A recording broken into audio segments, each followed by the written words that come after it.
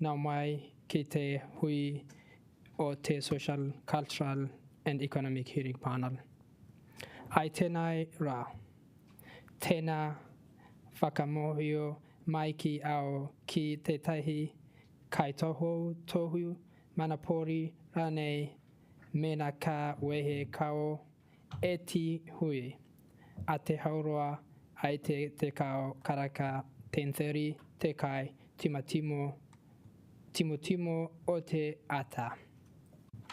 Welcome everyone to today's Social, Cultural and Economic Panel hearing. Please let me or the Democracy's advisors know if you intend to leave the meeting. Morning tea will be at 10:30. Lunch will be at 1 p.m. Now we will go to karakia. Please join me in doing so. Whakataka tehiu ki te tūru, whakataka tehiu ki te tonga, kia mā kina ki uta, kia mā taratara ki tai, e hie ake anau, te kura, he tio, he hiuka, he hui, tihe Māori ora. Are there any apologies for today's meeting?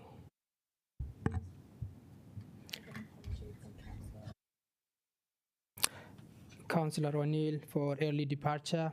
I move the motion. Can we vote?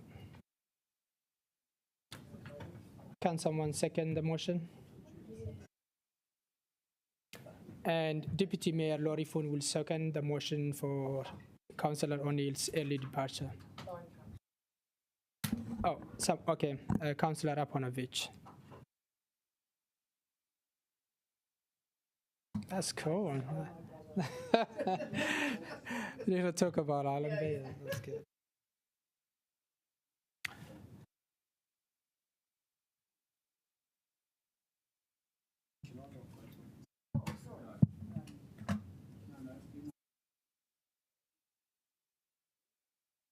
Ray.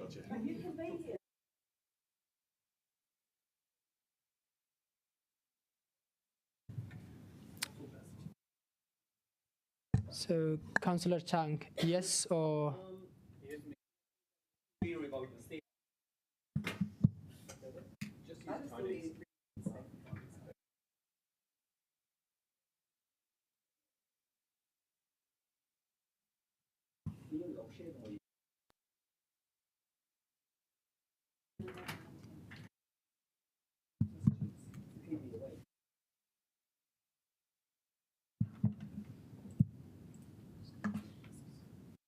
Could you ask Nico on the mic of what he's voting for? Nico, we're waiting for you.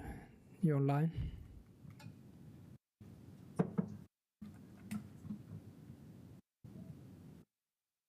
We can't hear you, Nico. Are you there? Yep, kia ora, I'm here. So, can you see anything in your screen? Can you vote? We can't hear you. So, okay, let's see. You can say yes. So, for Nico, cool. Fantastic. Next, we go to conflict of interest declaration. Anyone who want to declare conflict of interest? Okay, fantastic. No conflict of interest. For this meeting, there is no confirmation of minutes, as it is the first panel hearing for this committee. Items not on the agenda. There is no items on the agenda. Now we will go straight to the public. No, there is no public request for participation as well. We will go to animal bylaw, dog policy, and domestic animal policy oral submission. Are there any questions for officers? No. Now we will bring the first speaker, Thomas Kai. Thomas, the floor is yours. You got 5 minutes. Thank you. There's a clock. Sweet. Look, I really appreciate your time. My name is Thomas. I obviously live in Wellington. I'm here making a personal submission, specifically about the dog bylaw. I'm really here to focus on a few things that I find extremely frustrating, which is around wildlife, signage, and then kind of compliance and enforcement. And I can't pretend to be kind of across everything in all those documents, but I've had a good skim read and I've obviously made a submission. And I just want to outline that, well, I really appreciate what's being done to kind of look at balancing dog owners' interests and sort of non-dog owners' interests. It still feels like people who value other things more, for example, space for families or space for wildlife, or who want to see a different vision for the city, one that's focused on native species and restoration of areas, kind of continue to lose out.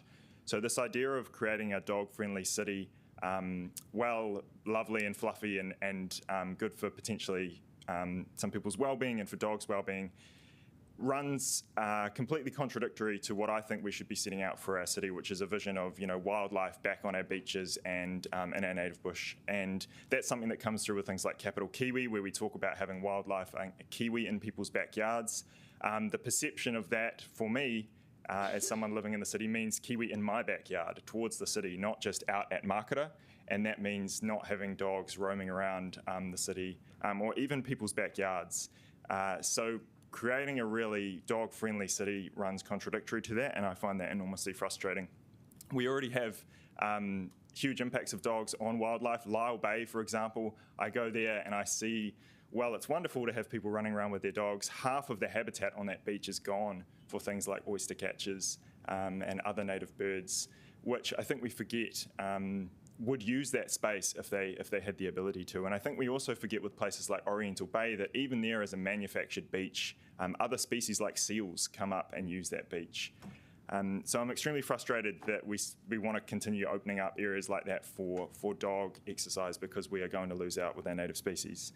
In terms of things like signage and families, I have a niece and nephew. They live in Napier, but they spend time here and I spend time there.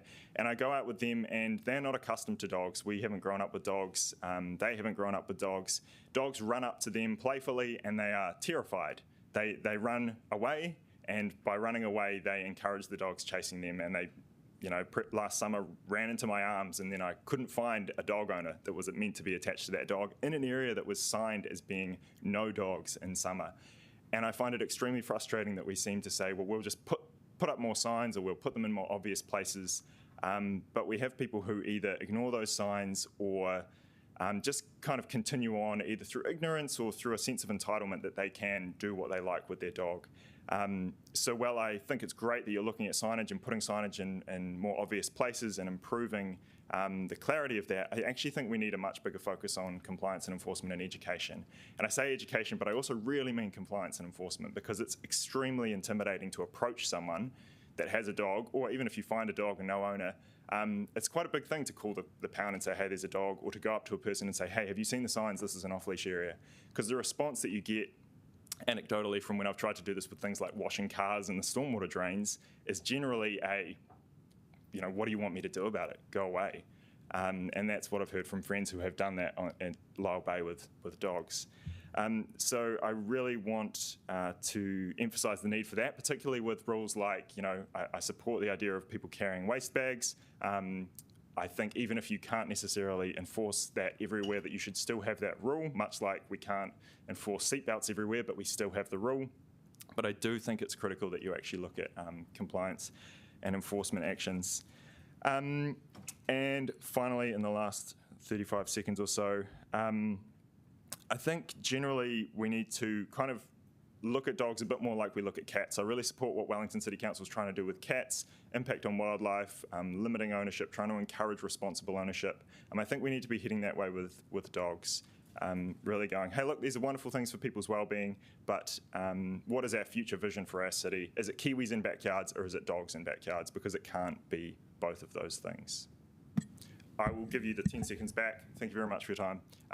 I presume there's no questions.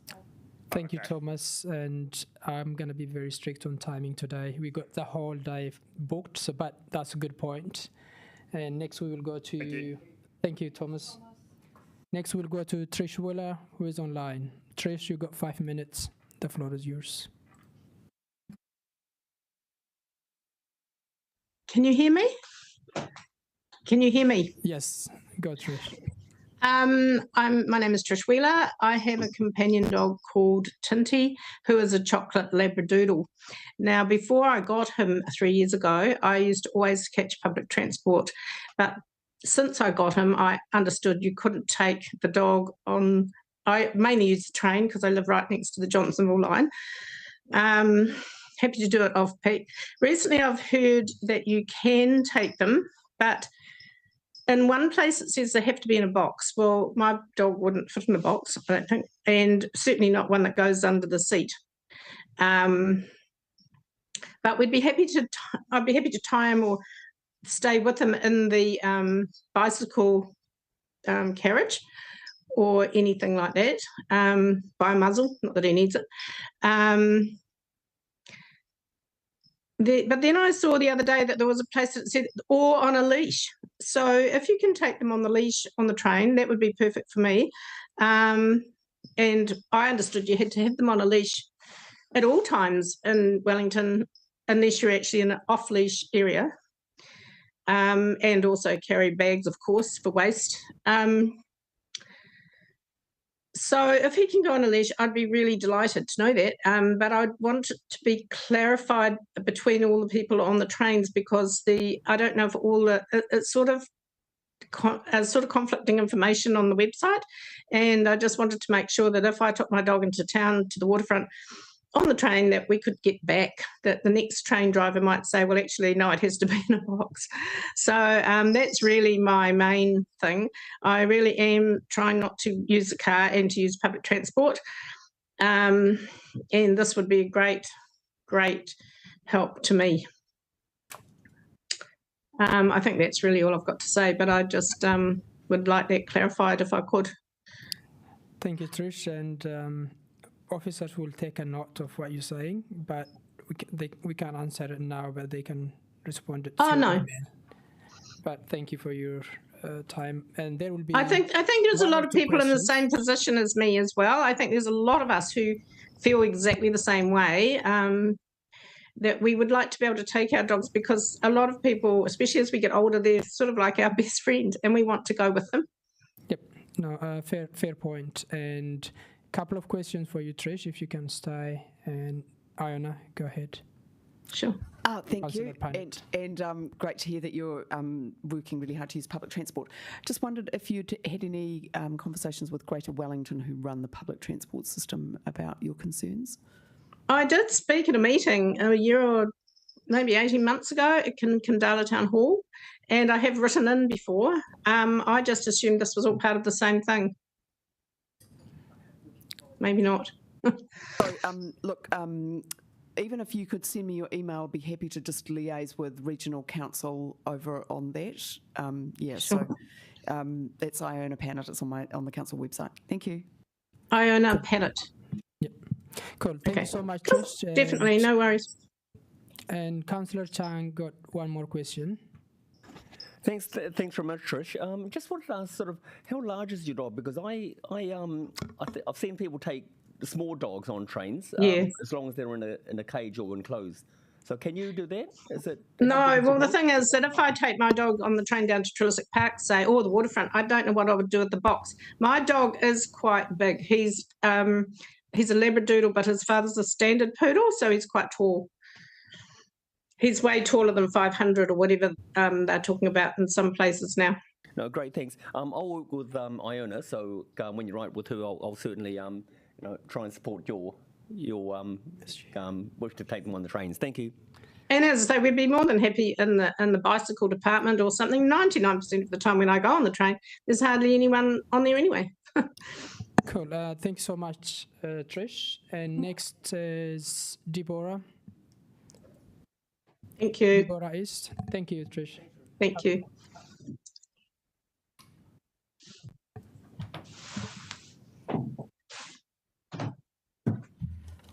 Hi, thank you for giving me an earlier time. I wanted to talk specifically about the Island Bay Dog Beach. The suggested change is based on the false premise that dogs are harming the sand dunes. Dogs very seldom go in the sand dunes. It's the southeasterly storms which are harming the sand dunes, and this is getting worse due to global warming. Now, you'll see my photo taken last Sunday. If you look closely, you'll see that this sand has been blown down and is actually covering and burying the current inadequate fence, put the fence in quote marks, and this happens frequently. So if the dunes need protecting, a serious rock or concrete wall is the answer. Now, your survey is faulty in that most people, including myself, didn't realise that the object and object strongly answer fields existed. It requires scrolling right. So most people didn't even see those as options. And despite this, according to your statistics, 85% of the people from Island Bay object to the proposed change.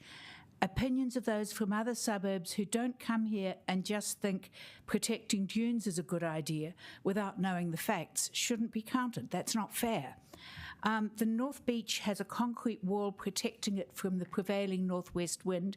It isn't as stony as the West Beach and has the surf club and pontoon. It will always be the preferred beach for anyone who doesn't have dogs. Allowing dogs at off-peak times mean dog urine soaked into the sand and the occasional dog poo when the dog owner doesn't see the dog do it or can't find it in the dusk. It will make the prime beach less pleasant. The situation is not comparable with Oriental Bay Beach. There you are offering something they don't currently have, dog access in summer. And the north-facing aspect at Oriental Bay means the sand gets rinsed more often than the Island Bay North Beach. Here you're planning to take away something the Island Bay community has had for many years, use of Island Bay West Beach for dogs. The dog beach is the reason I personally bought a home opposite it in Island Bay. The West Beach is well used now during the day by people with dogs, including many who take their dogs and children swimming together, and many retired people and shift workers. It has a ramp at the southwest end, which makes it easier for people with mobility issues to access the beach. These people are unlikely to use the beach early morning and late evening, and taking this beach away from them means they will get into their cars and drive to Lau Bay Beach with their dogs and children. More car use means more global warming, which means more storm damage to the dunes. The tiny grass patch on the corner of Reef Street is not an alternative, as it is too close to the road and too small for the number of dogs now using the beach.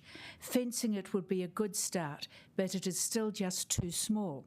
In my 3.5 years living here, I have only once seen it in use. A professional dog pack walker had his team there.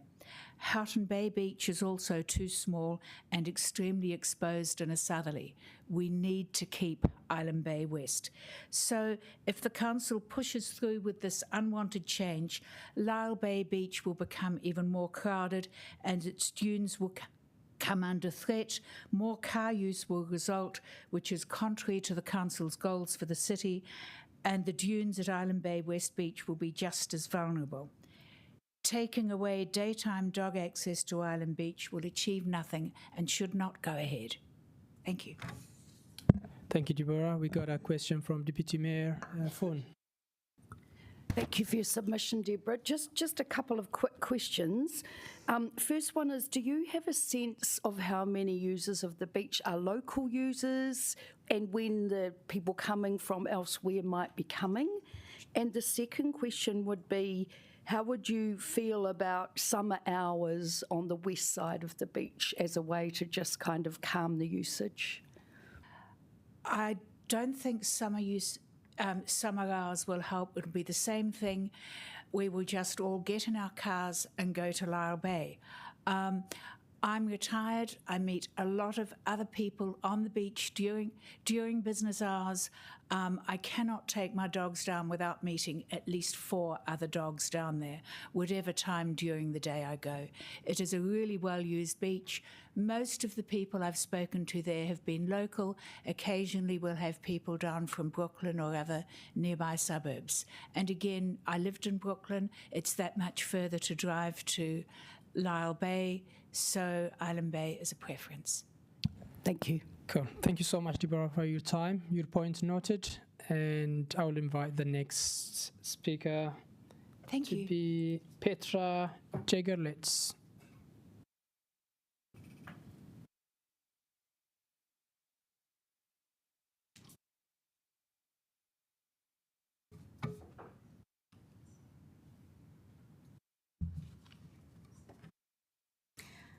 Morena, thank you so much for the opportunity to speak to you today about the Wellington dog proposals. Sorry about my analog pictures, just wasn't up to the pictures on screen. I live by the beautiful Botanic Gardens, and I have two fluffy little dogs that I walk every day, Coco and Couscous, standing there about 6 inches tall. My two issues that I see at the moment are a lack of understanding by owners of their responsibilities, especially owners of large dogs, and as a result, many regulations are being broken, and second, a lack of enforcement of the rules that do exist. Page 2 of my submissions are a few bits of the City Council's compliance objectives and their dog policy bylaws. There's a big focus on dog safety and the protection of the public. It aims to do so through education and enforcement. Unfortunately, signage seems meager, and education relies on people reading emails or going to websites, which a lot of people don't know exist. As for enforcement, I haven't seen dog officers anywhere on my walks. The only time I encountered one was after my dogs were attacked and the officer had to come in from Lower Hutt. I would love to see as many dog officers as I do see parking wardens. On page 3, you'll see some puncture wounds on my little dog and the harness that was effortlessly torn by the husky who attacked us. I broke my finger fighting it. I was in the gardens and it was lonely. I was yelling for help, but there was nobody there. And my dog was terribly badly injured, and I was afraid of being attacked myself. The other pictures are of some off-leash dogs I encounter every day. In the middle right, Charlie, his owner, doesn't carry a leash ever. The young guy at the bottom of the page was texting through his entire walk, oblivious to what his dog was doing, and both dogs ran at my dogs. Now, because I'm concerned for them, and they are now quite reactive, if a dog comes to them that's much bigger than them, you can imagine they're this big, and a dog this big comes to them, they bark, and that riles up the other dog, which can trigger an attack. Charlie's owner doesn't carry a leash ever, and I don't think she carries dog bags either. I walk with my throat in most days, expecting or actually being charged at by big off-leash dogs. In speaking with others, I know I'm not alone in my fear. Some people have been attacked. Others have had children who are afraid of walking through the gardens to the playground because they've been charged at by dogs. The issue of off-leash dogs is not limited to the gardens. This weekend alone, I saw a pit bullish. I'm not sure what breed it is, but it's muscular and big-jawed, off-leash wandering around Oriental Parade amongst the tourists. Last weekend, there was another one of these types of dogs wandering around while his owner was swimming near the lagoon. And my husband and I were approached by about four off-leash dogs on Mount Vic who were not in the exercise area. Now on page 4, I'd like to point out some signage. The bits at the top, those are some of the signs that I found in the Botanic Gardens. You have to look pretty hard. They're covered, they're quite low. As you can see, my dogs are next to it. So they're low to the ground, they're mossy, and really hard to read. The new sign in the bottom left-hand corner is very subtle. The signs, the little symbols are quite small. And with the matter of symbols, one person I spoke to actually thought that little symbol of the stick man walking a dog just means you're allowed to walk dogs here. He didn't appreciate that it was actually meant to encourage you to use a leash.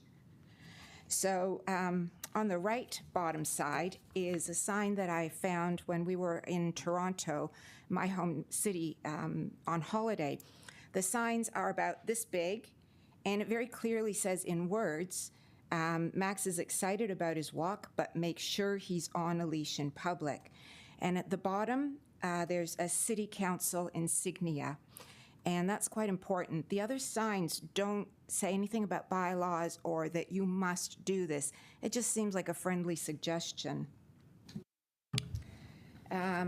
Sorry, Petra, can you wrap up? You finish your time. Certainly. So sorry about the last images. As you can see, it's poo. A short stretch on my street. There's even some poo in a bag. So these often lumps get trodden on by children on their way to school. And again, my point is enforcement. We need it. Thank you. Thanks so much and really appreciate your time. Next is Rachel and Steele. Thank you, Rachel. You got 5 minutes. Need a bit of Time is education yours. on this. Do this push. My presentation.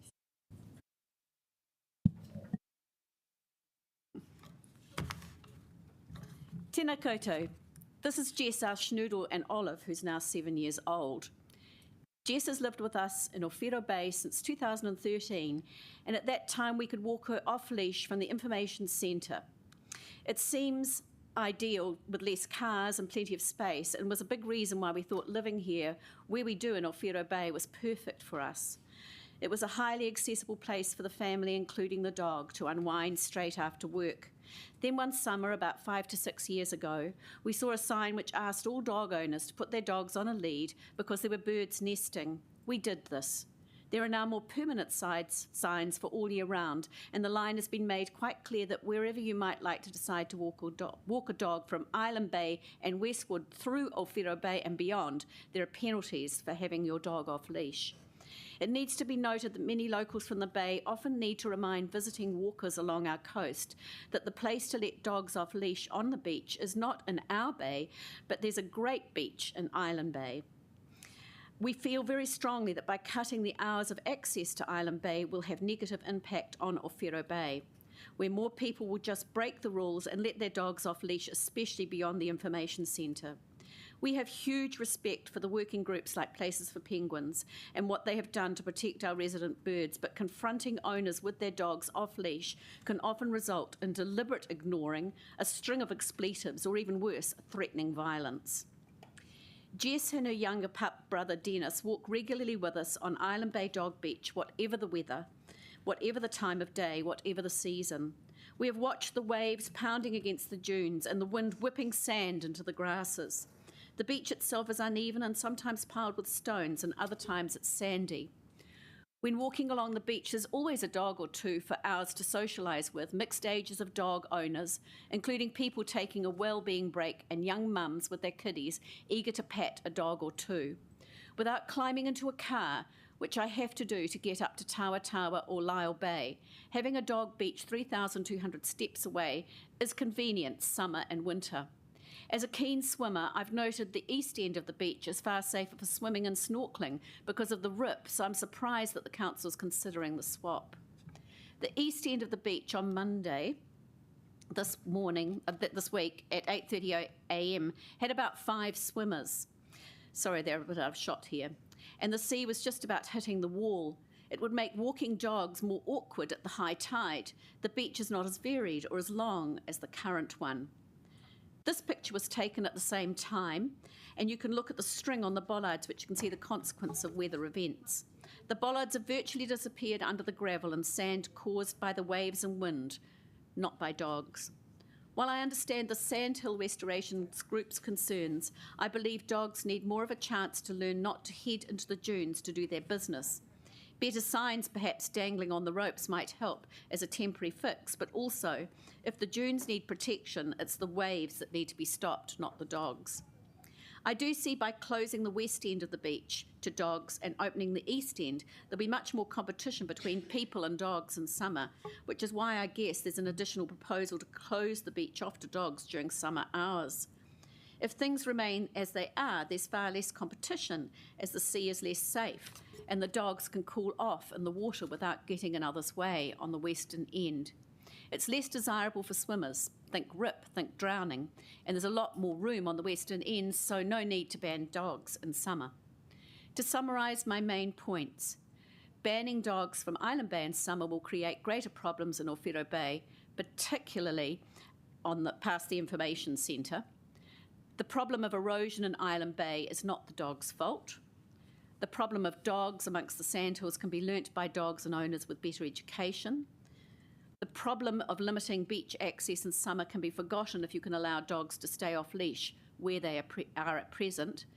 To deny dogs on the beach all year round is to deny people's rights to well-being. To force us to climb into our cars to find freedom to walk our dogs off leash defeats the green ethic so predominant in our current council's policies. I hope you've listened to my concerns and hope that you take these into account when making your final decision. Thank you for giving me your time.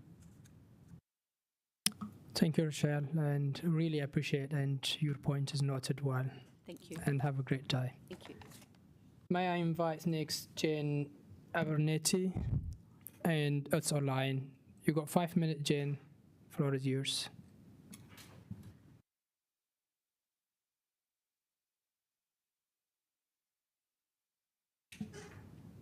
Are you there, Jane? We can't hear you. Kia ora, can you hear me? Kia ora koutou. You're good now. You got 5 minutes. Go ahead.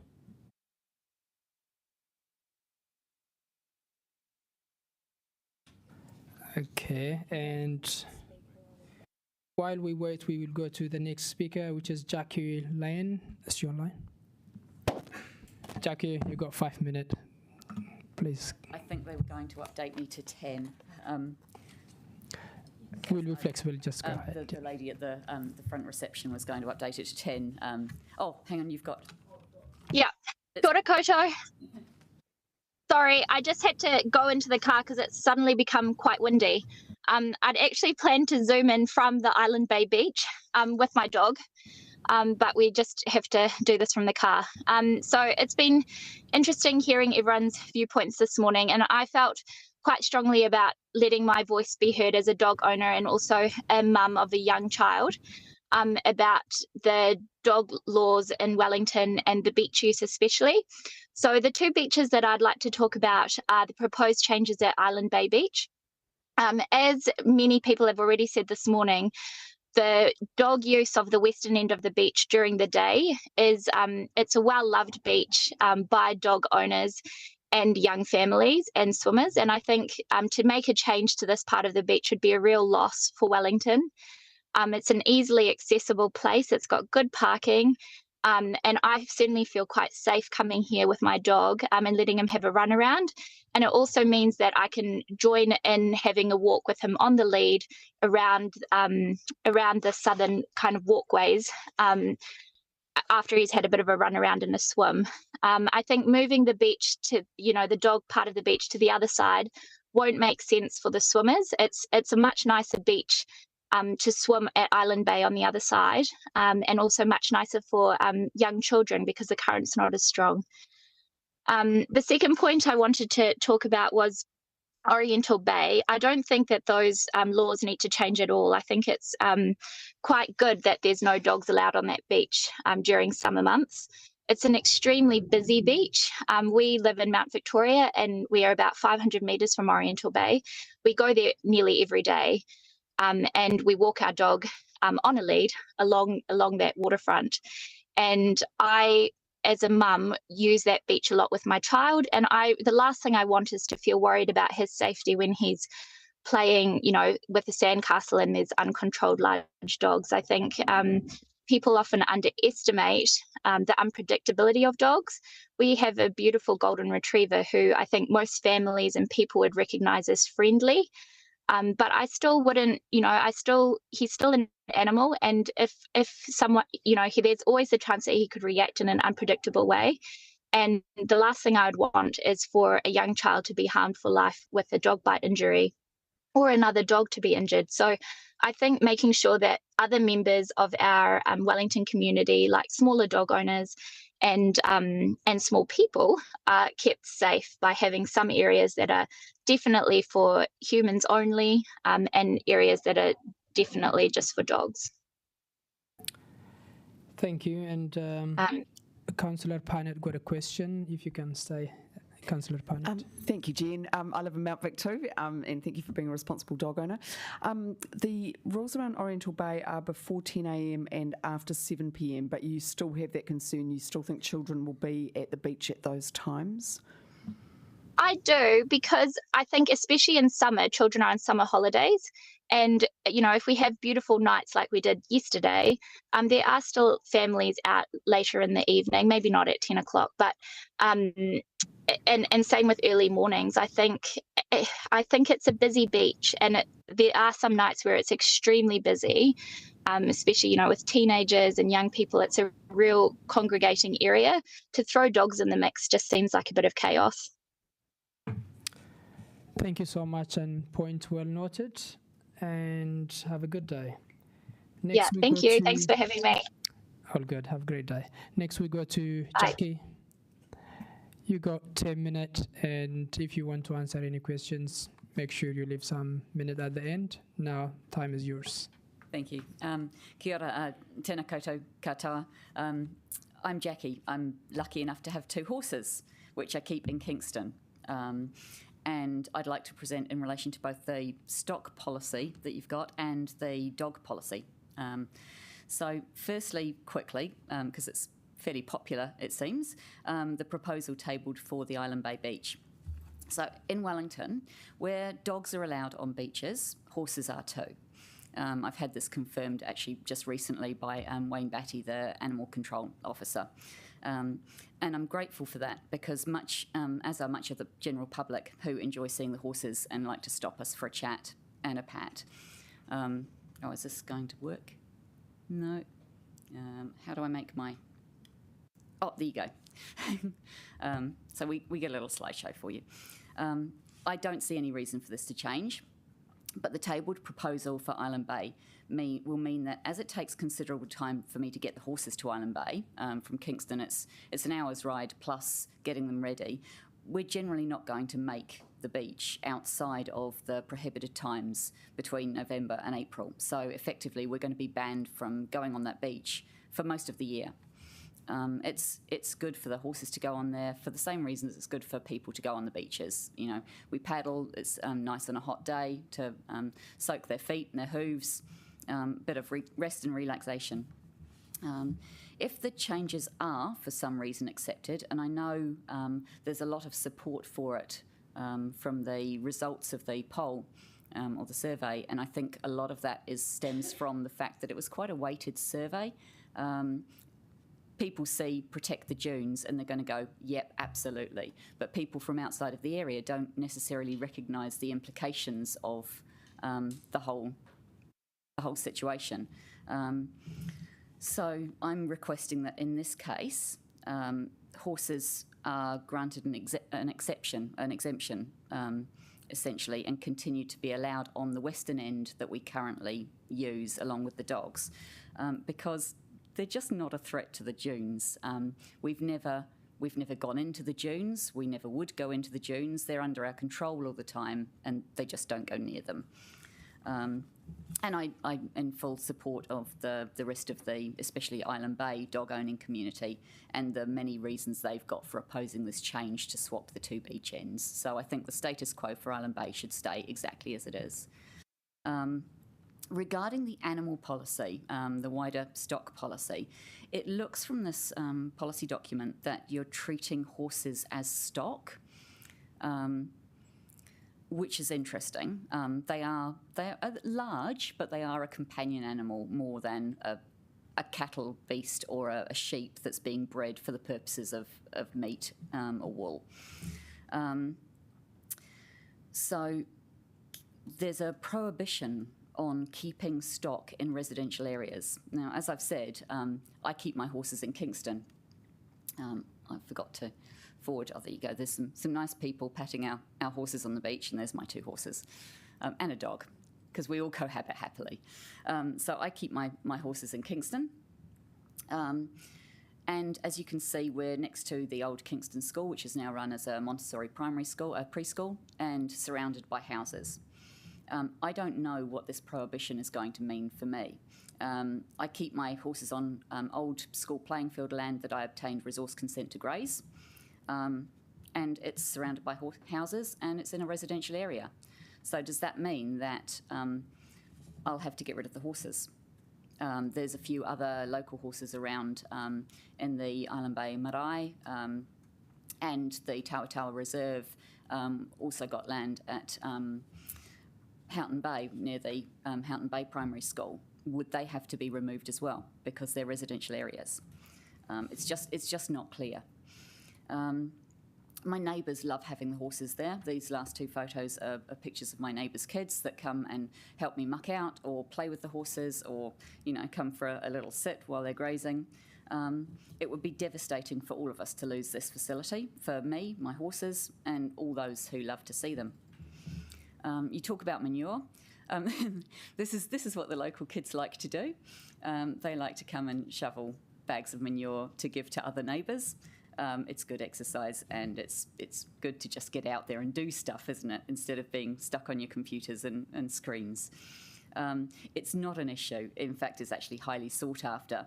And because I use it to improve the pasture that was neglected for decades, there just isn't enough to go round. I could do with a few more horses, please, to be able to give it away.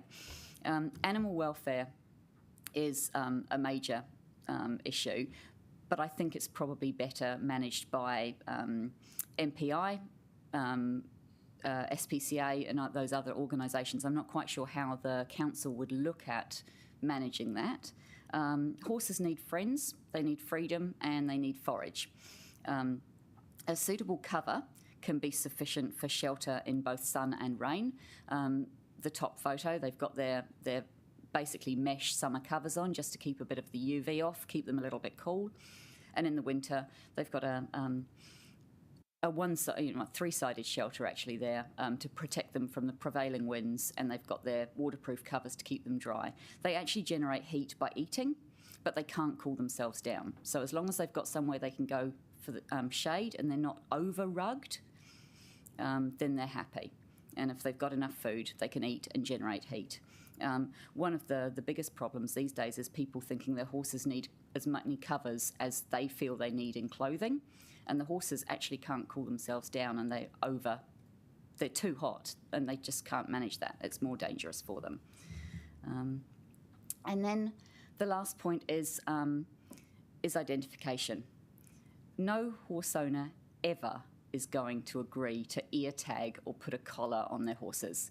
It's just downright dangerous. It's inhumane. It's disfiguring. Horses they don't need any other reason to injure themselves, honestly. But there is an equi-chip initiative that's being offered for free if you can organise a vet to come and do it, get a few horses together through the Companion Animal Register, and MPI are involved in that as well. So maybe the council, if they want to have local horses identified, think about contacting them and putting that together for a local event. So, yeah, thank you very much for your time. And yes, any questions? Cool. You raised very interesting points there, Jackie. And there is a question, of course, from Councillor Chang. Thanks very much, Jackie. Where you have your horses in Kingston, have you heard of have there been any neighbours complaining about the horses being there at all? Or is there any objection to them being there? We've had one complaint recently from somebody that I previously who was very, very supportive for the last 4 years, but has had a bit of a mental breakdown, and some other people have been poisoning them. And so that's the only complaint we've had. Everybody else is hugely supportive. I was just riding past last night, and a couple of families that overlook just said they just feel so lucky to be able to have horses in Wellington. They look out of their window every day and they see horses. Got for pats and things, and yeah, love it.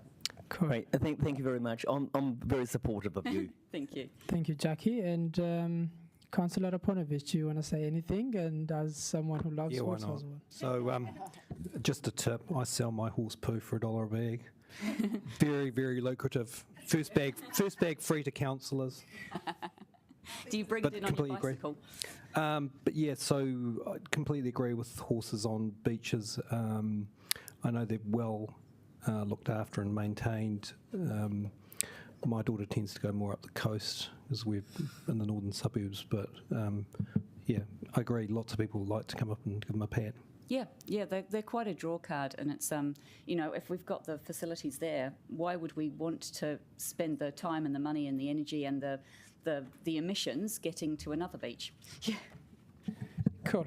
Thank you so much for your time, and we really appreciate it. Your point noted.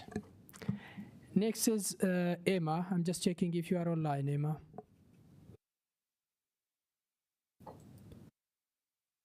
Are you online, Emma? Okay. It looks like Emma is not online. Hence, we probably go to early tea break.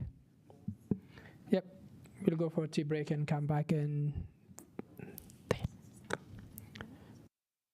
15 minutes. Thank you. 30 minutes. Yeah.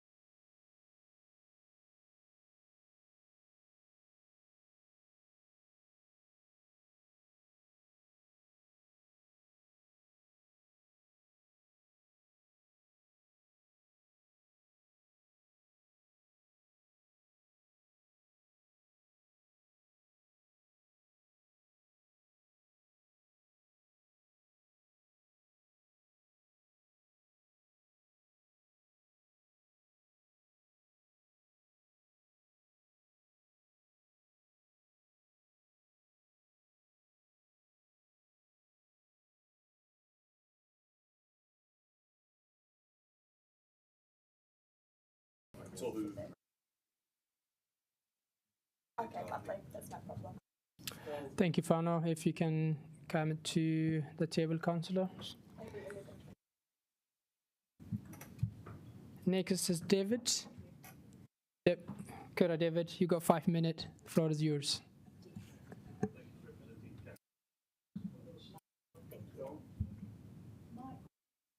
It is on. Good. You can hear me. Kia ora, councillors. Thank you for inviting me back again. I'm representing Capital BMX, so I'm hoping that there's a slideshow that I can... I've only got 4 slides. I think I just want to point out that I just really want to make 2 points that are specifically relevant to Capital BMX. As you know, we lease a site of 8,000 square metres from you in Ian Galloway Park. You renewed our lease last month, so thank you very much for that.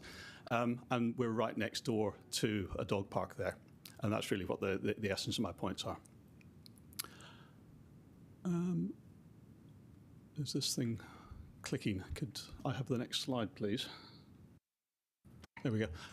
So on the draft policy, there's a proposal to implement a new dog area in Appleton Park, which is 700 metres away from the current Ian Galloway Park.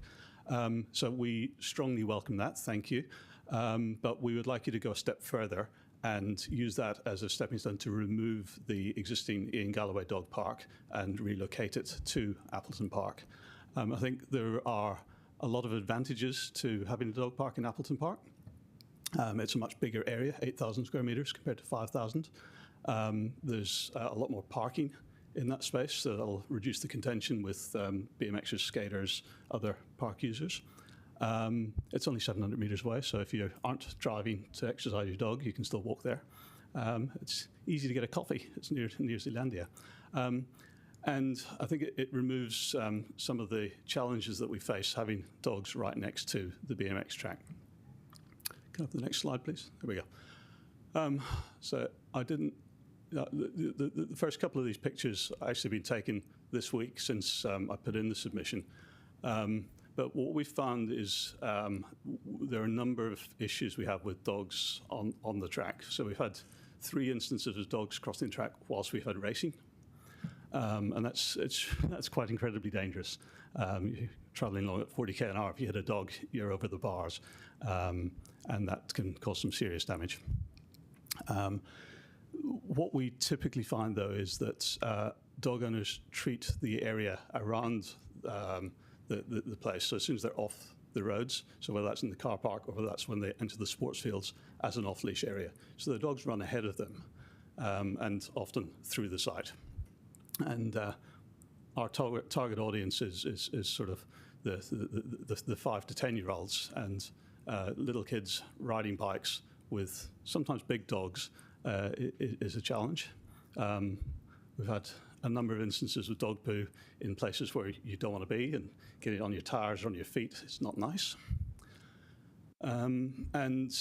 Just, I guess, dog prints on the track. Currently the site's closed because we're doing some drainage and bank work, but there's still dog prints, as you can see, on the track and on the surfaces, and that causes maintenance challenges with water ingress and the like. So removing the Ian Galloway Dog Park from being right next door to us and just moving it a short distance down the road will mitigate a lot of these challenges. Now, I recognise you can't do that right overnight, so in the meantime, what we would like to see is specifically the gate between the dog park and the BMX area, the middle red blob, permanently closed, and then define or designate the BMX site as a dogs prohibited area in the same way you do with artificial turf and the same way you do with children's playgrounds, and then signage to reflect that. So those are, I guess, the negative reasons why we'd like you to remove the dog park. The positive reason, which you've seen me talk about before, is this would enable us to create a wheels hub centred around the BMX track with a regional scale destination pump track right next door in the same way that you have in Cambridge, in the same way that you have right next to the BMX track in North Haven in Bexley. That will drive a huge amount of usage to the area. They're complementary cross skills. And we know that the master plan is coming up this year. Hopefully it will get completed very swiftly. And as soon as, I guess, you guys can give the go-ahead and allocate the space, I can get on with raising the money and make it happen. So those are my, that's my submission. Thank you. Thank you. Okay, Councillor Parnett, got a question? Thank you for that. I presume you'd support fencing at Appleton Park, given it's such a major road there? Absolutely. Yeah. And I guess just the other question is, it's often the case where we move things around, whether it's people or animals. Yep. Do you have any feeling for what the local community would say about your proposal? Of the dog park users that I've spoken to, a lot of them are largely complaining about the place that exists at Ian Galloway Park in the sense of the drainage is poor, it's very muddy, their dogs get kennel cough, there's big dogs and small dogs mixing that sometimes is a challenge. But I haven't done any survey data in terms of do people drive or walk there, how often do they use it, etc. Councillor Chang. Thanks very much for your presentation. Do you find that the dog users are at the dog park at any particular time? Like, is there a time when there are a huge number of dogs and BMX users at the same time, or are they spread out throughout the day? I can only really talk for the times that I'm there. So in the summer, we typically use the BMX track in the early evenings. We operate year-round on Sunday mornings when the weather's reasonable. When the weather's good, there's more users. I think often after work, people come along in the same way we come with our bikes. When the weather's bad, there tend to be less users on the dog park, but sometimes we're still running our events. So I think it's often weather dependent. Hard to say. Sorry. So by moving the dog park, do you think that is there any downside to that? I haven't actually looked at where it's proposed to move to, but do you think that there's any downside for dog owners to go there? It'll depend on individual circumstances, I would expect. So you've got the proposal in this policy to say let's put one in Appleton Park. You've also got a proposal in the Karori connections to put a shared cycle pass through. So I think you'd want a fence between those two things. Yep. In terms of location, Appleton Park, it's residential area nearby, so people can walk there easily. There's car parking with the Zealandia overflow car park. It's a much bigger car park than the one next to the BMX track and the skate ramps. The people that are coming from the north would probably say it's a disadvantage because they have to go further. Okay, no, that's great. Thank you. Thank you. Cool. Thank you so much, David. Your point well noted. Okay. And have a great day. Thank you. Next is Hanne Jensen. Hello, and you got 5 minutes. The floor is yours. Thank you. Hi, my name is Hanne Jensen. I've prepared or I sent in a PDF file, so I wonder if I could get some help with bringing that up and also just scrolling through because I can't click through it. Thank you. So I live in Island Bay, right across from Island Bay Beach. And this is a follow-up on my written submission, and I'm here to talk about why we shouldn't have dogs on the eastern side of Island Bay Beach, even if it's the council's recommended path forward. So I wonder if you could please just scroll down to the next picture. Yeah, so this is just an overview of Island Bay Beach. I don't know. I don't know how well you know the area, but I just want to say we all want to save the dunes. I want to save the dunes too. I just disagree with the proposed solutions to do so, so that's why I'm here. Would you mind bringing up the next photo, please? So what you're looking at is the eastern side of the beach where the council is proposing to put dogs off-leash. Now, the eastern and the western side of the beach are very different. The eastern side of Island Bay Beach is family-friendly beach. It's got lovely fine sand and it's ideal for recreational activities. It's a part of the beach where the sun sets the latest. It's perfect for calm summer evenings to hang out, and a lot of families do just that, even after 7 o'clock in the evening in the summer. There's practically no current on this side of the beach, so it's a great place and a safe place to swim. The photo to the right is also of the eastern side of the beach, and I've just drawn in a line there to show where the high tide mark went up yesterday. And I took this an hour after high tide. So I want you to note, please, how close to the seawall the sea goes up. There is no space there for dogs and people to hang out on this beach together without getting into conflict. Would you mind bringing up the next picture, please? So do you know that there are also sand dunes on the eastern side of Island Bay Beach? So the sand dunes are around the Marine Education Centre. So I've taken photos of it. Now they're smaller, but they're there and they've got vegetation on them and they're precious. So like I said, we all want to save the dunes. But if you want to save the dunes on the western side, by moving dogs off leash over to the eastern side, then you've lost me, because there are dunes there as well.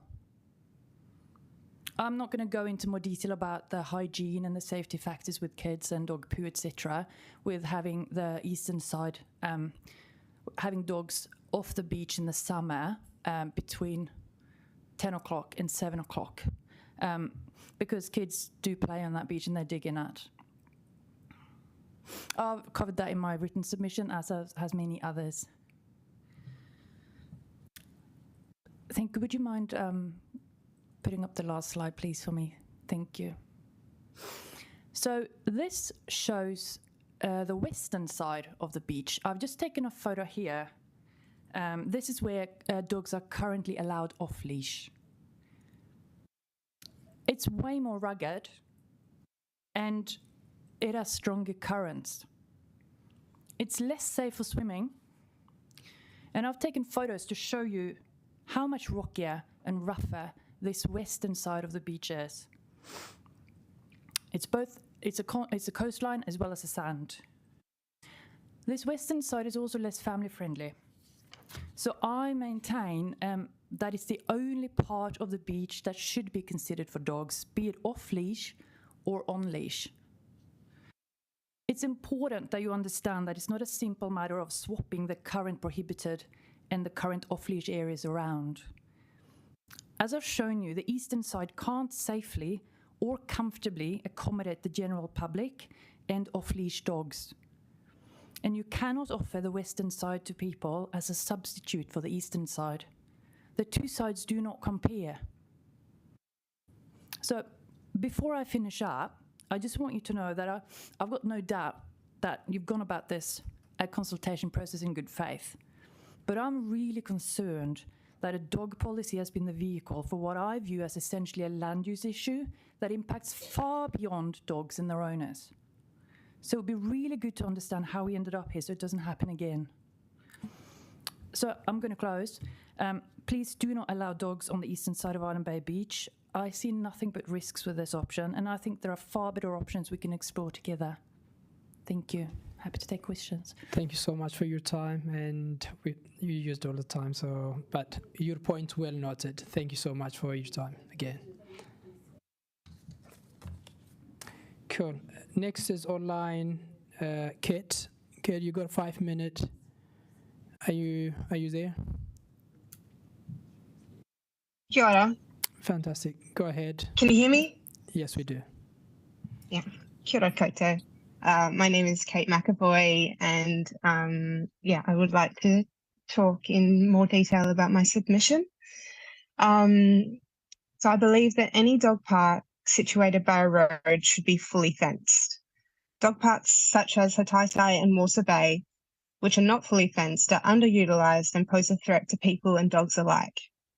A wide number of factors can change a dog's behaviour, regardless of training, which can cause a dog to act out of control and potentially harm itself or others by running into a road. I would advocate for increased, well-designed and maintained dog parks. This includes features like separate areas for small and large dogs, shade, seating, water sources, and proper waste disposal facilities. However, increased numbers of dog parks does not correlate to a safer environment for all dog owners. As an owner of an anxious dog who can become reactive to other dogs, I take great care to ensure I avoid dog off-leash parks, as these environments are not at the least safe for me and my dog. I advocate for an overall safer environment of more places dogs can go on lead and under control. Anxious dogs are ultimately pets as well, and nobody chooses to have one, but once you have one, you have no choice but to do what you can to safeguard them and others. I would like to see more areas become dog-friendly, but in a considerate and thoughtful way. More areas which previously restricted dogs could become on-lead only, such as beaches, but I'm cautious that this will lead to abuse of those benefits by owners who make excuses about their dog and seek to get around the rules in one way or another. I believe that policing the carrying of dog poo bags would not solve the ultimate issue of more dog poo in the streets and would be a waste of resources. Dog control wardens are not police officers. To ask them to perform strip searches to find out whether or not you are carrying a bag is absurd and borderline illegal. It would be better to increase infrastructure, provide more dog poo bins for safer disposal, and exploring ways to encourage responsible behaviour. I believe that the need for education and awareness programs for dog owners should be subsidised to allow more people to access them, such as canine good citizen training. Encouraging responsible ownership, such as regular vaccinations, training, and socialisation, can create a safer environment for both dogs and people. Thank you. Thank you, Kate. I think you make your point pretty well. And Councillor Chang, you got a question? Thanks very much, Kate. Really appreciate that. I, like you, have concerns about the effectiveness of getting people to carry bags. How would you actually suggest that we actually enforce these things better? So we can't obviously have dog control officers everywhere, but what would you suggest? So I guess the issue, I mean, people see that there's dog poo on the streets, but I also see quite a lot that there's dog poo in bags left on the side of the streets. And that's because there's not enough bins around. So I see people, just starting a walk and saying, oh, I'll leave that on the side of the road and I'll grab it on the way back. And they mean to, but then they forget. But if they know that there are more bins along the way, then they're more likely to pick up those poos. You could also have dog poo bags at those bins. So if someone forgot their bin bag, their poo bag, then they could use one at the bin to pick up the poo. That's great, thanks. Would you mind maybe dropping me an email and suggesting where you'd like to actually see bins and poo bags, and I'll see what we can do. So that'll really help. Thank you.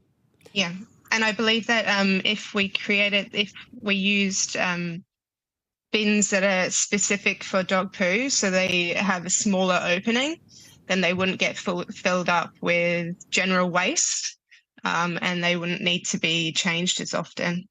Cool. Yep, that's great. Thank you. We actually have one of those at Canpur Park in Broadmeadow, so I agree with you. They work very well. Thank you. Thank you so much, Kate. Your point well noted, and have a great day. Thank you, you too. Next is Sam Valentin. Kia ora, Sam. You got 5 minutes, and yeah, thank you. We'll pass around. Your email is also noted, and sure. Thank you. You got 5 minutes. Yeah, Floor sure. is yours. So, thank you, Sam. I probably won't cover everything. I'll try my best because there's a lot of content in my slides. Initially, I'll just out myself. I am a resident very close to the beach.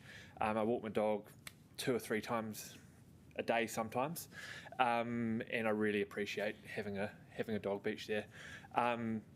So my submission's mostly about the process council have gone through, about definition of the problem that we're actually trying to solve, and the consultation and survey instrument that was carried out to get feedback on the proposal.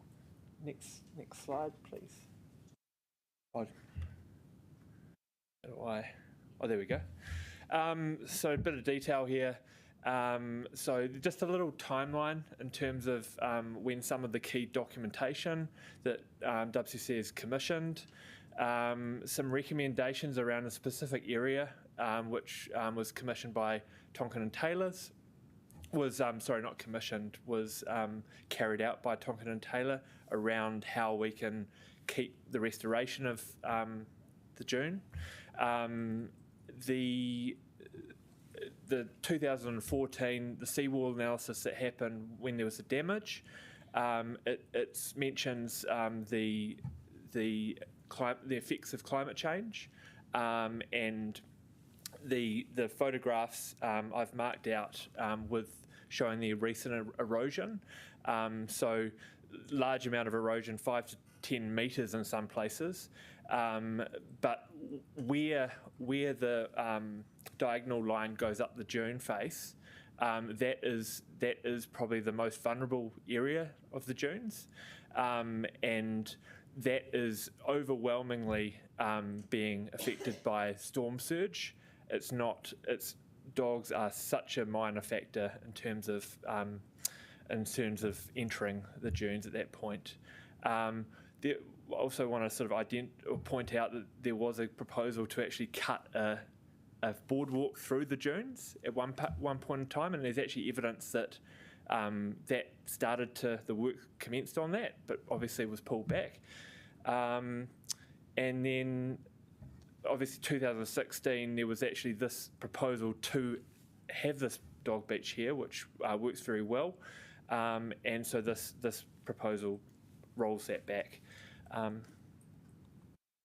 So in terms of a consultation approach, the only real way the community has been able to contribute to this is through an email that's come out to dog owners, only dog owners, whereas the impact of the change will affect the users of the eastern side of the beach, as you've just recently heard. And the signage at the beach indicating the proposed changes was really non-existent, and actually quite confusing to read from a user's perspective. I won't go too much into this. So the survey results, so I requested the survey results from council, which showed quite a conflict. Island Bay residents opposed, 88% of Island Bay residents opposed the changes.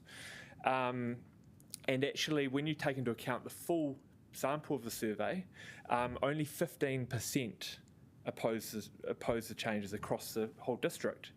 And I put this down to, one, the survey question is incredibly leading by saying that the change will assist in dune restoration, which hasn't been validated or quantified as to amongst other factors. And the other factor is that many of the people who will have responded, particularly the people from outside of the immediate community, will have responded to the question as it's written. They won't have looked at the statement of proposal, and they won't understand the actual implications of the change.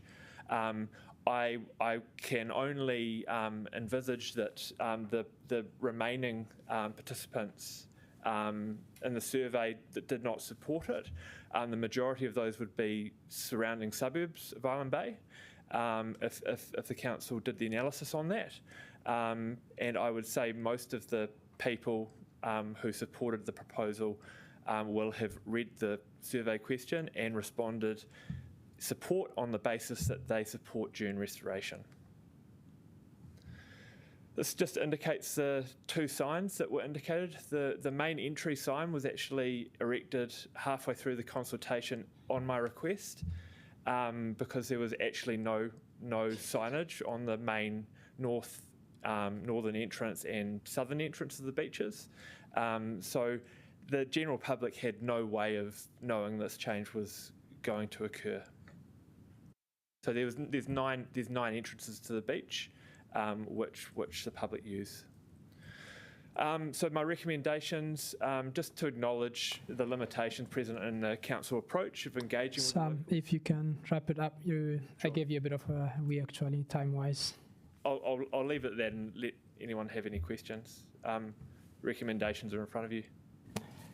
Look, Sam, I think you spend a lot of time in doing this, and we really appreciate that. And you send an email, we have read through, your point is well noted, and we will see how officers are also noting all your points, and we'll see what we're going to come up with. But thank you so much for your time for today. Thank you very much. Really appreciate that. Thank you, Sam. Next is Ellie. Ella is online and with her lovely baby. Ella, you got 5 minutes, and if the baby interrupts, I'm gonna give you more. Go ahead. We'll probably need less time than that. I'm Ellie and this is Esme, and we live about a 3-minute walk from the Island Bay Dog Beach. We're dog owners, and we use that beach pretty much every single day, rain or shine, all through the year. We just wanted to pop in today and really strongly recommend that you don't go ahead with the proposed changes to the Island Bay Dog Beach for lots of reasons, which my fellow Island Bay residents have already really eloquently explained, but I just wanted to reiterate. We feel that the current dog beach is far less suitable for people to use. It's really rocky. It's not as nice to swim. Most people with children will not choose to take their kids swimming in that side of the beach because the rips are quite strong. We also really strongly agree with Han's points about the conflict that's likely to arise if dogs and humans are both on the eastern side of the beach. That side of the beach is so small and really, like, I hope you guys have seen it during some of these high tides. There's so little beach there.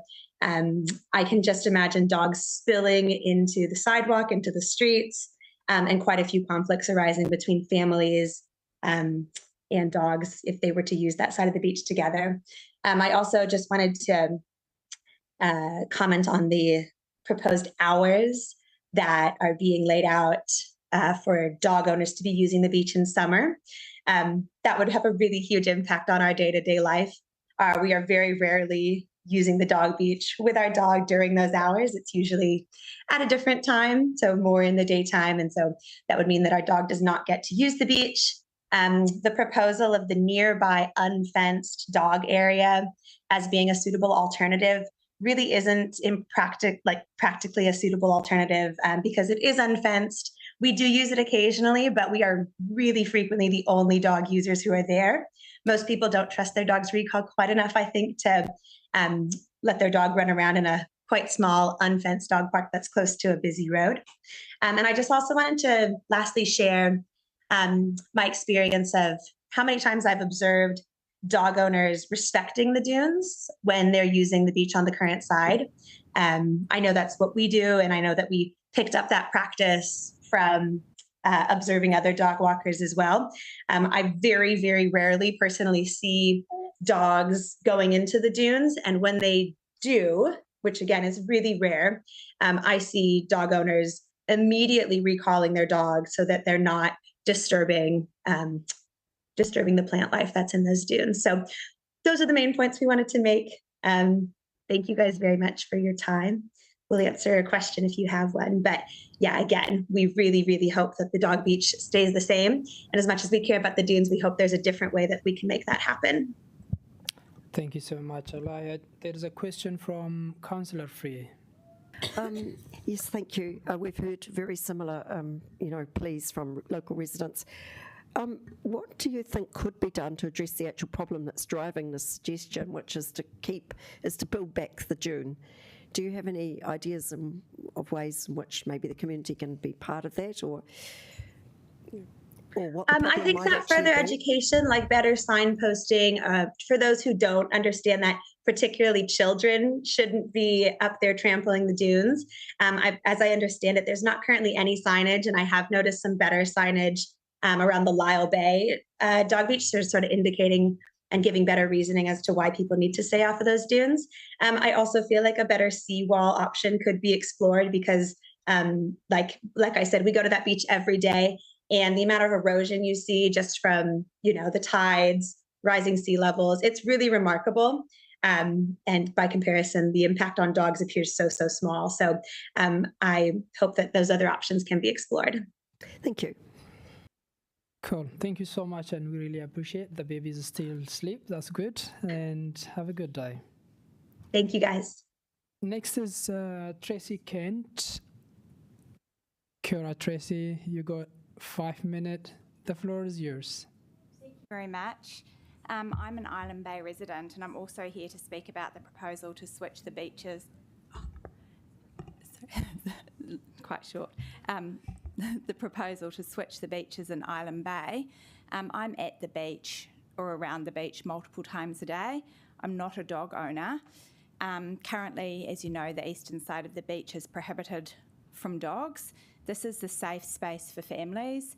The concrete wall provides shelter and shade from the sun. The beach is really sandy and safe, unlike the western side, and also the sea and the ocean itself is safe. There's no currents or rips. It's a safe swimming space for children, unlike the other side. I think allowing dogs onto this beach, even with restricted hours, will create multiple issues. Dogs love people and they'll run around, and there'll be a lot of anxiety in young children if there are dogs running around on the beach. And often at times there can be a lot of dogs, especially if there's going to be restricted hours, and families like to use the beach, before 10 and after 7 as well. My main concern, however, I'm a healthcare professional, is the health aspect of having dogs and humans sharing the same beach. It's a well-known fact that dog urine contains a bacteria that can cause leptospirosis. This is a bacteria that makes people very, very sick if it's ingested. If you have dogs on the beach during restricted hours, they're going to be weeing all over the beach. This is something you can't control. Children dig in the sand, it goes in their mouths. Like, I get sand in my mouth all the time. It's a hazard of going to the beach, it's sandy. Leptospirosis causes fever, headache, chills, vomiting, diarrhea. It's really unpleasant, and it occurs in 2 phases. So a patient will appear to get well again, and then they'll have a reoccurrence. For pregnant women, leptospirosis can be fatal to the fetus. So a person can spontaneously miscarry. The mother, in severe cases, there can also be death of the mother. Dog faeces as well also contains parasites, and also it contains bacteria. I know that most owners do strive to pick up their poo, but often on the beach I've seen people just burying it. Again, you've got the issue of kids digging in the sand. Dog poo, if ingested, can cause E. coli, which also in severe cases can be fatal. I just think having that much dog urine and dog faeces on the beach that's being shared with children and families is really unhealthy, and I know the risk isn't super high, but it's still a risk nonetheless that I feel needs to be taken seriously. So I believe that the dogs should stay where they are. They've got a lovely stretch of the beach. Everybody knows that that's a dog beach. It's not being shared with families. I understand that the dunes are a concern, and I'm really interested in protecting the dunes. However, every time I'm at the beach, it's not dogs I see on the dunes, it's adults and teenagers and all children. So I think if we can fence the dunes off better and have better signposting and maybe education as well, like, I'm still not 100% sure why dunes are so important. I know that they are, but there's no real information or education unless you go looking for it. So maybe just some signposting and stuff like that. And I think, like, I saw an adult man walking all through the dunes the other day when I was down at the beach. So that's my recommendation. Thank you. Cool. Thank you so much, and your point is very clear. There is a question from Councillor Free. Yeah, so I'm really intrigued that we've heard such strong evidence and quite varied evidence on this one, and everybody's been actually united in what you're saying.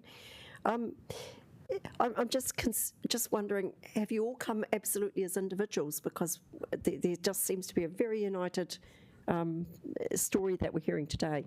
I think we have. Like, there's been a lot of talk about it on the Island Bay Facebook group, and I know, it seemed that the recommendation was going to go ahead, that the beaches were going to be switched, and that there'd been a survey that had been done that was showing up to be in favour of the beaches being switched, but so many of us residents are in favour of keeping things as they are and working together to find a different way to protect the dunes. So we are all coming as individuals. I hadn't met the others who've spoken about it today, but I do know that there are more people coming this afternoon to talk about it, especially one woman who's collected submissions from a whole lot of other residents as well. Thank you so much. There are more questions, but we don't have much time. So what we do is, we're going through the whole day. Okay, let's go, Councillor Pinett. Quick question, quick answer. Do you support dunes as a protection against climate change? Because we've had a long-term concern there. Absolutely, I do, but I think dunes are also being affected by climate change. They're being eroded by climate change more than they are, I think, by humans and people. Like, when it gets windy, it's so windy around there, and also the tides and the weather. Like, I think the weather definitely plays a part in the erosion of the dunes. So I think Al mentioned having a seawall that can protect the dunes. Yeah, so I do think it's important for climate change too. Yeah. Cool. Thank you so much and have a great day. Thank you for your time. Our next speaker is Matthew, who is online. Matthew, are you there? G'day, councillors. Just trying to get my video. There you go. That's my hello. Good morning, everybody. So I had hoped to be in, but diary meant that I can't come in. So just want to talk you through a couple of points of my submission. Firstly, hopefully you can see me, but also I've got Merlin, who is my almost 2-year-old Irish Water Spaniel as my background. He's actually at my feet, asleep, dozing, just about. So Merlin is quite a big dog. He's 32 kilos, but he is very well socialised. This is one of the key things about being a good, responsible dog owner, is that your dog needs to be well socialised. So as a puppy, I'd bake a chocolate cake every week and get my mates with dogs over every day. So Merlin is very friendly, but he is a big dog and needs a lot of exercise. And typically that means he gets between 3 to 5 hours a day of walking. So Teams calls are normally done whilst I'm walking. So my colleagues have been very patient with me on that. The council, obviously, through the Responsible Dog Owner course, encouraged us to do that. So we did that. That's been very good. He's got very good recall. He's basically a lovely, friendly dog, but I do enjoy walking with him. So I wanted to talk through a couple of my points of my submission. Firstly, Oriental Bays Beach. That's been absolutely wonderful having access to that in winter. It is a very heavily used beach in summer. I like the idea of being able to use it in the morning and late at night, but recognise that might not be universally shared. But I do support that concept. There is potentially quite a good compromise, which is that the beach beyond the rotunda, so towards Roseneath, there's a little section much smaller. It's a much less appealing part of the beach because the artificial sand wasn't dumped there. For me, it's the ability to throw a ball into water and get Merlin to go and swim and get it. So it's just having that little bit of water access in the centre of town would be very useful. So if there was a way that could be kept as dog accessible during the summer, in the morning and evening, not during the middle of the day, that would be very, very good. As a Mount Cook resident, one of the issues that I have as someone who doesn't drive is there is no off-lead dog area in Mount Cook. This has been hugely frustrating. I've been pinged by the dog officers for walking Merlin along next to me off-lead. And I said to them, well, where do I take him off-lead? And their advice, and a number of you will appreciate the frustration, was, well, get a car and drive him somewhere. As a city that aspires to have carbon reduction goals and less traffic, I found that a little surprising. But so we've got the reservoir and the landscape coming back into use around in Prince of Wales Park. I would like council to look at one of those spaces as being an off-lead dog area, potentially the space that's coming back online adjacent to Salisbury Terrace. I also understand there's some thought about Mount Victoria having greater off-lead access. I would support this. My experience as a dog, walking Merlin with mountain bikers, is the trails are actually very well laid out. So there's lots of visibility for the mountain bikers about who might be pedestrians, children, or dogs who might be at a point where they intersect. I haven't had any issues with mountain bikers in my time walking Merlin through the Mount Vic Town Belt. That's all been very well managed. So that is, for me, a real possibility. Finally, I'd just like to say that there's I have a frustration with as I was walking Merlin through the Pole Hill Reserve, lots of signs about keeping dogs on leads.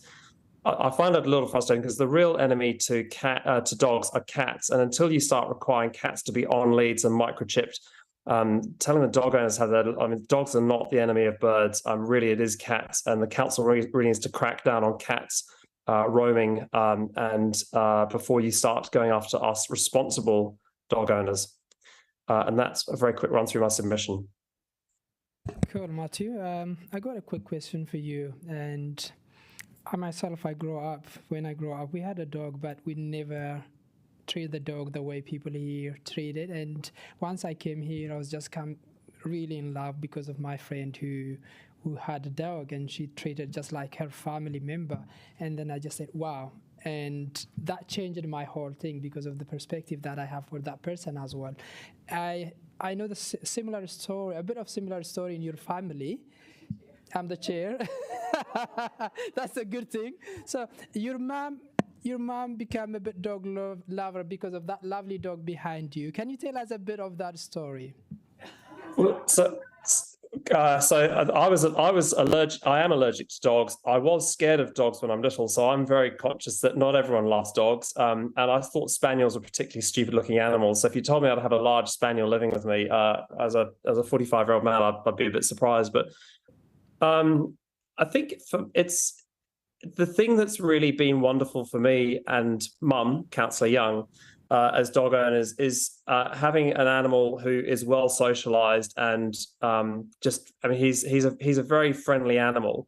That is because he has a lot of time out in the public spaces, whether it's being taken on a lead into town or being walked off lead at times through the Mount Victoria Town Belt and other spaces. But it's you don't know your community till you've got a dog. That's absolutely blown me away. In the last 18 months, 20 months that I've had Merlin, I've got to know the Mount Cook community, I'd say 100 times better. And I think probably Mum's found the same with Mount Victoria as well. But you just meet people in a way that you don't until you've got a dog. And alas, it's not. I don't think it's the same for cats. Cool. But I think. Thank you, Matthew. I think we're running out of time, but yep. Matthew's. No, we don't have more time. I give you plenty of time, Matthew. And Matthew's Councillor Young's son. And that's good. He's the one who made her to love dogs, so which is great. And next is who's next? Susan, are you online? Are you here? Oh, cool. Kia ora, Susan, and you got 5 minutes. Yeah. Thank you. I haven't done a PowerPoint, or I'm not hugely prepared, but what I want to talk about is I was given a dog as a small child, so that was 1967. And back then there were no dog control laws, and I lived in Torbay in Auckland. I'm telling you this because I want to compare dog ownership then to dog ownership now, and think about what some of the issues are, and think about how we can remedy this. There were no dog control laws, and we had whippets. They jumped the fence and came to school with us, ran home, went shopping in the car with Mum, jumped the fence and met us after school, went with us on our paper rounds, went with us to the beach. We played in the schoolyards in the weekends, and us and all the neighbours' dogs were there, and we all played, and it was great. Now, today, by comparison, I see these things called dog parks, and I see sometimes large numbers of dogs playing in a very overexcited manner. And while I think socialisation is hugely important, we are getting something that behaviourists are starting to talk about, which is called hypersocialisation, which actually backfires on us. And I have experienced this with my dog that I got 2 years ago. I took him regularly to Lyell Bay Beach, and his behaviour was impeccable. I mean, I got him as a rescue, up until the point he met a dog on heat, and then he suddenly started to want to see all of the many, many dogs that were on the beach. And then one day up at Te Ataturk ran up to, well, actually the owner brought the dog very close, but a real problem dog that she decided to see whether it was okay off leash or not, and there was an issue. Now, behaviourists such as Tom Selleck is head of a very well-known dog training group in the UK, talk about, they call it hypersocialisation, and he says one bad experience for a dog can be like 100 good experiences. And I want to say that I was quite shocked at the number of dog fights I've seen. And we know the numbers are on the up, and I think it's quite literally to do with people believing that the more you socialise your dog, the better. Of course you need to socialise your dog, but you should always keep the focus on you. And, you know, I mean, I've had experiences whereby I've been in an on-leash area and people have been pushing a little puppy up to my dog that is a little bit leash reactive. I think basically we need more spaces.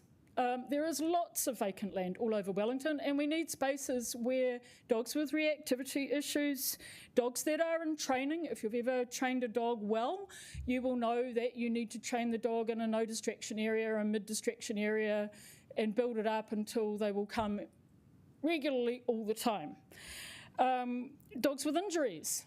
My dog sprained its leg at one point, and I went to find, you know, a strictly on-leash place, a penguin area, and needless to say, an off-leash dog came running up. And for me, I have to let go of the leash because he gets anxious with dogs jumping all over him on leash. So I think the more spaces we can find, and maybe even more, my dog's fine with little dogs. Sometimes I have to call him off with big dogs if I think the play's getting too excited. But I think we need to have some areas for dogs that can't be socialising with other dogs. I looked at the figures on reactivity, and apparently 80% of dogs go through a reactive time.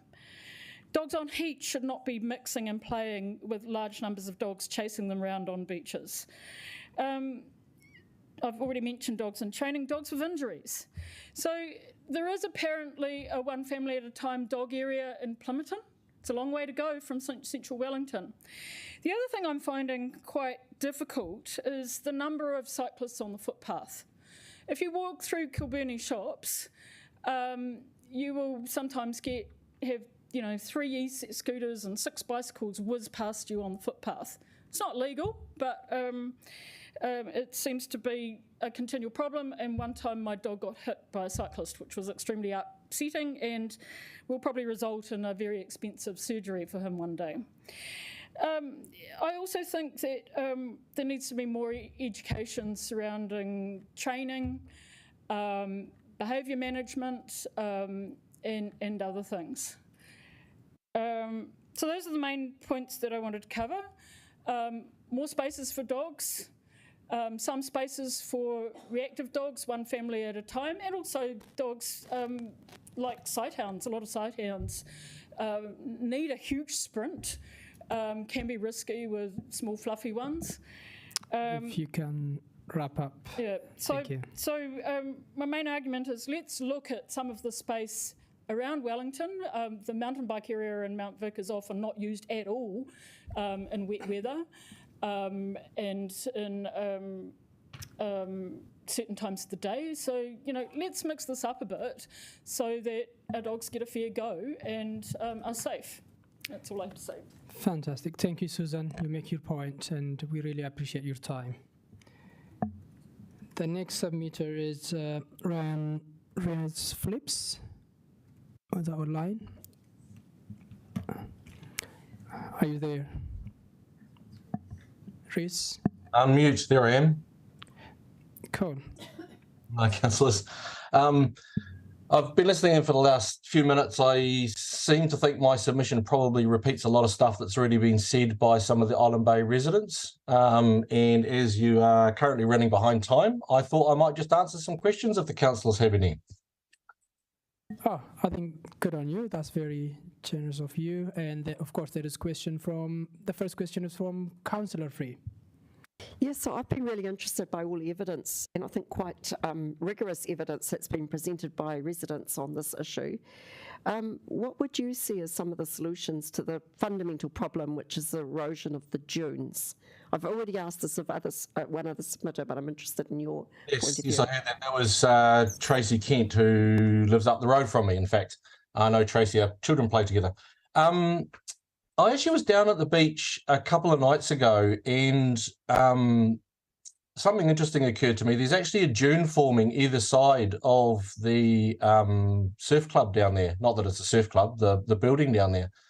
So I thought that quite interesting that we're looking to protect the dune that's clearly wedged between the road and the sea, and can't grow and can't do anything. Yet there's another dune growing down the other end of the beach, on the wider section of the beach at the back, in an area which is not really used. But ultimately, I'd say we can't do anything to protect that dune, because if we are going to get climate change, as we said, it's not going to exist in 50 years.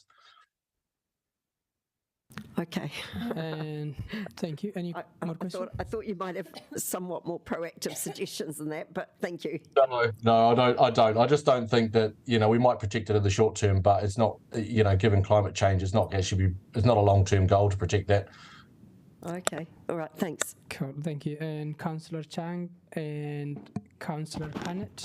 Great. Thanks very much. I'm just wondering, have you had any contact with council officers about dunes and the importance of them, or? I'm a town planner by trade. I write resource consents. I've done coastal geomorphology papers at university and all those things. Yes, I understand that dunes are important. But this is a very isolated small dune, and if it's being eroded, why are we shifting the children close to it? The children are just going to go down there and go, oh well, I'll dig in the sand and I'll dig along the base of the dune, and all of a sudden the dune will disappear. It's not, yes, dunes are important, but I don't think this policy is going to save that dune in any way at all. Great, thank you. Councillor Pinett. Thanks. Yeah, just carrying on from that, we've had long ongoing discussions with the Island Bay community about protecting from sea level rise. So if you don't think the dune will work, what is your answer? Because, we've had evidence that the seawall won't work long term. Thanks. Well, I was involved in a large subdivision up in Kapiti, which was in the coastal retreat area, and had to bring in an expert from Australia to deal with that. And his advice at that time, which was about 4 or 5 years ago, was that there's really only two options. The first is that you massively increase the density along the coast so that you have the rates and the funds into council to, build effectively seawalls. And the other is that you opt for the other natural thing, which is managed retreat. My wife and I quite often have discussions about the fact that that road along the south coast will sooner or later be uneconomic to maintain, that you should never buy one of those houses. Because Thank you. I probably knew the answer to that, but I think it was helpful hearing it from an expert. Well, not an expert, but somebody with a mild interest. Cool. Next is Deputy Mayor Foon. Hi, thanks for coming today. I guess the question I have for you would be, if we looked at some compromise to understand if we can get an impact measurement by, sorry, my words aren't coming out correctly, if we worked on a trial basis so we could understand if the human and dog use is having an impact, something like maybe giving dog summer hours on the west side just to reduce impact, how would you feel that would work for the community and for the environment? I have a slight bias on this. 2 of my children are extremely scared of dogs. They're okay with dogs that they know, but one of them was, both of them were scratched by an over-enthusiastic young German Shepherd down at Lower Bay Beach. Was it Island Bay Beach? Island Bay Beach. Well, my wife's telling me it was Island Bay Beach, who was on the wrong side of the line, and they're 11 and 10 now, and they're still scared of dogs. So my concern is that if you put a situation in place where they're mixing, that I'm not going to be able to use the beach with my family. Cool. Look, Chris, you used your time very well. It's very wise of you to be asked questions, and it's a good move. Good move from your side. And thank you for your time. Next is. That's right. Thank you, councillors. Thank you. Next is Mark Houtron. Are you online, Mark? No. Cool. We will go to the next person, Monica Dunkley. Kia ora, Monica. You got 5 minutes, and if you want to leave some time for a question, feel free. So, floor is yours. Okay, thank you. I get a little bit nervous speaking in public, so I hope you don't mind if I refer to my notes. I'm a 35-year-old woman. I live and work in Wellington City. I'm on Tory Street. I've got a small dog named Rudy, and I've got to say that I'm fully supportive of opening up Freiburg Beach to dogs in summer. I think it's completely reasonable that the beach is off limits to dogs during the busy hours, though, because it does get really, really packed on the beach, and I just don't think it would be practical to mix dogs and people at that point. But I do feel the proposed hours that dogs can access the beach in summer are pretty restrictive, and it still means I'll need to commute during the day in order to walk my dog off lead. There is a huge deficit of off-lead dog areas in the city, and there are very few in the new proposal. In fact, it seems that the bulk of the council's proposals just move around the existing off-leash areas. But I do take the proposed changes to the dog bylaws as a very positive move, and for that I'm grateful to the council. What I would like to propose today is that in addition to allowing dogs access to that section of Freiburg Beach in summer, that you consider the benefits of opening the very small section of beach just past the Blue Water Grill Rotunda to dogs all year round. I think it's a completely reasonable ask, given it is a very small section of the beach and it is very rarely used. Even when the main stretch of beach is packed in summer, that area of the beach is still really quiet.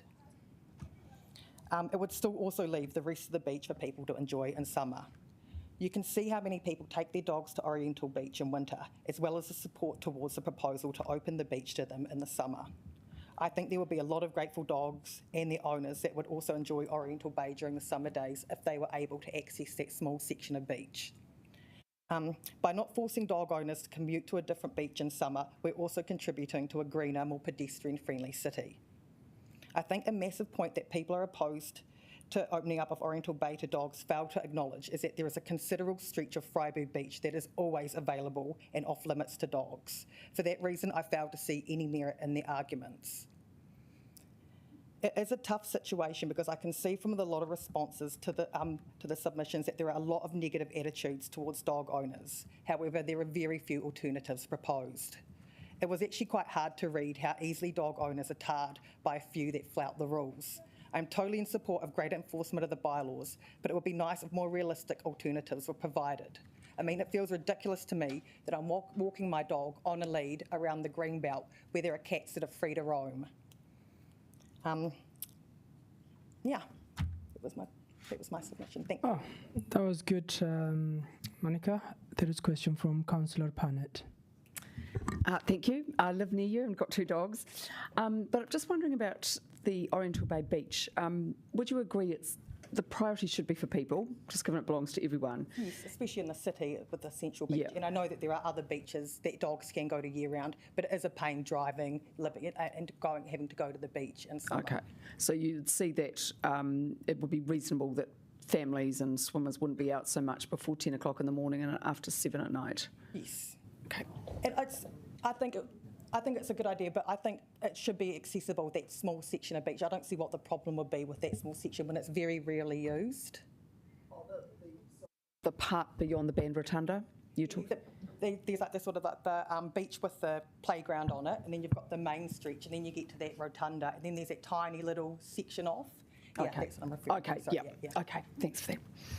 Cool. I do believe that they shouldn't be available, that they shouldn't be allowed to go to the main stretch of beach all hours in summer. It's just not practical to have people and humans. Yeah, there's barely room to move, yourself when you go on a busy day in summer, so I can't see how you'd be able to mix dogs in, which is why I'm just proposing that really small, tiny stretch off the edge. Yeah.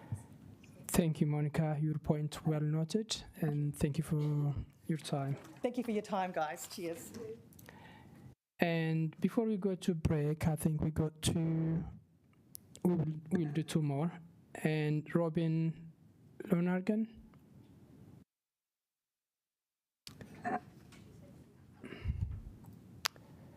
Kia ora, Robin. Feel free if you want to sit on the chair as well, whichever is easy for you. Kia ora. Thank you for the opportunity to speak. I'm here to speak about the portion of the survey that affects Oriental Bay. My name is Robin Lonergan. I've lived in the city for 10 years and walk on an average 5 times a week around Oriental Bay. I have 3 main points to bring up today. 1, how the current consultation has been implemented. Health and safety of having dogs on the beach with people during the summer. And why was the survey conducted at the same time as a general election? I was personally unaware of the changes being proposed until I spotted a notice in the garden at the Freiburg Beach on the 1st of October.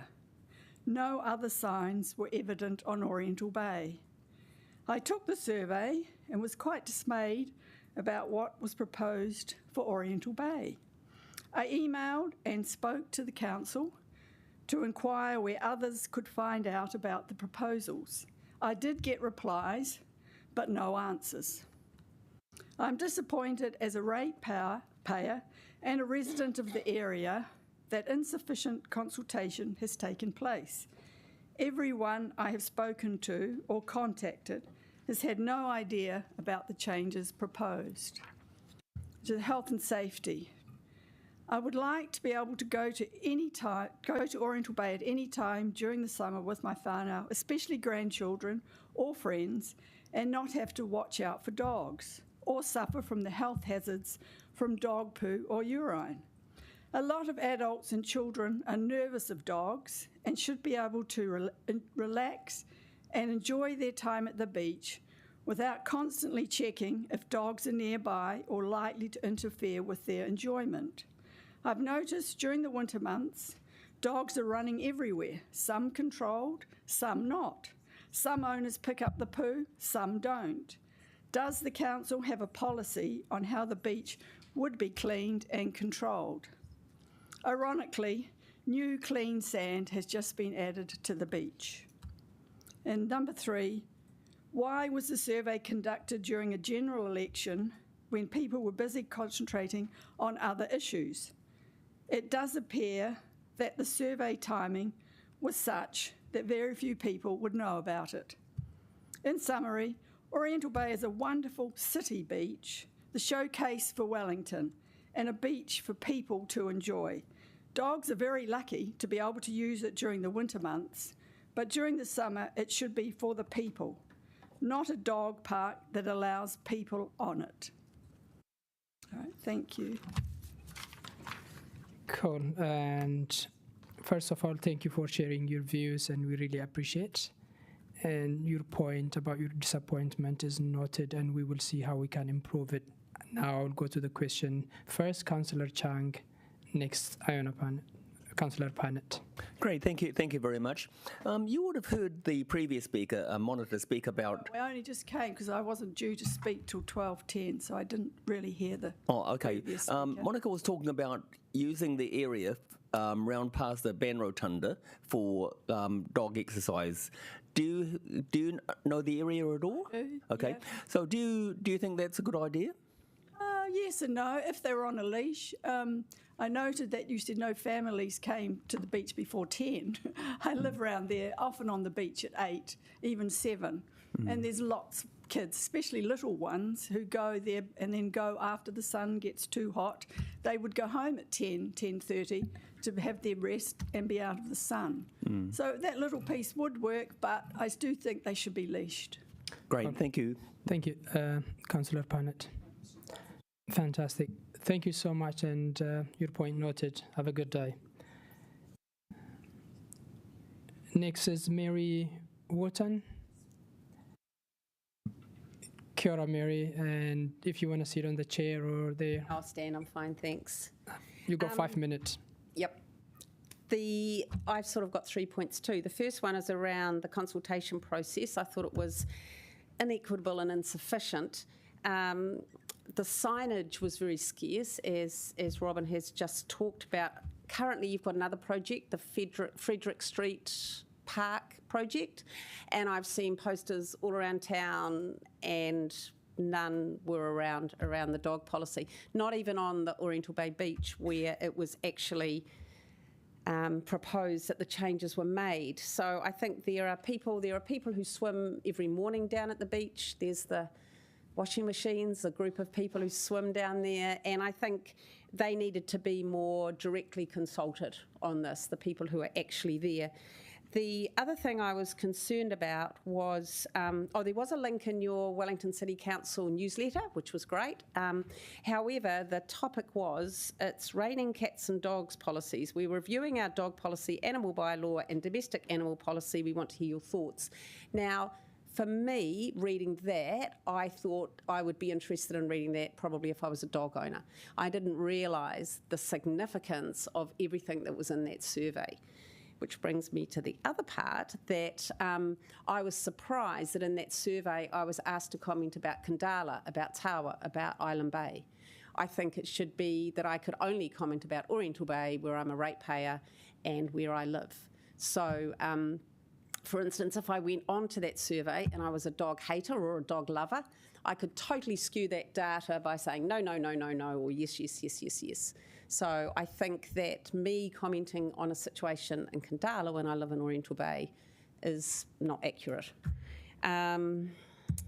Also, I heard that the survey was emailed to all dog owners. Am I right with that?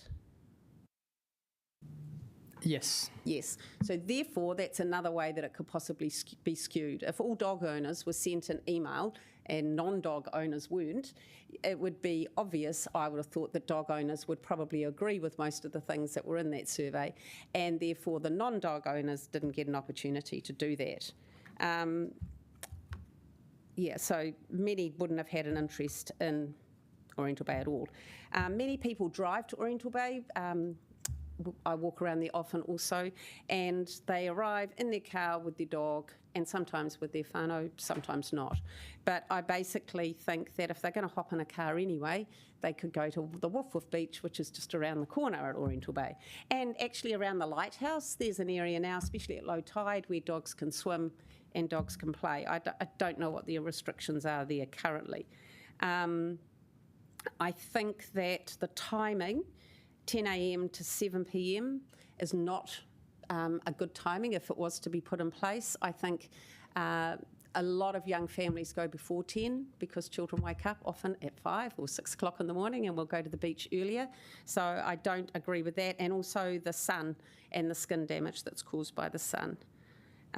Basically, I don't think dogs should be on Oriental Bay at all, unless they're on a leash. And possibly, because you might ask me the question about the second part of Oriental Bay, past the Bay and Rotunda, I did consider that as a possibility to actually use that. But I just think there's such a range of dog responsibility from people. Some people have great control over their dogs. Others run, they jump on people, they jump on children.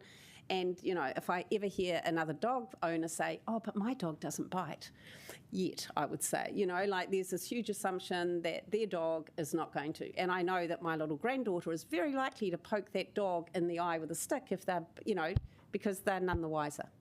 So the reaction could be, do you want to say something? Oh, okay. So the unpredictable nature of dogs, threatening nature of dogs, I think, you know, it's about dogs without training. They can be aggressive, they can be dangerous.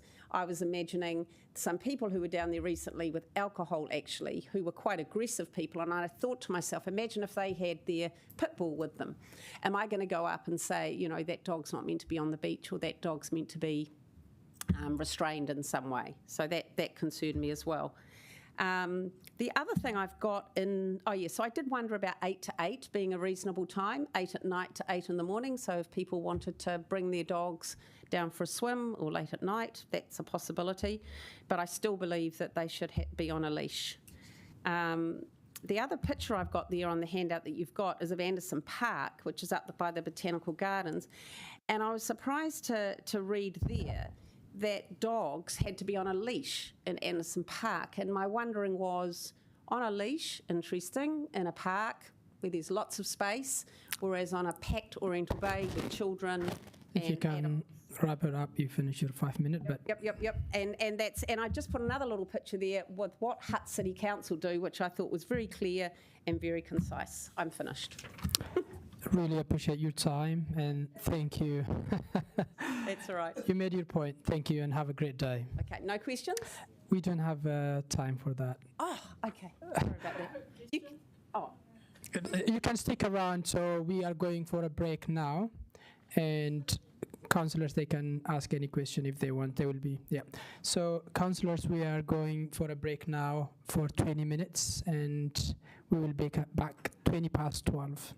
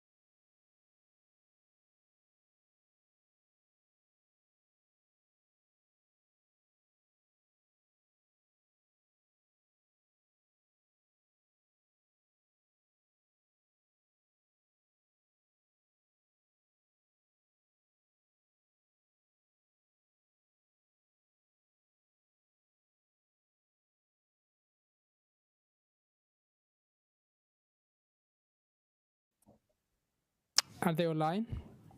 Hello? Yep. Kia ora.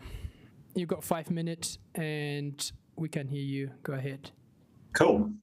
So I guess this is to express my opinions on any part of the survey that was sent out, right? Yes. Cool. I'd like to just express what I've been talking to fellow dog owners about the swap around the off-leash and prohibited areas of the Island Bay Beach, which is local to me. There is at one point to this about the impact about the dunes. And with the 6 people I've been speaking to who are dog owners, believing that there isn't actually an impact, I suppose, related to dogs, because of the number of times I've not seen dogs on the dunes. The times I have seen dogs on the dunes, there is a concern about them fouling there, because I know that dog owners don't walk onto the dunes because they feel they can't to pick up the mess that's on there. There is also, if you were to switch around the public to the dune area, then there may be kids going up there, which they already like to play on the dunes, which are towards the main entrance to the beach that they usually play on there. So I think the impact of the dunes is more storm related waves, which I can see and have been down there when there's a bigger storm and see it reduce parts of the dunes, which we saw in Lal Bay when you guys did the restoration there in the surface corner. I think that's a bigger concern. And children, how are you going to control the children on the dunes? Dogs, I think they're more around the shoreline and not an impact to the dunes itself.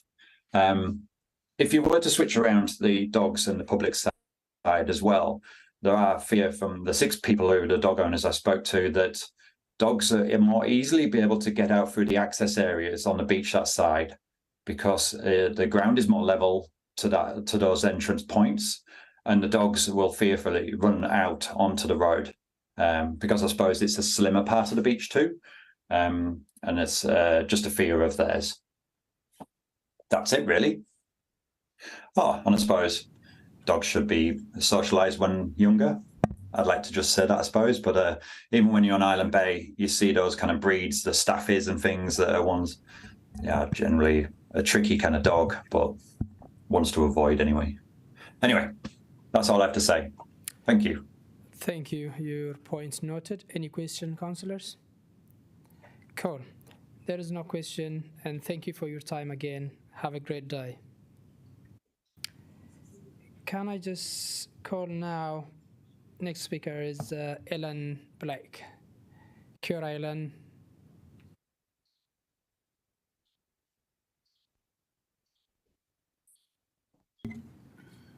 Kia ora tātou. I'm here today as a person who is one of the 15 out of 16 Wellingtonians who don't own a dog. In fact, I don't own any pet animal. I'm here as an active member of several bush restoration groups. I'm here as an active ocean swimmer as well. So those are my points of view today.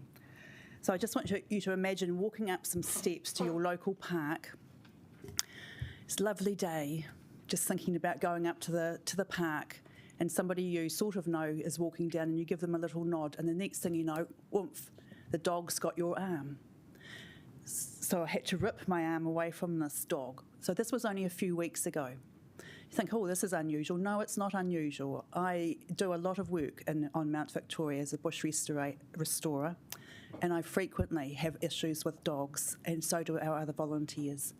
They often rush up and have some very antisocial behaviour. So there's a real, from my point of view and from what I can hear from Auckland, from other places, from the dog ranges, there's real issues with safety and dogs. And I understand that New Zealand has a high rate of biting children with dogs. So I think safety should be number one when we're looking at managing dogs. So that's one point. So as a person who does native bush restoration, I know that dogs and cats have a big effect on trying to restore native ecosystems. Not only do they catch the birds and the weta and the other lizards and creatures, and I've seen them do that. I've got photos of cats out there with a nice little bird in their chomper trotting along. So they do that as well as the big issue, which I'm sure you've heard all about dog poo everywhere. There's been the 39% increase in dog ownership since 2016, since this policy was put in place, and you see dog shit on the footpath all the time. So you have to be watching where you walk as well. So there's that issue, and then there's also the issue of that some of the off-leash dog areas seem to be in the most popular parts of parks, and I'm thinking about some of the flat, grassy areas that we have. So I think, can we please not put the dogs where people want to be the most? And there's a particular place on Mount Victoria that I would like to see the dogs removed from, which is the largest open, green, grassy area with the best views of Wellington that a lot of kind of touristy photos are taken from that particular vantage point. So I'm asking that we move towards all dog off-leash areas are being fenced, like's happened on I think it's Mount Albert, up the back of Vogelmorn. I think we need to think carefully about where dogs go to the toilet, because this is why people take them to the park, isn't it? So they can have their crap.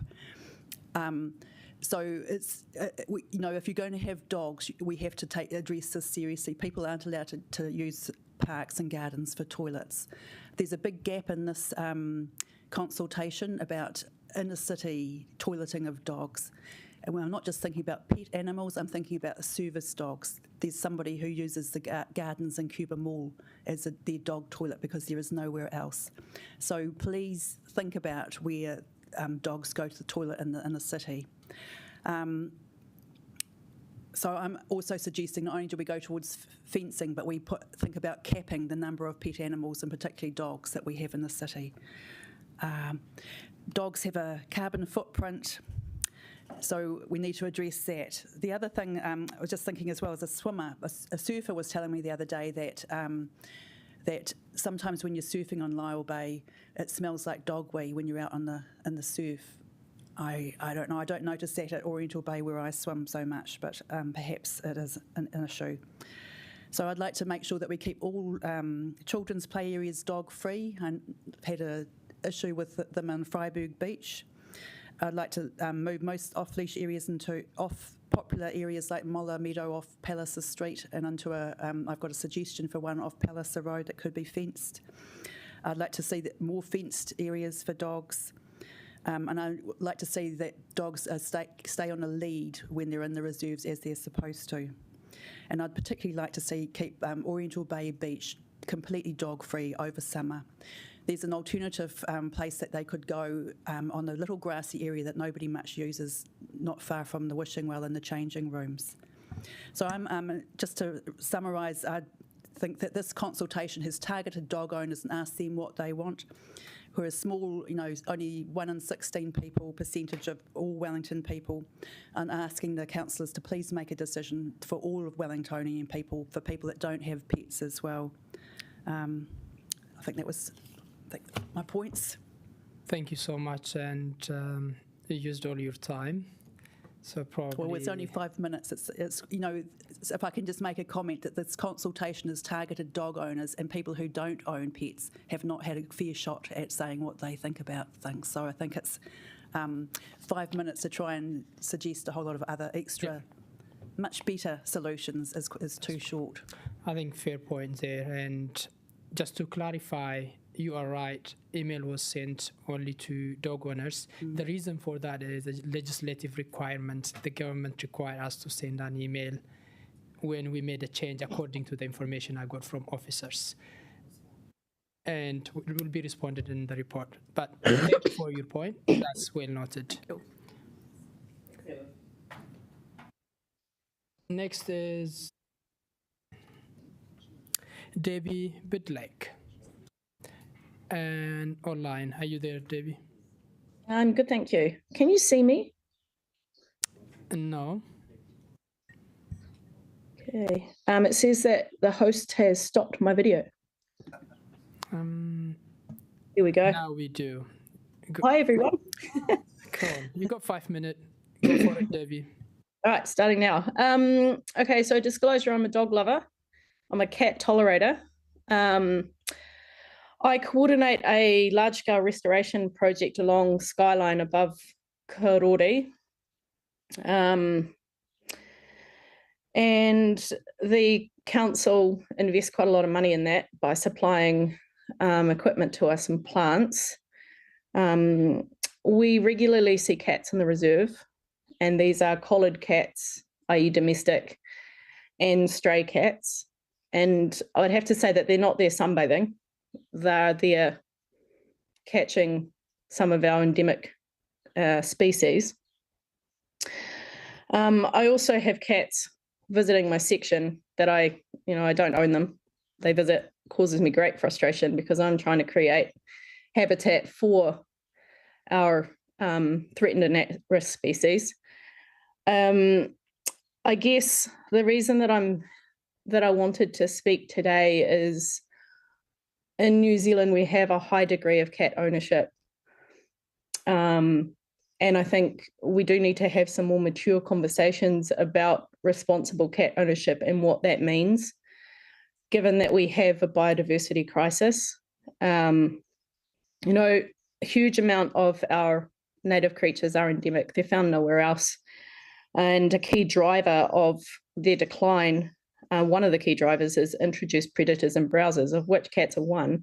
And there is increasing empirical evidence of the risk that they pose to our native species.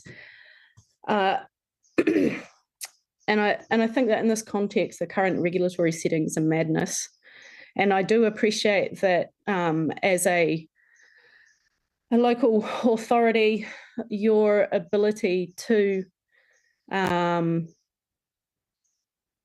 make changes is limited. So I guess I'm here to ask you to be brave. This is not about whether or not we like cats or dogs for that matter. It's just about how we get the right balance where we keep our pets safe and we look after our biodiversity, because if we don't look after nature, then we're in trouble. It is an existential crisis. So I'm asking you to act like your house is on fire, because it is. Not just climate change, biodiversity crisis. So I'm asking you to use the full extent of your existing powers and to advocate for more if you need them. And I understand that might mean advocating for a National Cat Act. So I do support your desexing and your microchip proposals. I'd like to see it more. I'd like to see cat curfews, containment. I'd like to see your education beefed up. I think people have a real blind spot when it comes to cats and what they need to have an enjoyable life and meaningful life. It doesn't just mean free range outside. You can do things like have catios. You can walk cats on leads, actually. There are all sorts of things you can do. Lots of countries overseas already do it. I think we just are stuck in this mentality, which is no longer appropriate. We can't afford it anymore. And I think understanding the local problem, do more monitoring. What impact are cats having on our native species in Wellington? Understanding it, building your evidence base, because that is what's going to give you the ability to make changes. That's really all I had to say. One other comment, I guess, about dogs. Since the signs have gone up in the reserve about Kiwis being present, I have noticed a substantial increase in the amount of owners that have dogs on leads, which is really pleasing. Before I would have said 80% were off lead. Now I'd say probably about 65%, 70% are on lead. There are still a lot of dogs off lead. I think enforcement of existing restrictions are what's required. I've never seen a dog control officer up here, and I'm in the reserve most days, and so are my group. Never seen one. And probably, most councils are resource poor, so maybe it's a case of their resources only enable them to be reactive, so unless there's a complaint, they don't go and proactively do things. We need to proactively be doing things, though, so I'm not sure how you work that into your budget, but it's something I think that needs to be prioritised. That's it from me. Cool. Thanks so much, Debbie. You used your time, and point noted. Have a good day. All right. Ka kite. Next, Peter Walls. Kia ora, Peter, and if you want to see it, feel free, whichever works for you. Yeah, you can. Kia ora tātou. Thanks for the opportunity to speak. If I could just preface what I say by with a comment on some of the points the previous two speakers have made. For me, on or off leash is not an issue. As the proud owner of a Jack Russell, I think on leash is a very good policy all of the time. So that distinction is not one I'm particularly interested in.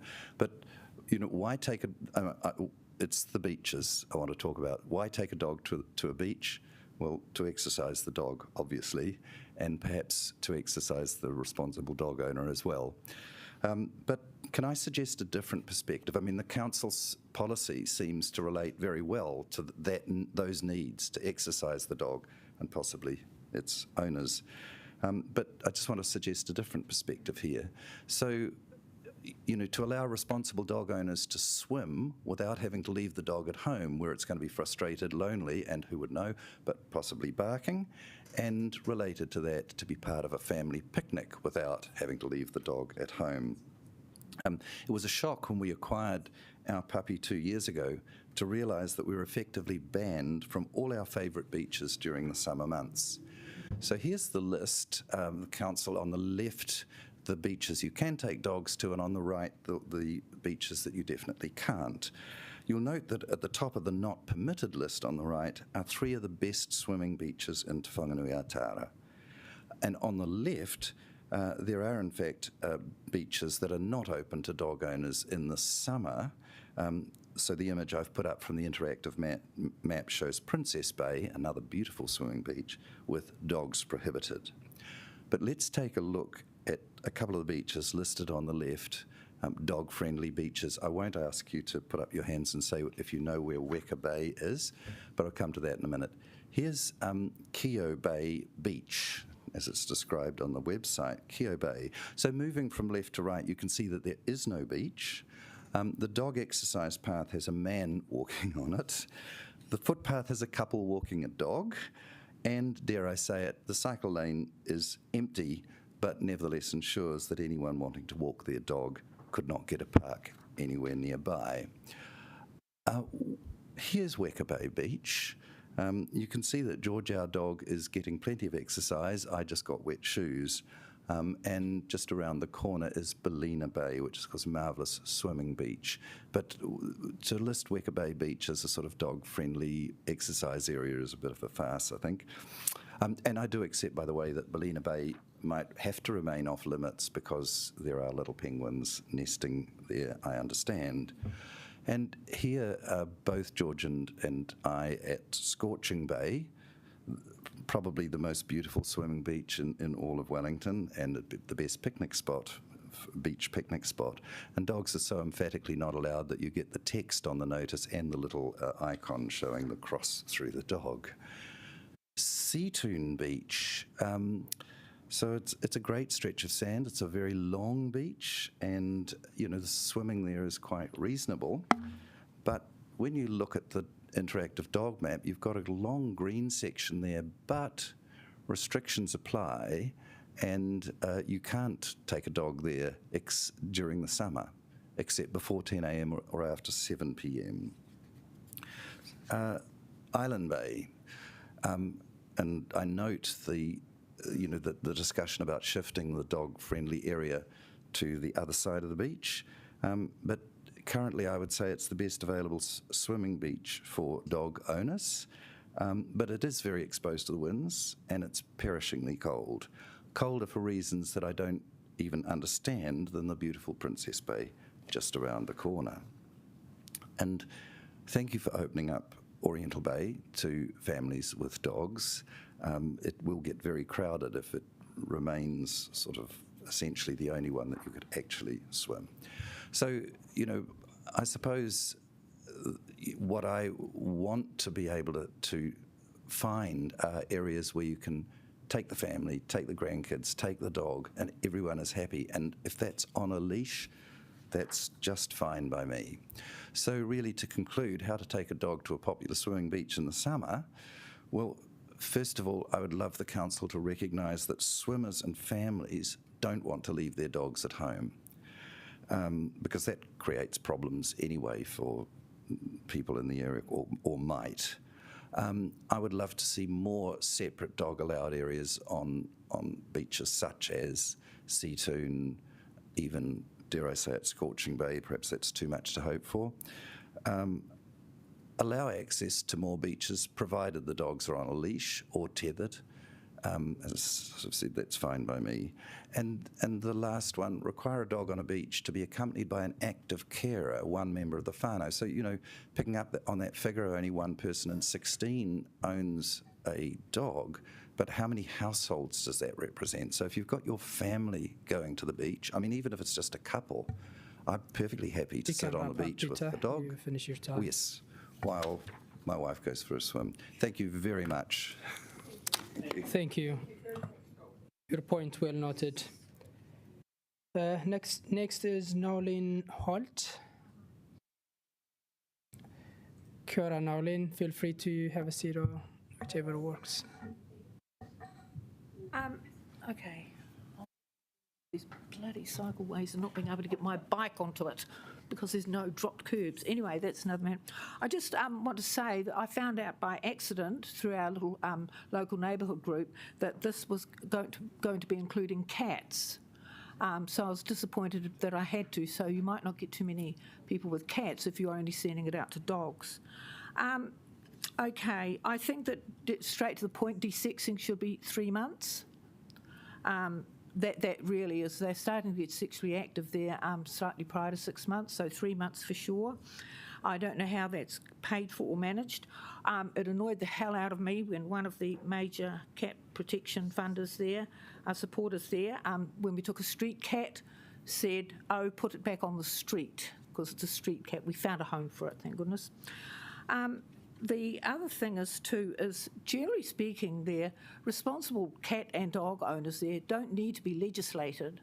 And then I don't know how you, to a degree, because they'll be responsible, think about it. But however,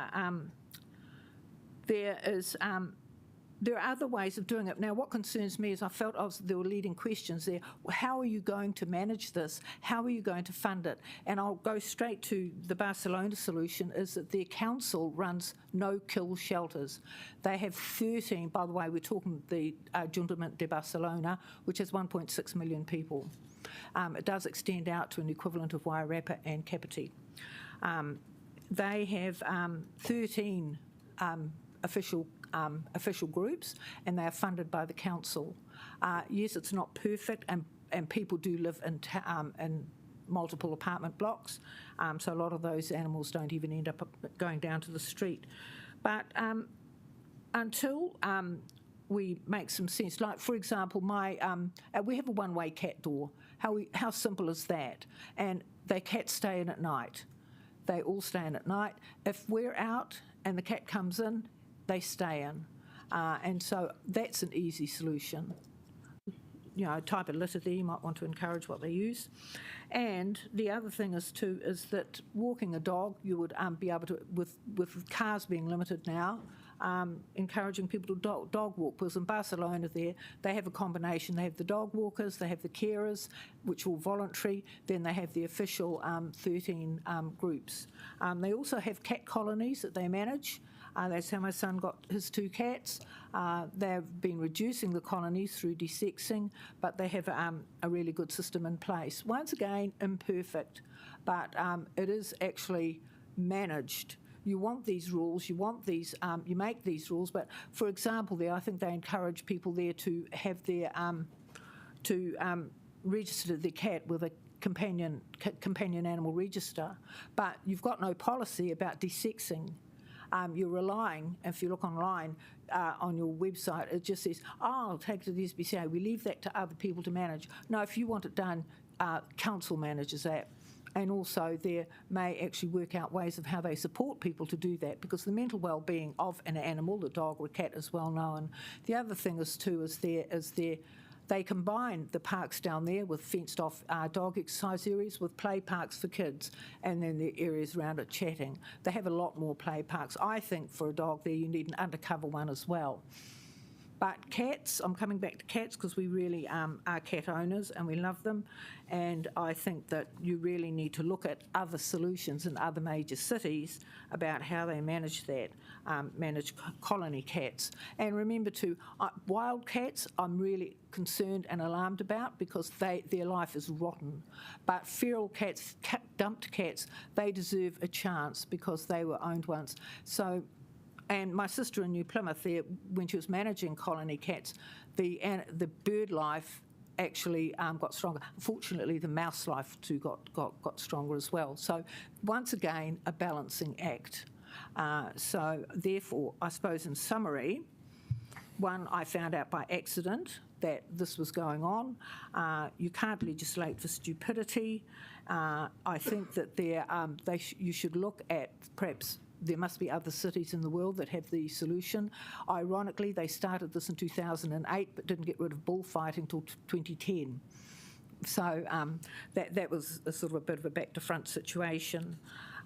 We lose more birds to our glass wall at the end of the deck. They smash, so until we put furniture there, they smash into them and break their necks. So I think, it's a wider picture. My heart goes out to the places like Feral Nation and Kitnan who just really have to struggle through without support when really, if the council wants these cats off the streets, want them rehomed as much as possible. And when you have a no-kill shelter, apart from those very ill cats or dogs... If you can summarise, you finish your time. So summarising... you need to look at you've got to think about funding, you've got to think about how, and you've got to look at other solutions in other cities. Fantastic. Point well made. Thank you so much and have a great day. Oh, lucky last before we go for lunch, it's Philippa online. Philippa, you got 5 minutes. You go now.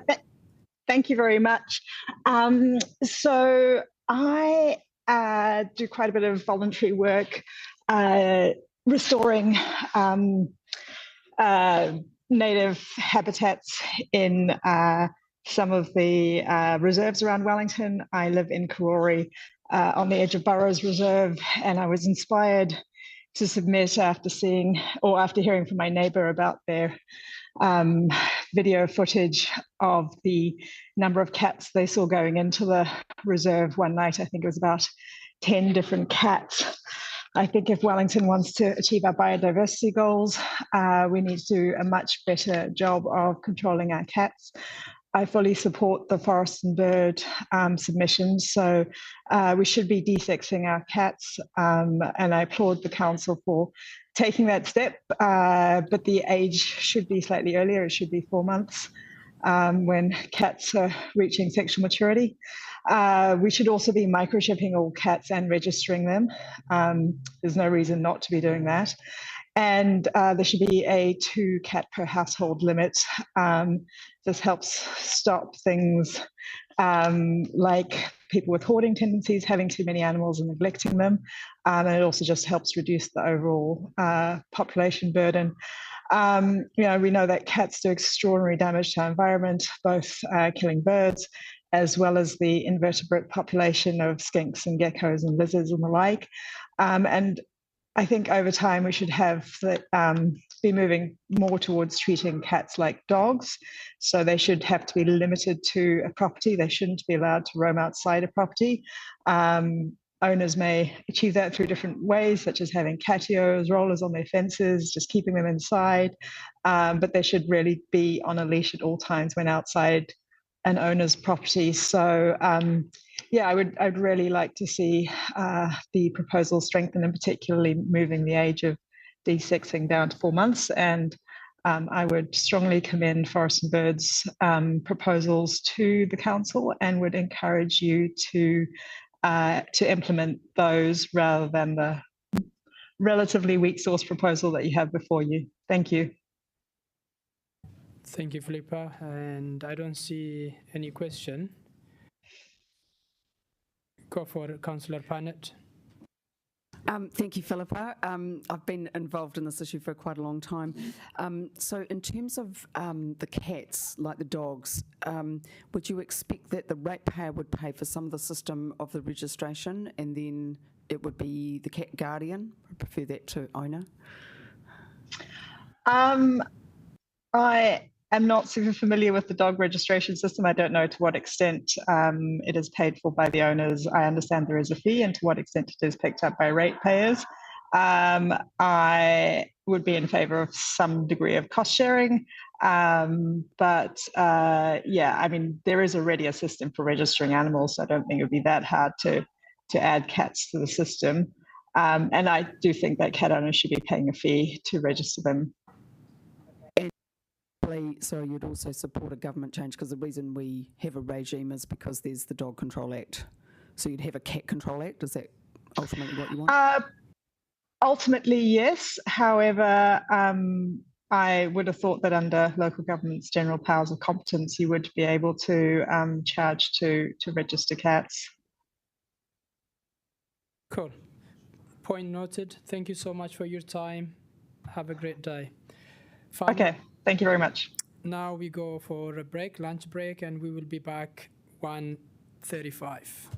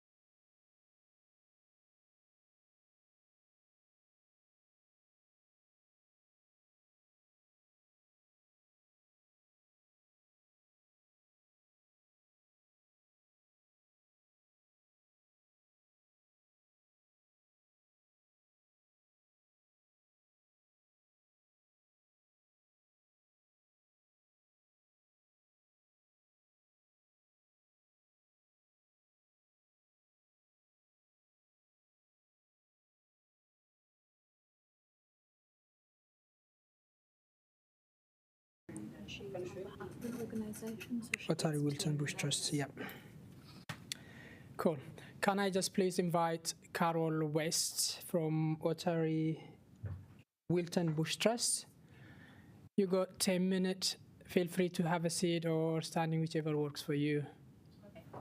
Thank you. Thank you. Kia ora koutou. My name is Carol West, and I'm currently the chair of the Otari Wilton's Bush Trust. I'm an ecologist, a retired ecologist, and I worked for 25 years for the Department of Conservation as a scientist and a manager. And one of my responsibilities as a manager was to oversee the National Conservation Dogs program. That was species detection dogs and predator detection dogs.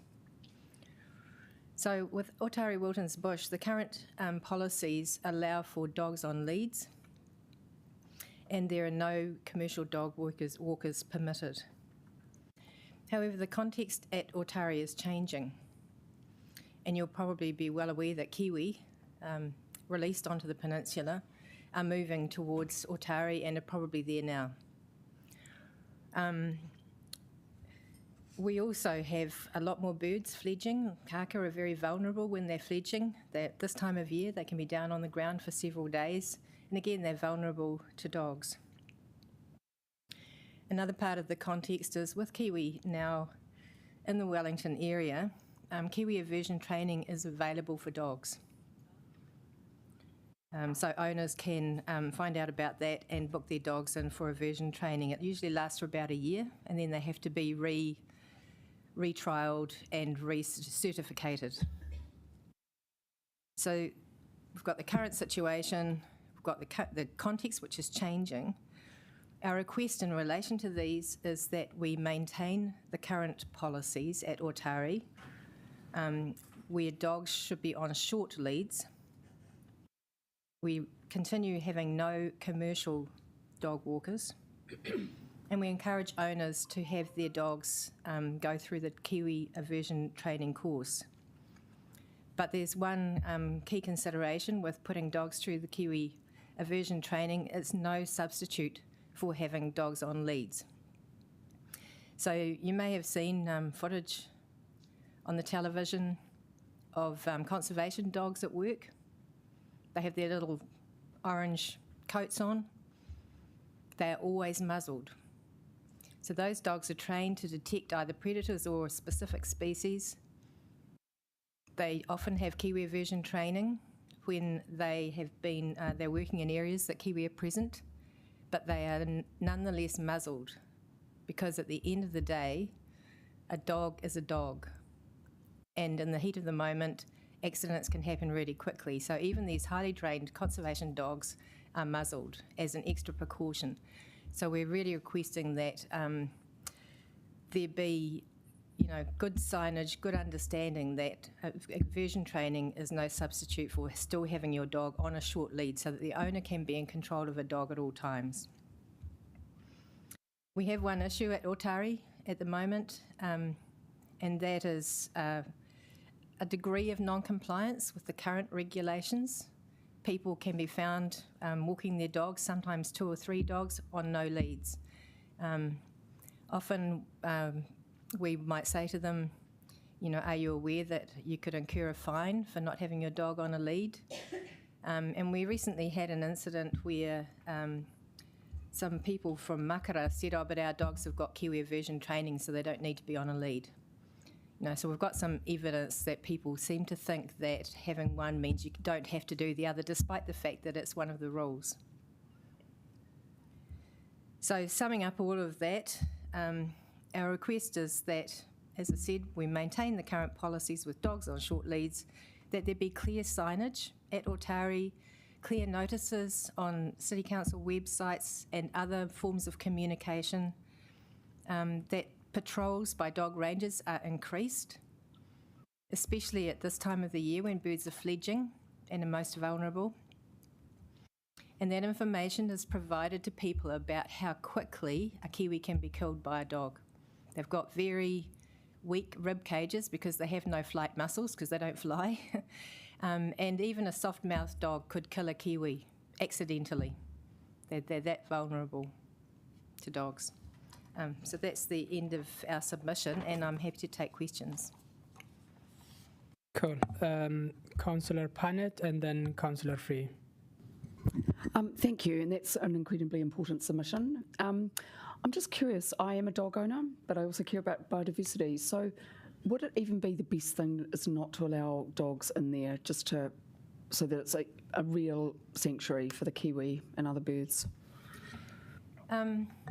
We considered that, and we feel that dogs and wildlife can be compatible. It's really up to the owners to manage them. You know, an owner really needs to be in control of their dog, which is why we're suggesting short leads. We like the fact that dog walkers can come through Otari because then they can appreciate and value that place, and they don't get many opportunities to walk through native bush and things like that. You know, we don't have issues with dog litter apart from people leaving their full bags behind.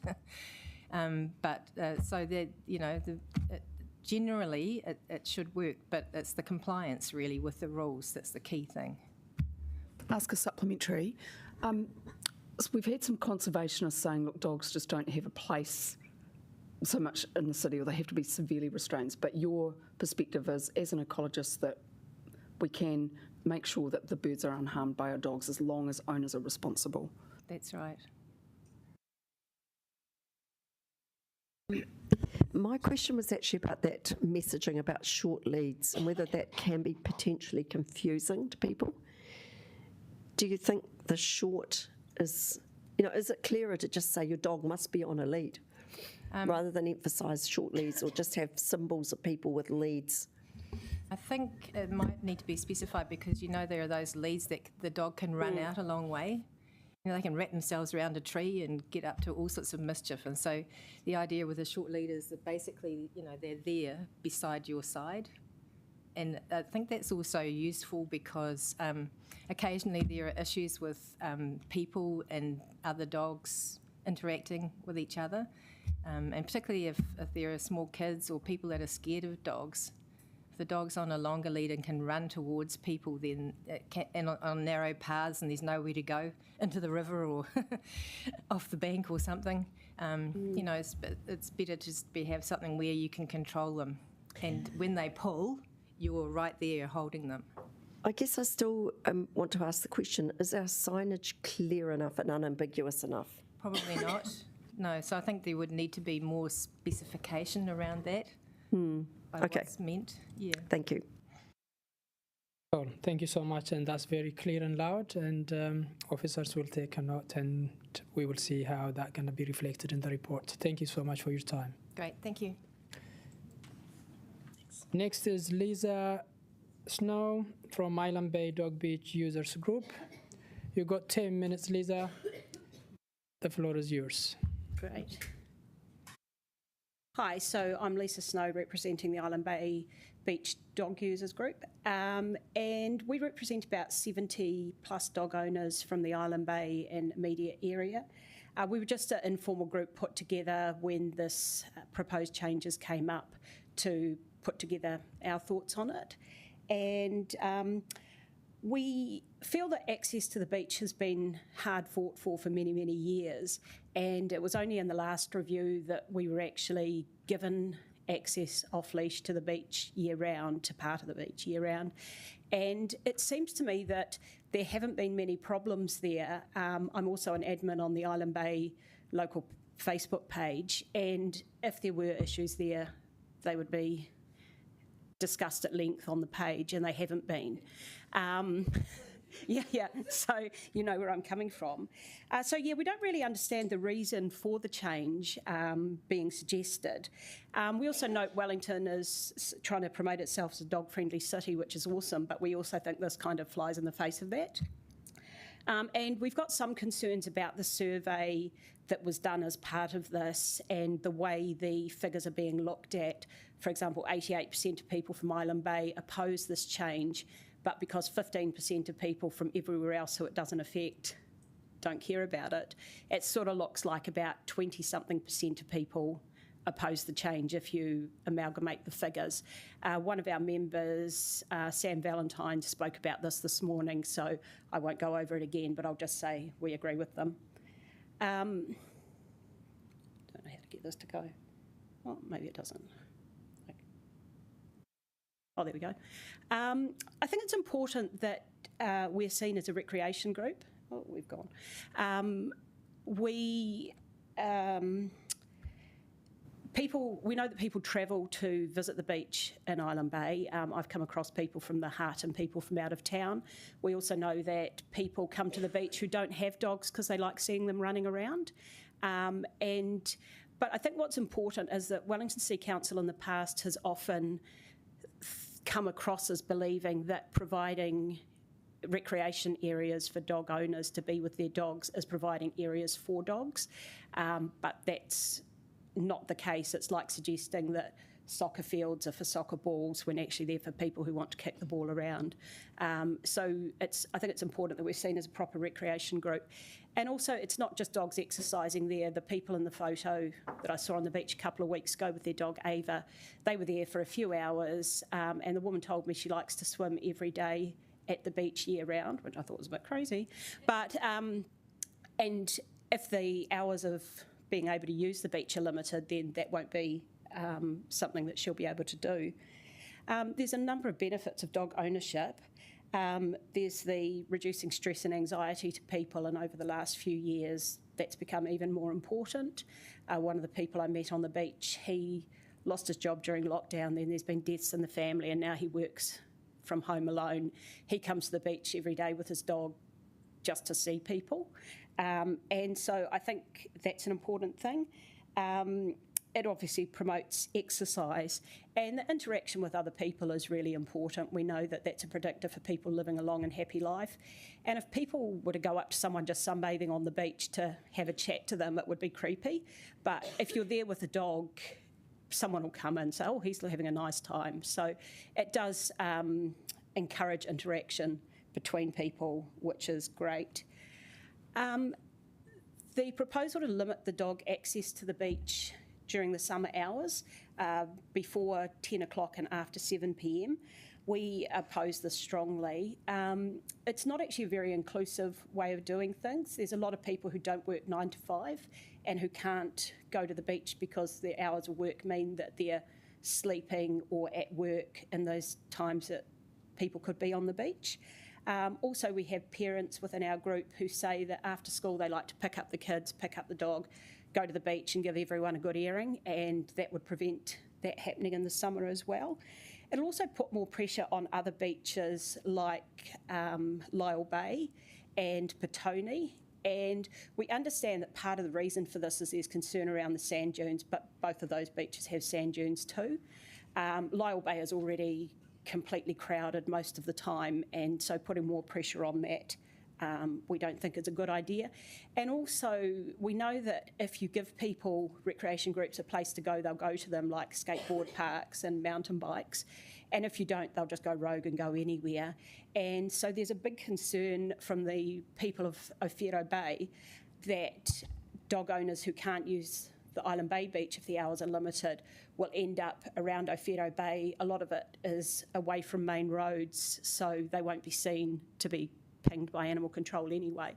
But that's where there's penguins nesting, and we know there's been deaths in the past due to dogs around Ōwhiro Bay. The beach at the moment is on lead, and the dog on the left is actually on a long line, but not everyone sticks to that, like the former speaker just said. The proposal to switch the beach from the western end to the eastern end is also something that we don't really support, mainly because that's the popular end for people and families to go to. They've got the seawall to hide from the wind, and there's all the facilities like toilets and better parking down there. It's actually a safer part of the beach. There's quite often a current in front of the island on the western end of the beach, and there's a swimming pontoon and stuff. So we don't think that's a great idea. We also think that it'll cause friction between people with dogs and without, because dogs don't respect other people's picnics. And that. So we think that it would be better staying at the other end. And also, if the concern is around the sand dunes and you do encourage people to go to the other end, kids will end up in the sand dunes. So if we look at what's really damaging the sand dunes, one of our group who unfortunately is away and couldn't come knows a lot about sand dunes, and her view was that it's global warming and some of these big storms that we're getting that do the most damage to the sand dunes. Those, when they come in, they actually wash away the grasses and everything that are holding the dunes together. She felt that dogs going in there might destabilise things a bit, but they're not actually removing the vegetation, which then regenerates. I've been using the beach for years, and I've really seen dogs up in the sand dunes. They tend to be down by the water, so we're not sure why the dogs are being blamed. And also, one of our members spoke to the Coast Care group who look after the dunes at Petone, and they said they don't have an issue with dogs damaging the dunes there. The signage, I think education and signage is what's needed, and this shows you the beach, and the circles show where there is signage, and there's all these posts along there that have nothing on them. In addition, this is the western end of the entry to the beach, and there's no signage there. And the signage that is there is a bit mediocre, because it just says save our dunes, and it doesn't actually give any information. And I think that if the signage did explain why people and dogs should keep out of the dunes, then people would be more likely to keep out of them. So just in summary, I'd just like to say that we oppose all the changes that have been proposed for Island Bay Beach, and thank you for your time. And if you've got any questions. Thank you. That was clear and loud, and I think we got a question from Councillor Deputy Mayor. Did you? Yeah, I think actually you've answered the question I had for you.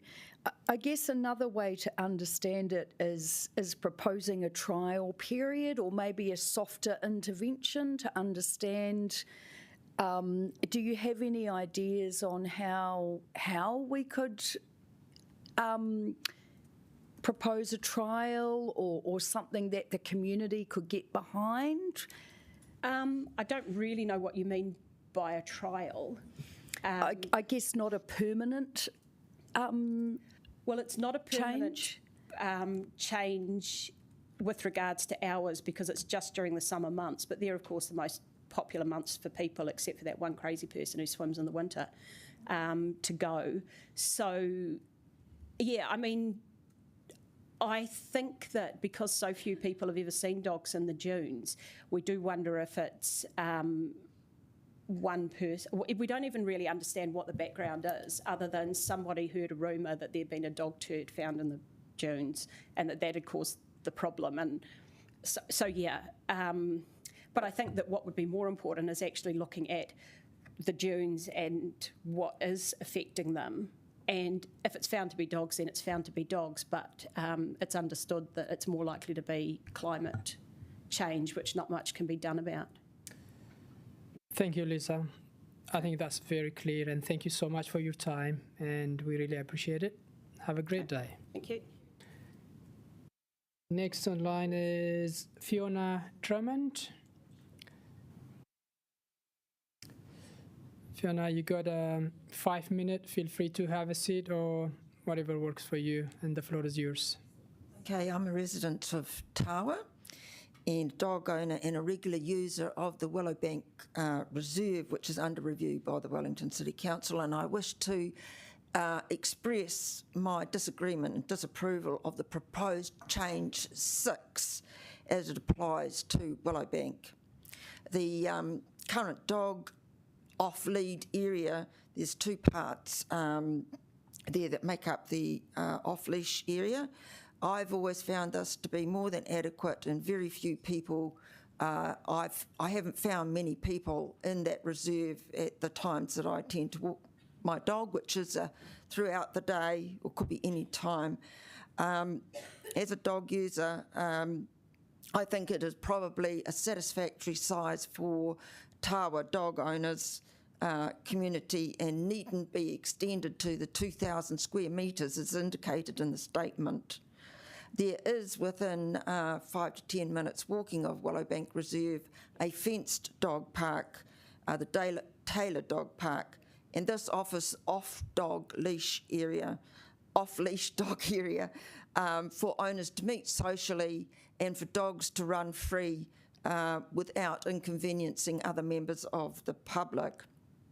In the proposal, I'm talking about the playground in particular here, the goal is, the council states the goal is to establish a play area that offers enhanced visibility and safety from the road and nearby houses. The existing play area. The nearby houses spoken of do not overlook the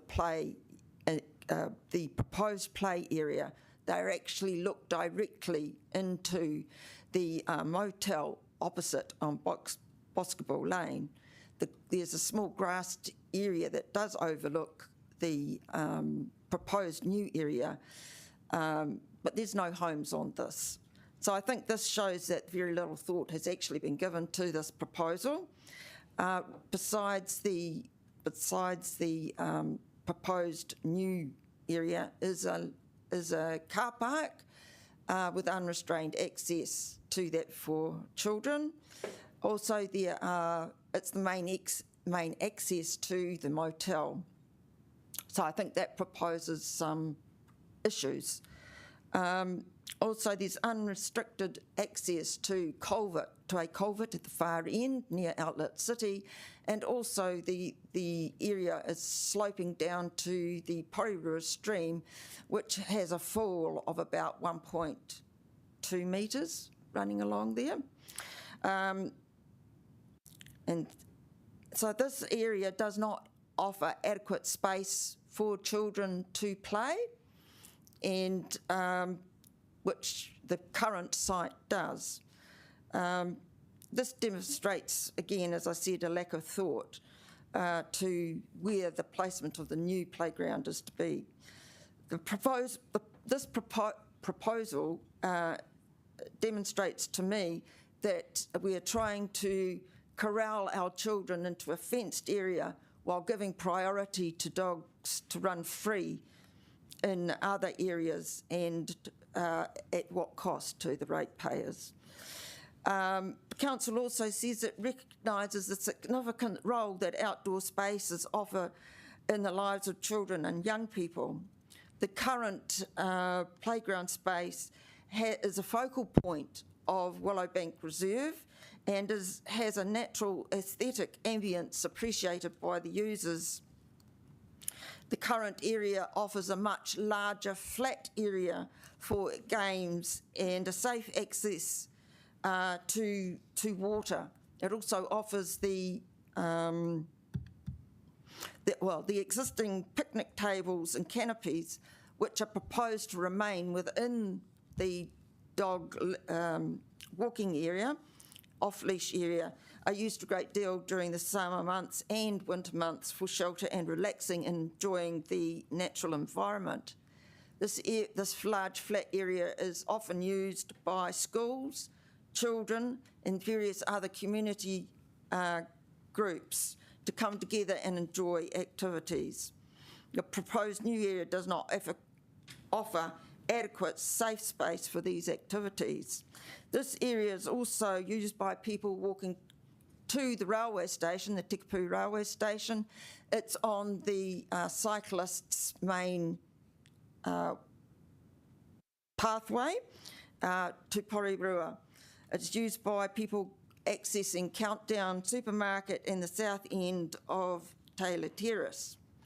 I don't think people will feel very safe if they should be surprised or rushed by a dog. Sorry, if you can wrap it up and time is Okay, thank you. The other main reason is that Willowbank Reserve has been working in this area for the last 5 years to improve the biodiversity. And this is in association with the Council's own stated purpose of the Biodiversity Strategy Action Plan. the council has paid for plants of Willowbank Reserve to be put in and the riparian planting to enhance the natural beauty. The proposal does not take into any costs of ratepayers, and I remain ratepayers have paid for the plants to be available. Thank you so much. Thank That's you. great. We really appreciate your point is noted, and thank you for your time. Thank you. Next, we have Anne Tuffin. Kia ora, Anne, and feel free to have a seat or whichever works for you. I'm happy here. Go ahead, 5 minutes. Kia ora tātou. My name is Anne Tuffin. I'm a volunteer in the Trilisic Park group, so we're involved in planting and weeding down in the Trilisic Park area of the city. This is not a submission from the Trilisic Park group for a particular historic reason, which I've noted in my submission, in that the group was formed 30 years ago under the view that dogs and dog owners should be able to exercise their dogs freely within the park, off leash. And so it's become a very dog-friendly park over 30 years. However, as you heard from the Otari Wilton's Bush Trust, kiwi are now starting to come into the area. They haven't been seen yet in Trilisic Park, but they've been heard up on the northern ridge, and they're certainly possibly in Otari Wilton's Bush, so it won't be very long before they move their way into Trilisic Park, which is now a fully bushed area. And so my concern as a person who works in that area is that we should now shift our focus from it being dog-friendly to being kiwi-friendly and kaka-friendly and kiruru-friendly. I know that's going to be hard for some people who have used that park for 30 years as a dog walking area, but I think it should change now and become completely on leash. I think the proposal that you have before us is that the only area that is now off leash is the little walkway down from Oban Street down to the river, which is the new track down to the river. What I would be proposing is that the whole park becomes on leash only, and that to accommodate those people who want to have their dogs run free, that the two flat areas of the park known as Whittock's Field at the sort of the western end and the old ruins at the other end be fenced off so that dogs can run free in those areas. The only other thing I just wanted to draw your attention to is the damage that dogs do to the stream banks of the Kaiwharawhara. When they enter the river to play, over time they and their owners, when they go in with their dogs, have destroyed a lot of the riparian planting and crumbled the banks away at the points where they go into the river. So with those two main points in mind, that's my submission, and I'm open to any questions. Thank you. And Councillor Chang, and then Councillor Punnett. Thank you very much. In fact, Trilisic Park is probably my favourite park in Wellington, and I do take my dogs down there. I guess I haven't been cognizant of the fact that they do damage the banks when they go into the streams, but I will look out for that. And as far as I understand now, that the whole park is open to dogs off leash, isn't it? So that's right. I'm a very big supporter. Apart from those steps down from Oban Street. Oh, yeah, yep, okay. So I'm a great supporter of having, I went to Capital Kiwi the other day. Councillor Chang, we don't have much time, okay. so 5 seconds. So how will we know when Kiwis are actually migrating that far so that we need to do something about it? Well, they've already been heard at night calling up on the hill, and I understand that there's been a footprint found in the Karori Cemetery. So they are getting very close. And they were just released only a matter of months ago, so they're making their way quite quickly down the valley. Great, thank you. Quick question, Councillor Padden. Fantastic. Thank you so much for your time. Really appreciate it. Clear and loud. Your deliberations. Have a good day. Thank you. Next, we have Jan Voss. Kia ora, Jan. Feel free to have a seat or whichever works for you. You got 5 minutes. The floor is yours. Hi, I'm Jan Voss. I'm Director of Ace Dog Training, which is a private dog training company here in Wellington, and have been a certified dog professional trainer for about 30 years now. I'm also a personal dog owner and live here in Wellington. I just wanted to say, in general, I was really surprised and pleased with the draft policy and thought that it had a lot of really good suggestions, which is unusual when council brings out a submission policy to be able to say that. There was, however, a little bit of a disappointment that the online form didn't provide any opportunity for additional comment. It really just went black and white. Do you like this? Do you not like this? Without any of the grey that often creeps in, which is why I wanted an opportunity to speak. I just wanted to comment on a couple of the dog exercise area changes that are proposed, to make some comments on them. The Oriental Bay dog exercise area change seems like a very sound reasoning in terms of the increase of dogs resident in the central city and providing the ability to keep off lead at certain hours but not making them prohibited, a much fairer system using exercise areas as specified times with winter off lead and the summer prohibited, but off lead still provided before and after. The Kaiwharawhara Park then would come into line with that similar approach, that is off lead at certain times of the year but limited in other times. However, I noticed in the draft policy that it's still written as being prohibited at all times apart from the very narrow summer period, which seemed to be an error, or maybe I misread it wrong. In Willowbank, it was interesting to hear some of the speakers talk about Willowbank. I personally really strongly support the switching spaces. I think it's a really good plan. When you are in the dog exercise area at Willowbank and along the stream bed on the opposite side from where the playground is now, then it is really difficult to maintain a dog and tell it it's not allowed to go into a shallow stream and come out the other bank. That seems like a really unreasonable request, even on a controlled dog.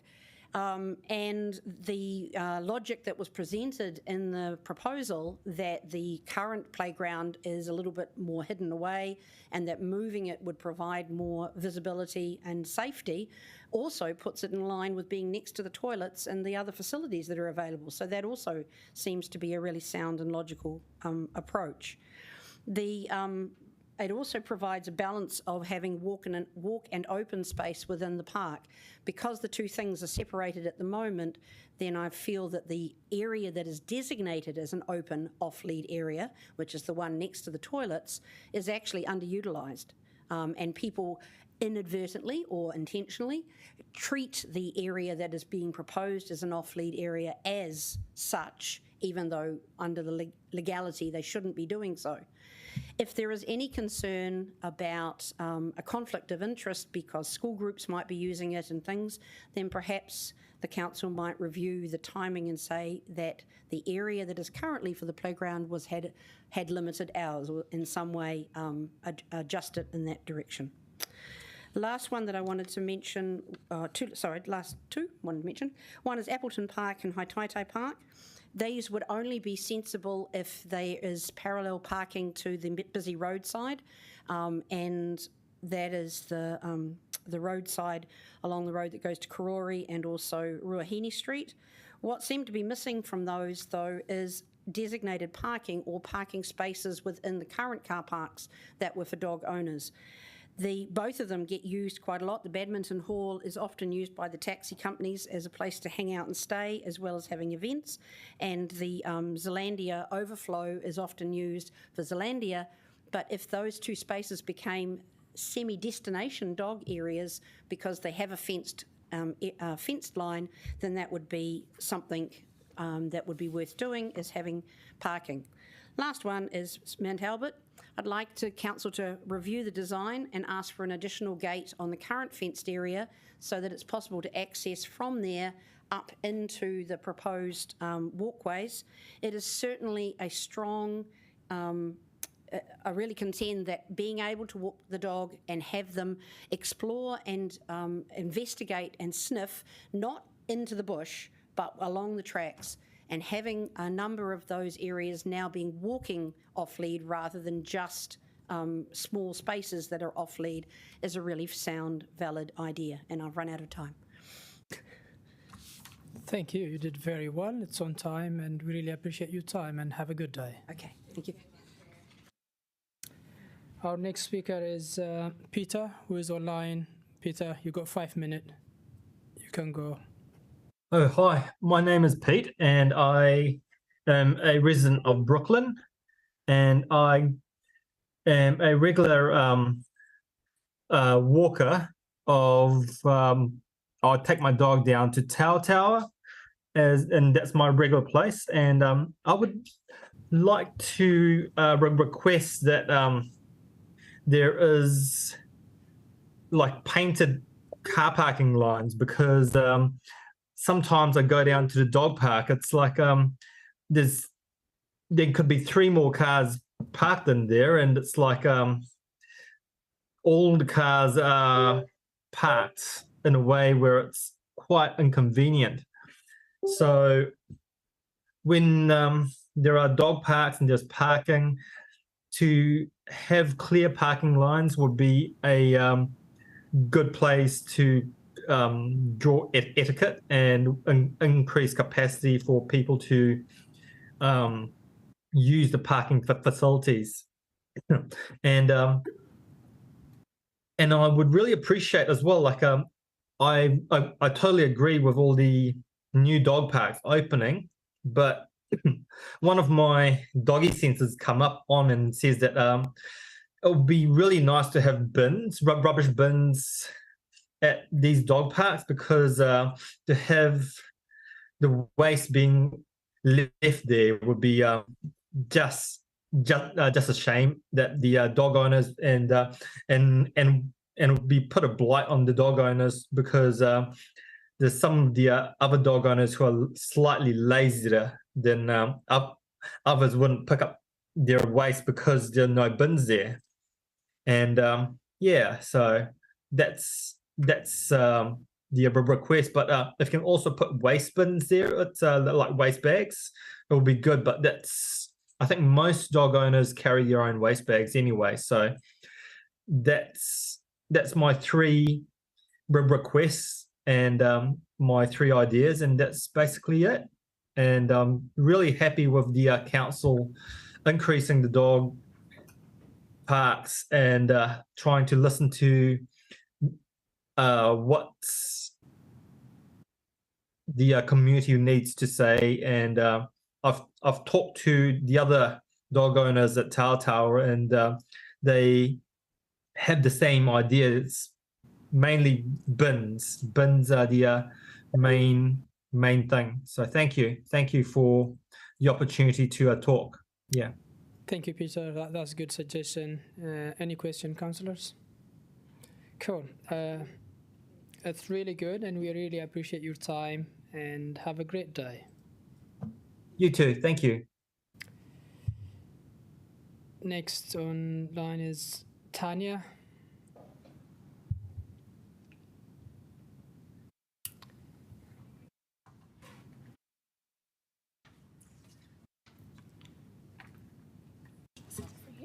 Thanks. Kira, you got 5 minutes, and feel free.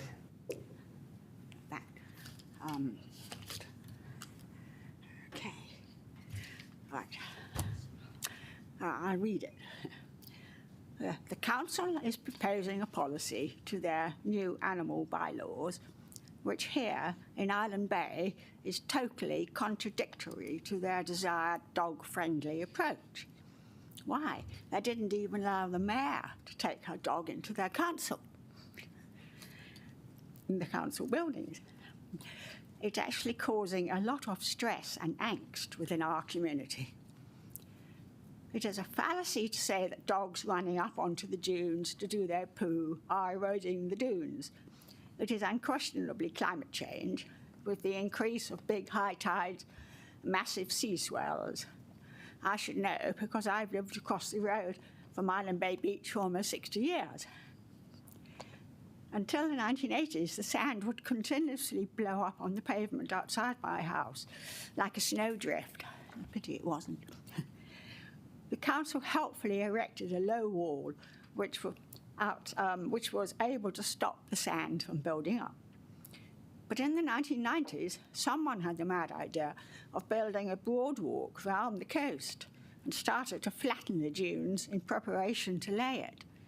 Fortunately, that was stopped, but you can still see the overgrown scars cut into the natural lie of the dunes. And in 1968, the Wahine storm swept away a huge dune which had formed up near the road, but that has never built up again. The dunes are increasingly moving backwards, and the flimsy rope fence there now shows how far they have recently eroded, more permanently than in the past. Until recently, the high tides came up intermittently and washed away the sand. The sand would gradually build up again, and the dune grasses would send down fronds and grow back again. But now they don't have time to grow back because they come much more often. There are also sunny, non-stormy days when the waves sweep in and carve out pockets of the foreshore. This changes the profile along the foreshore. In the early 1980s, a well-built set of wooden steps was put up opposite my house, which was lovely. Unfortunately, on a warm, sunny day, big swells swept it all away. The part of the beach the council wants to close to dogs means it will be banning their owners as well. 90% of people using the beach are exercising their dogs. They throw sticks into the sea and dogs love swimming out to retrieve them. They throw balls along the beach to be retrieved, and the dogs run and love to dig holes. All pastimes eminently unsuitable to the people end of the beach, where you, the council, want to move us to. By doing this, it will destroy the wellness and quality of life for countless people. Special bonds between us develop by meeting up on the beach with our dogs. I want to stress this. It's very important. My suggestion to protect the dunes is to erect a strong wire fence with foundations firmly fixed into the sand from which the fence can be attached. This should run the whole length of the beach where the dunes exist and be maintained regularly. This would allow the sand to blow back through the mesh and try to build up the dunes again. It would also hopefully break the full force of the waves. The foundations could be concrete posts sunk into places deeply into the sand, or, better still, hard wood wharf piles. The wire would then be fixed to a firm, strong foundation. And it would prevent dogs from running up into the dunes to do their poo, which seems to be the gripe of the anti-dog people, and solve that problem. My neighbour looks down directly onto the beach, and she sees children and adults in the dune many more times than she sees dogs. My son suggests an occasional visit by a warden who could find the owners of the errant dogs. That could be a deterrent. It's only a few, after all. I spoke the last time the subject of dogs on the beach came up. Then dogs had to be on their leash at all times and had restricted summer hours. But the council there was wonderful and changed to what we have now. Our beach at all times, off leash. Restricted hours will be no use because it's, especially in the weekends, we all meet and enjoy ourselves and our dogs. So please don't allow the spoil sports who want to take this happiness away from us win. Wow. That is amazing, and thank you so much. Very articulate. You make your point and on time as well. Okay. Really appreciate it, and have a good day. Yes, Thank and you. I thought I'd be constructive. Yes, that's great. Hopefully. Your point is noted, and we'll see what's going to come up. Thank you. Next, we go to Jan Voss.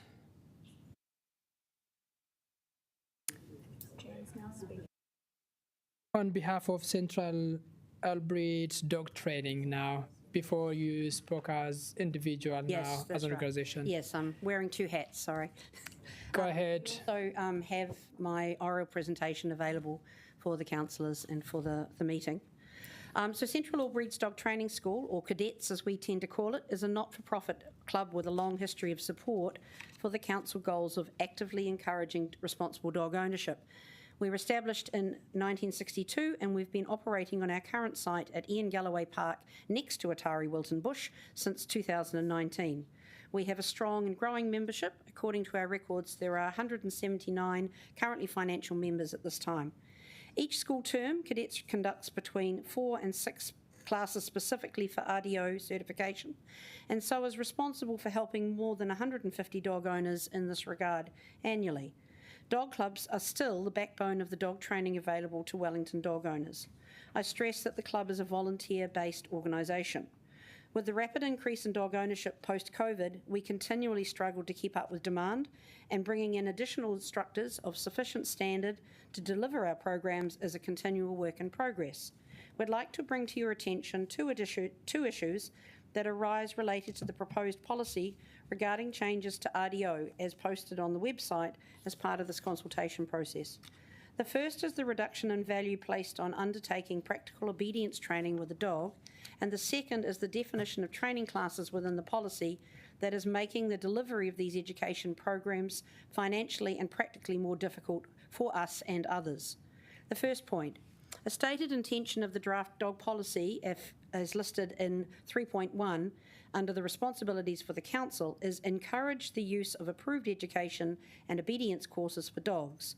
This sentence states the courses are for dogs, not just the owners. While we recognise it is important for dog owners to know bylaws and be aware of the requirements when taking their dogs into public areas, the skills needed to become a good dog owner are not just theory-based. Practical skills, such as safely managing a dog safely on lead, coming when called, staying still when asked, and basic socialisation manners are equally important. They are the criteria, additional to owner knowledge, that is assessed at our practical canines grade-outs. We contend these cannot be achieved just by attending a 2-hour dogless visual presentation. We also believe they are the most valuable when the skills can be practiced in the real world, that is, in public, with adequate supervision and support. We recognise the Council's desire to encourage as many dog owners as possible to undertake an RDO application. Having animal services listed as a training provider and so able to conduct free workshops assists in this goal. We recognise too that not everyone needs to attend formal classes to achieve the skills assessed under the program. But as it stands completely an either-or option, it sets two very separate sets of criteria for what is supposed to be the same end. So our first change to the proposed dog policy, therefore, is to ask Council to add a clause stating those that are applying for the RDO status using the free workshop or the animal services workshop option will also have themselves and their dogs assessed for basic obedience by the animal services officer when undertaking the property check as part of the RDO process. This could be gauged at a basic level, but is based on the same criteria as expected when an RDO is achieved through obedience classes. We suggest in this day and age perhaps technology could be utilised with Zooms or video submissions offered as a possible alternative to an on-site visit. The time needed to demonstrate that the owner has appropriate equipment, the ability to manage, and the dog or dogs have an appropriate skill level can be achieved with within a few minutes, and in this case within the confines of the owner's property. Where the applicant does not meet the criteria and hasn't sufficient levels of control or skill, then Animal Services could issue a requirement to undertake obedience classes and achieve the goal that way without incurring additional resources themselves. If there is concern this eliminates an owner's ability to comply due to financial hardship, we suggest maybe a small fund could be established, perhaps for such as community service card holders via animal services to cover that cost when enrolling for the necessary training with another organisation. Our second point, our second concern, relates to the introduction of the commercial dog walker's licence and how that is being applied to training organisations such as us. Cadets, along with the majority of the RDO training providers listed on the council, rely on volunteer instructors to deliver these education programs. Approximately 2 years ago, the commercial dog walking licence was added to the requirements for those conducting training sessions in a public place, and this is noted in the draft dog policy at 7.4. The club fully supported the introduction of commercial dog walkers licensing, although we continue to have reservations about the effectiveness of it when there are no restrictions placed on the number of dogs permitted under a single operator when in public parks and off-leash zones. However, an unexpected outcome was the inclusion of dog training classes under the licence criteria. This requires individuals to apply for and complete a workshop, a quiz, and be assessed by Animal Services. To meet this requirement, it significantly increases the financial burden on our club and on other similar dog training organisations. Multiple instructors give their time and energy to conducting RDO-focused courses each term. Nationally, we're considered a small operation, but we have 8 full-level instructors, and the financial burden and disincentive to become an instructor is significantly increased since it is not the organisation, but the individual who must complete this licensing. We don't believe this was the intention, but it has become the outcome. Even though the club operates as not-for-profit, we do charge a fee to those undertaking classes. So as written, it has been interpreted that we receive payment. Our instructors are asked to complete the licence requirements. Several have done so far. When introduced, the issue the licence was aimed to resolve was public safety, where handlers and/or trainers were directly managing multiple dogs in a public space. But when conducting RDO class training, the owners are always present, and they are responsible for the behaviour of the dog. Therefore, the ratio of humans to dogs is a positively biased one. Our argument is that the trainer's job is to educate the owner in this environment, not the dog. We also believe this is best proofed in a real-world environment and not just the club grounds. We asked the council to add an exemption clause at 7.4 that the requirement to hold the commercial dog walker's licence does not apply when the training class is conducted with owners handling their own dogs or when undertaking the training directly in relation to an RDO, which I do recognise would be termed ADO under the new policy. This would better match the statement in the policy's introduction outlining the importance of education and training for both dogs and owners. Thank you for the opportunity to raise this matter. Happy to answer any questions. Thank you. Any question, councillors? Go for it, Councillor Chang. Thanks very much for this. What does the animal sort of control people, what do they actually do? Do they actually run training courses? Because I wasn't aware they were. Yeah, so with the application, it's $160 to make, it was, a year ago, was $160 to make an application for an individual. They then have to attend a workshop which is 2 to 3 hours in duration. You have to accurately complete a quiz as a result of that, and then the Animal Services Officer makes an appointment to actually come and observe you doing a class or doing the training. So that's also an expense as far as the council's concerned because it's over and above. To be fair, the Animal Services Officers have not been enthusiastic about doing so it's kind of been left in the grey area. It's going, but this seems like a really key opportunity to resolve that and put clarity in there rather than it going back and forth as it has been doing. Great. Thanks very much. I'll have a talk to them. I volunteer out there, so I'll have a talk to them about this. Thank you. Right. Thank you so much, and your point is clear. We really appreciate your time, and have a good day. Thank you. Bye. We have next John Barnett. Kia ora, John. Feel free to have a seat or whichever works for you. 5 minutes. Oh, you got 10 minutes actually. Yep. Okay. Yeah, thank you. Unlike everybody else, I'm going to speak about bees, not dogs. Yeah. Sorry. So I'm here I'm representing the Wellington Beekeepers Association. It covers all the beekeepers from Wellington, Hutt Valley, Pororua. So we have around about 260 members, which represents probably 3/4 of all the beekeepers in the area, if you like. It's not a requirement that beekeepers join our club, but we do recommend it, particularly new beekeepers who are fairly raw or new to the game. So first of all, I'd like to commend the council, in particular Alice, for the work that they did in trying to get our input prior to drafting the proposed bylaw, and consequently, as a result, we're quite happy with what they've come up with. We think it meets the requirements for the hobby of beekeeping. We're talking about hobbyists here, not commercial beekeepers, with one or two minor changes which I'll come to. So yeah, the first one, the main one I suppose, is written permission required for keeping more than 4 hives in a residential area.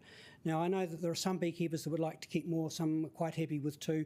We also appreciate that some sites in Wellington are quite okay for 4 hives, the larger sections, but there are some sites like Mount Victoria or Newtown or whatever where 2 would probably be more than adequate. Otherwise there's just too many bees in the neighbourhood.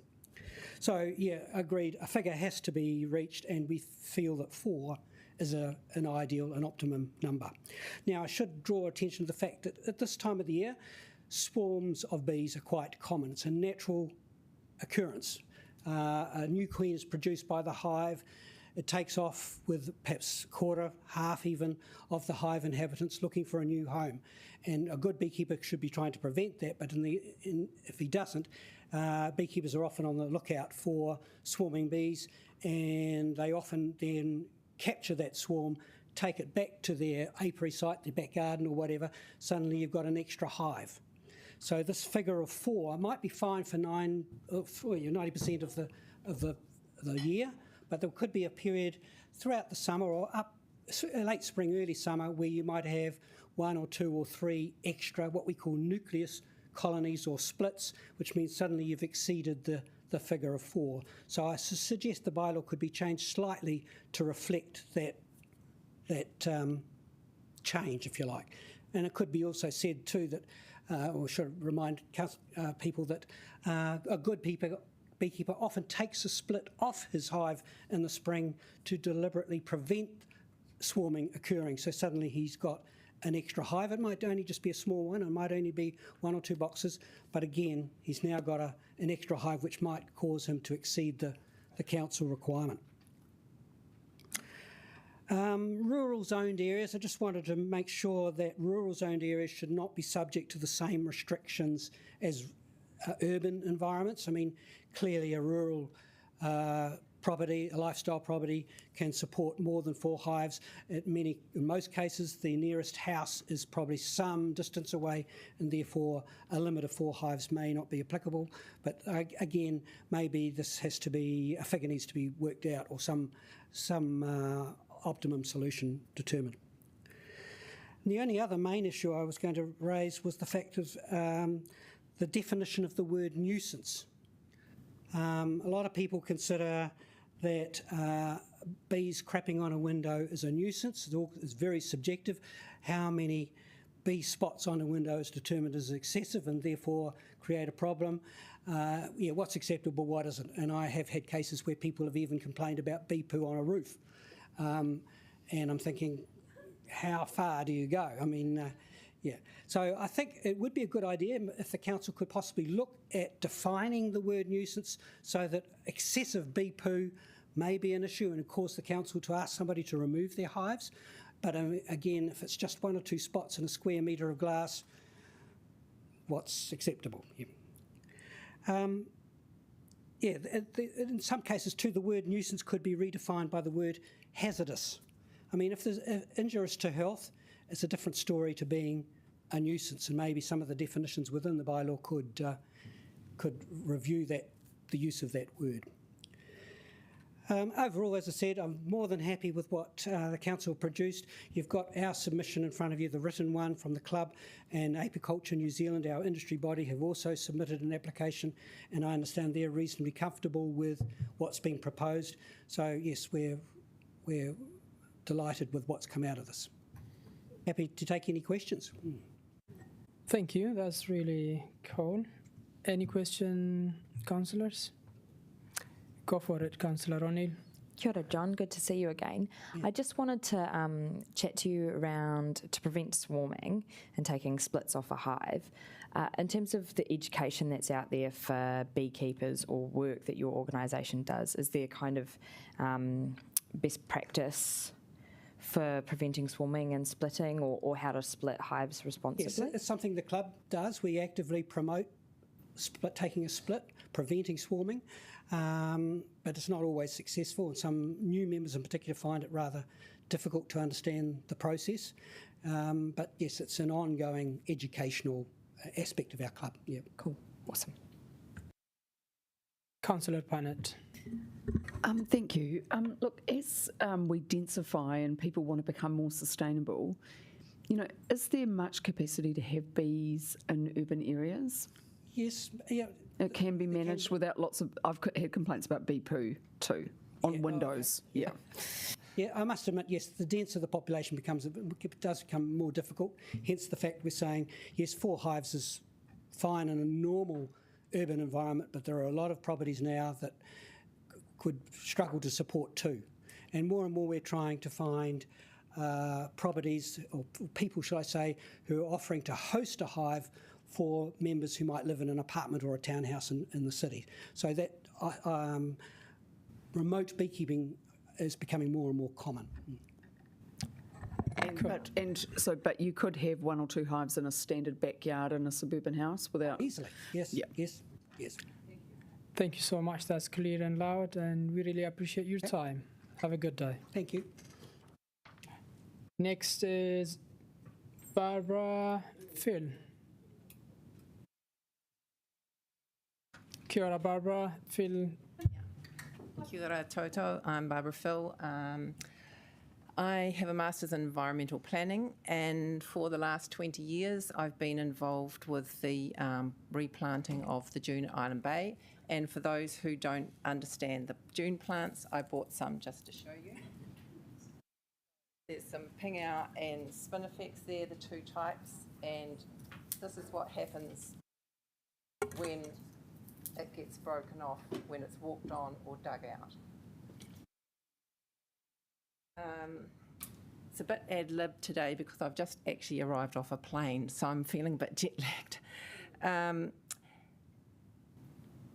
4 years ago, my husband and I, after being involved in planting 25,000 plants on the dune, we got asked by the council at the last minute to help do a promotion for a community radio station to do some plants on the dune. This was following the new change in law, bylaw which allowed the dogs to be off leash. I think with the community came down through the radio station promotion, and we planted about 250 plants. Within 2 weeks, the plants had gone. The dogs had dug them all out. That was the end of my husband and my involvement in the dune. We keep an eye on it. We watch it. We follow it. One of the things that happened once the dogs went off leash was that there is an issue of dog shit. So basically people either throw the bags up or the dogs go in the dune. People from the group who have continued weeding the dune were up there at the weekend, and they said there was just stuff everywhere. And so when it started happening, we basically said that there could be no more children helping on the dune because of that. Because there's too much of a health risk when you're working like that. You have to wear gloves and things like that. One of the issues that came up when they were proposing the off-leash area, however many years ago, 5 or 6 years ago, was understanding the dune system, and that we have a very narrow beach strip, and at high tide there's no beach. So where do people walk with the dogs? They don't look to see that it's high tide. They come down to walk their dogs, so they have to walk along the toe of the dune, which is where all those plants are growing. They need that sand on that dune to keep growing. there has been this incredible La Nina event over the last 3 years that has absolutely created havoc on the dune. We are going into a new weather pattern where there is the opportunity for the dune to build up again. And the only way that can happen is two things. One, it's going to help the dynamic of the dune will change because the wind will be bringing the wind another way. The tides mightn't be as severe. Who knows what will happen? As we say, it's a dynamic thing. But the way the plants grow down the dune and along under the sand, when you've got people walking along the toe of that dune, they are breaking that off, whether it's the dogs, the owners of the dogs, whoever is walking along there. And that has been an absolute major issue and will be an ongoing issue. Yesterday was quite interesting as I was flying back. I was reading an article in the Herald where Waikato Regional Council is working with DOC and various groups at Whangamata, and they're rebuilding the dune there, 700 metres of dune.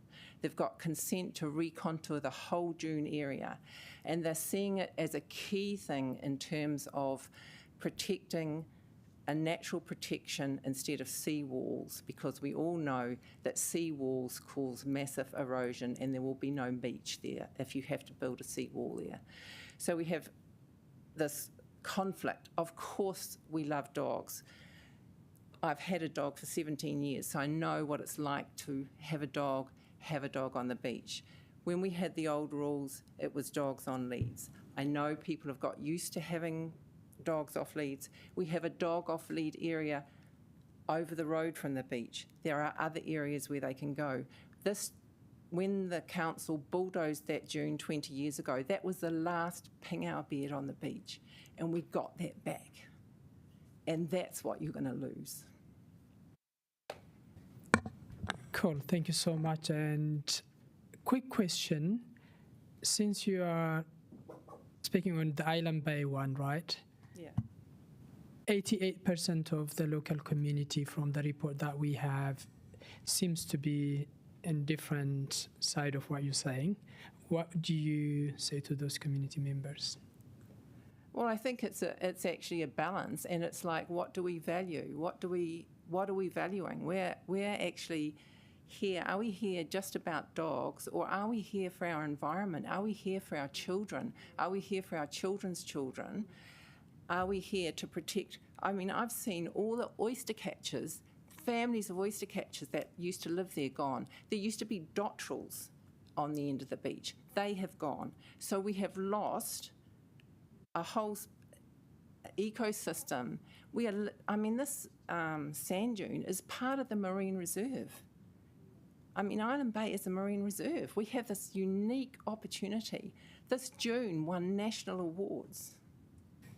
So the other question is from Deputy Mayor. It's going to be, because this is a lot of submission came to this, and then I'm just giving a bit of more time. Yeah, thank you. And Deputy Mayor, you have a question.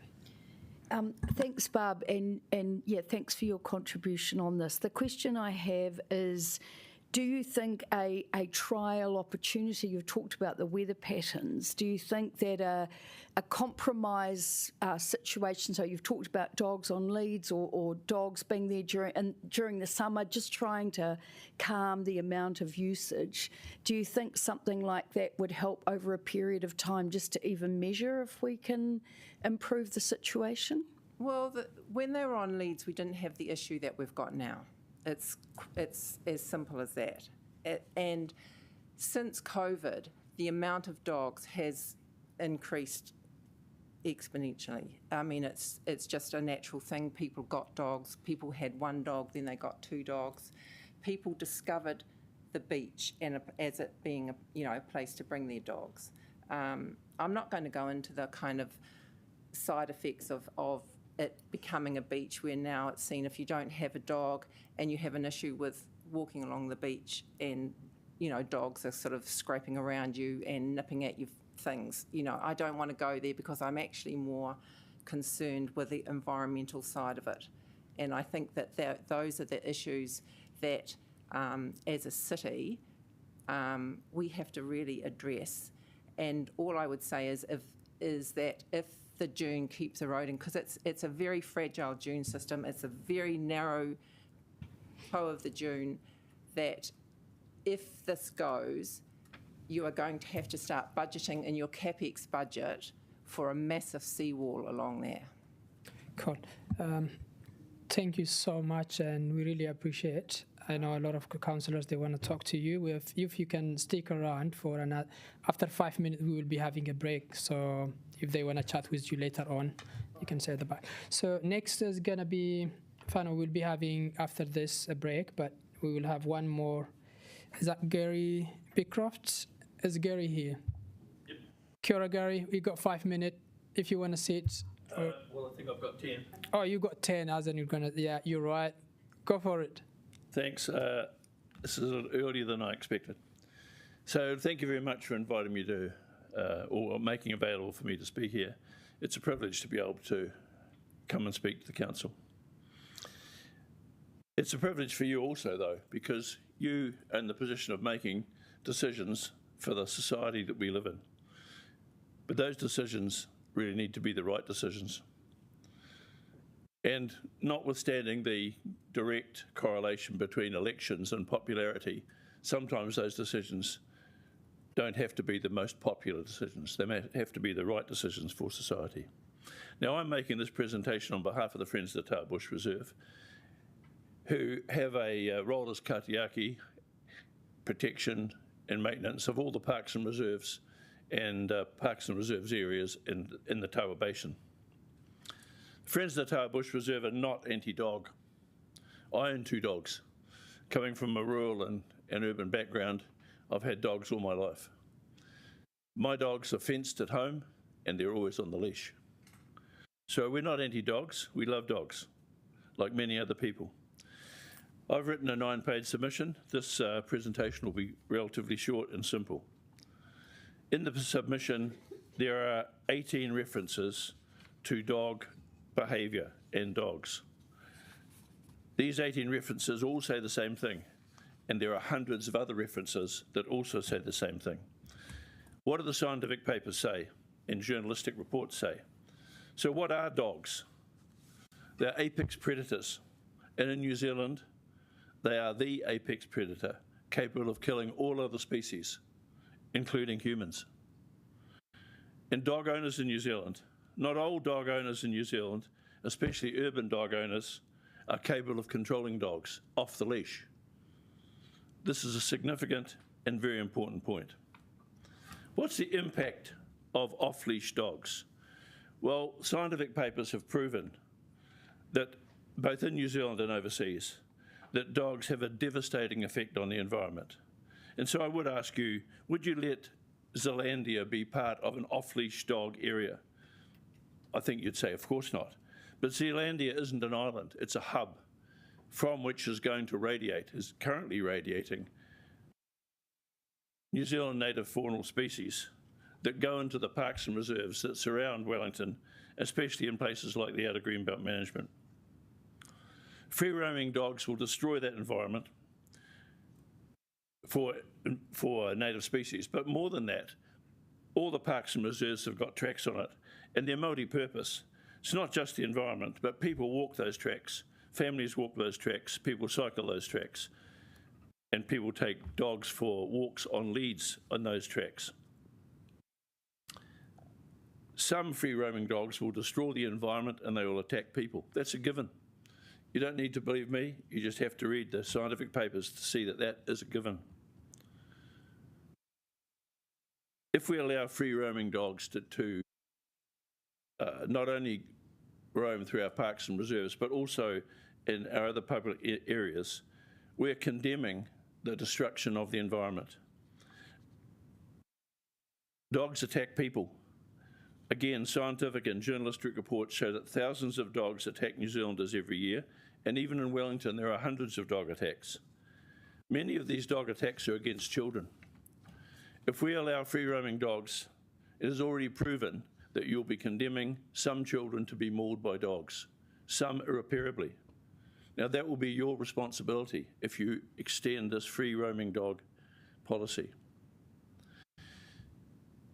point is, though, do dogs and dog owners deserve to have places where they can have free roam?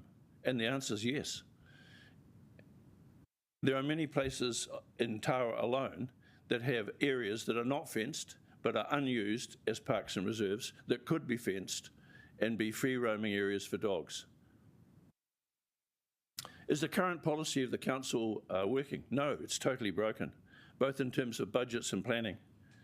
And you may ask, how do you know this? Well, I live inside the zone of the Forest of Tawa. The hundreds of people per week that walk up and access the Forest of Tawa have to walk through the corner of my property. And I watch 20% of all dog owners let their dogs off the leash inside my property, inside the parks and reserves, even though the current rules say that they shouldn't do that. So there's clear, both documented and personal proof that there are non-compliant dog owners in Wellington, and that will continue to be the case. The answer is to have designated areas which are fenced that dogs are able to roam free. I have to spend a lot of time cleaning up the defecation that occurs, particularly from free roaming dogs, in my own property. I've complained about this to the council and nothing is done, and that is because the current council's policy of allowing dogs off, well, of not policing dogs off leads is broken. So,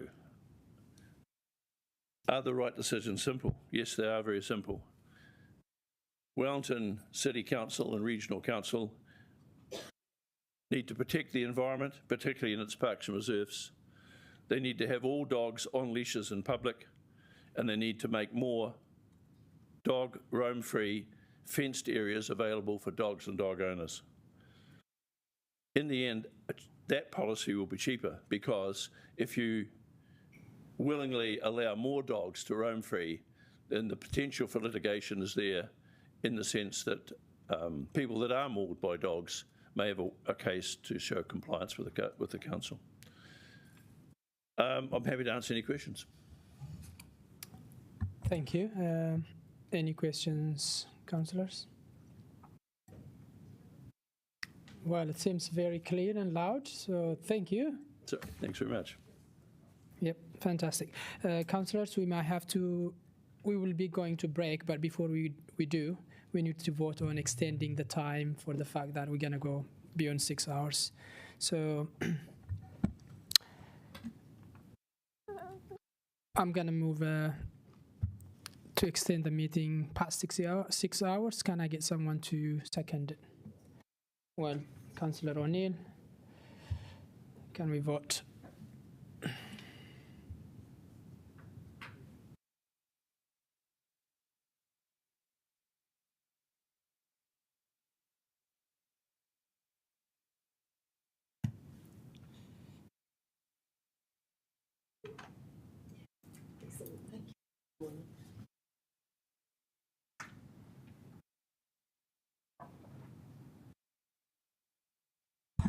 Cool. We will be back 3:10 and break for 10 minutes. Thank you.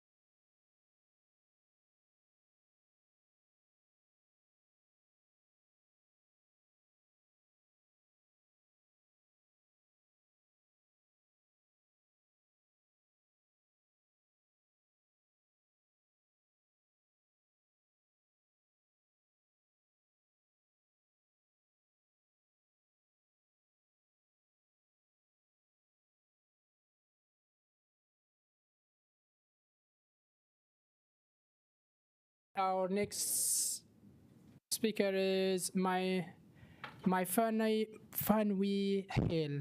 Sorry if I misspelled right. No, I changed my last name just to be confusing.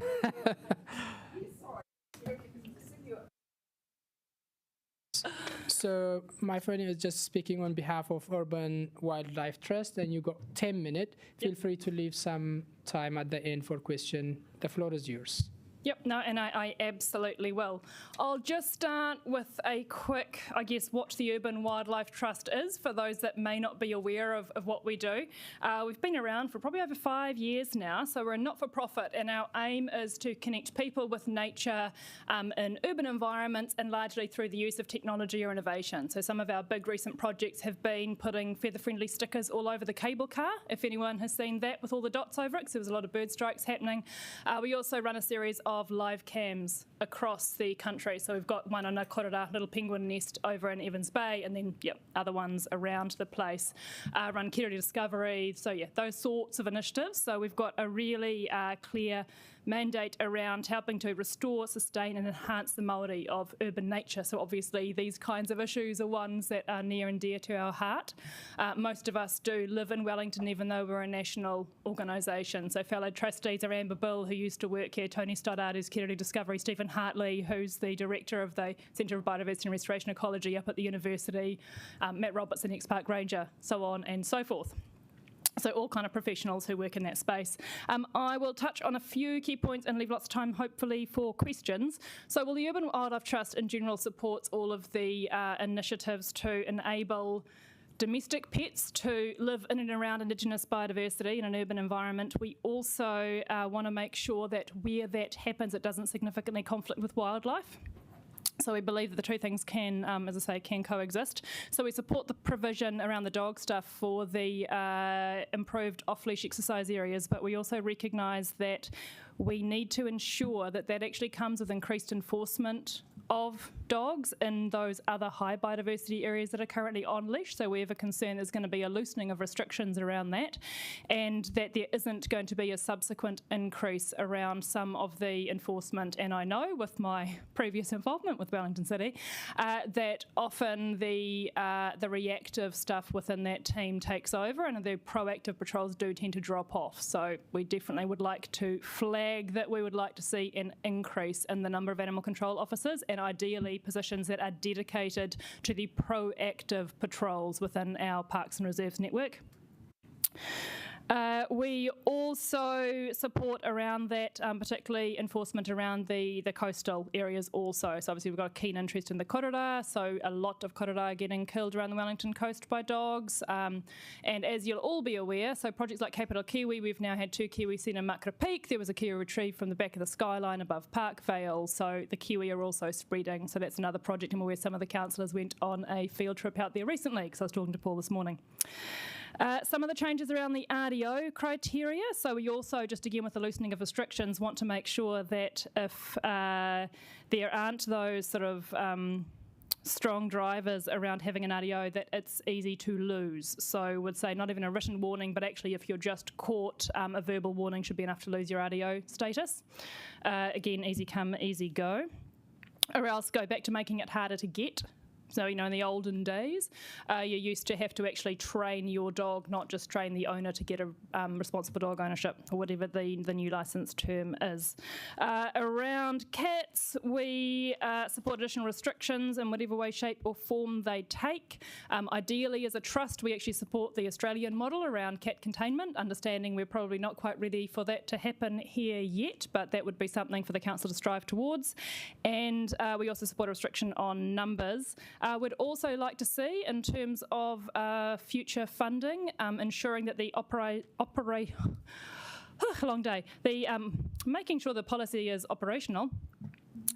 We want to make sure that there's actually funding around the council drivers to reduce stray cat numbers. So we're aware that that is also a problem, that no other organisations are taking responsibility for stray cats as opposed to feral cats and companion cats in this country. So I want the council to continue having a leadership role in that space. Broad comments on making sure that we recognise chickens' impact on native lizards, bees' impact on native bees, and deer, goats and pigs also have negative impacts on our environment. But I'll quickly gloss over those and leave time for questions. Very clear submission, and thank you so much. Any questions? I will give Matua Holden, and then I'll come to you, Councillor Chang. Kia ora, Mawhenui. Thank you for that.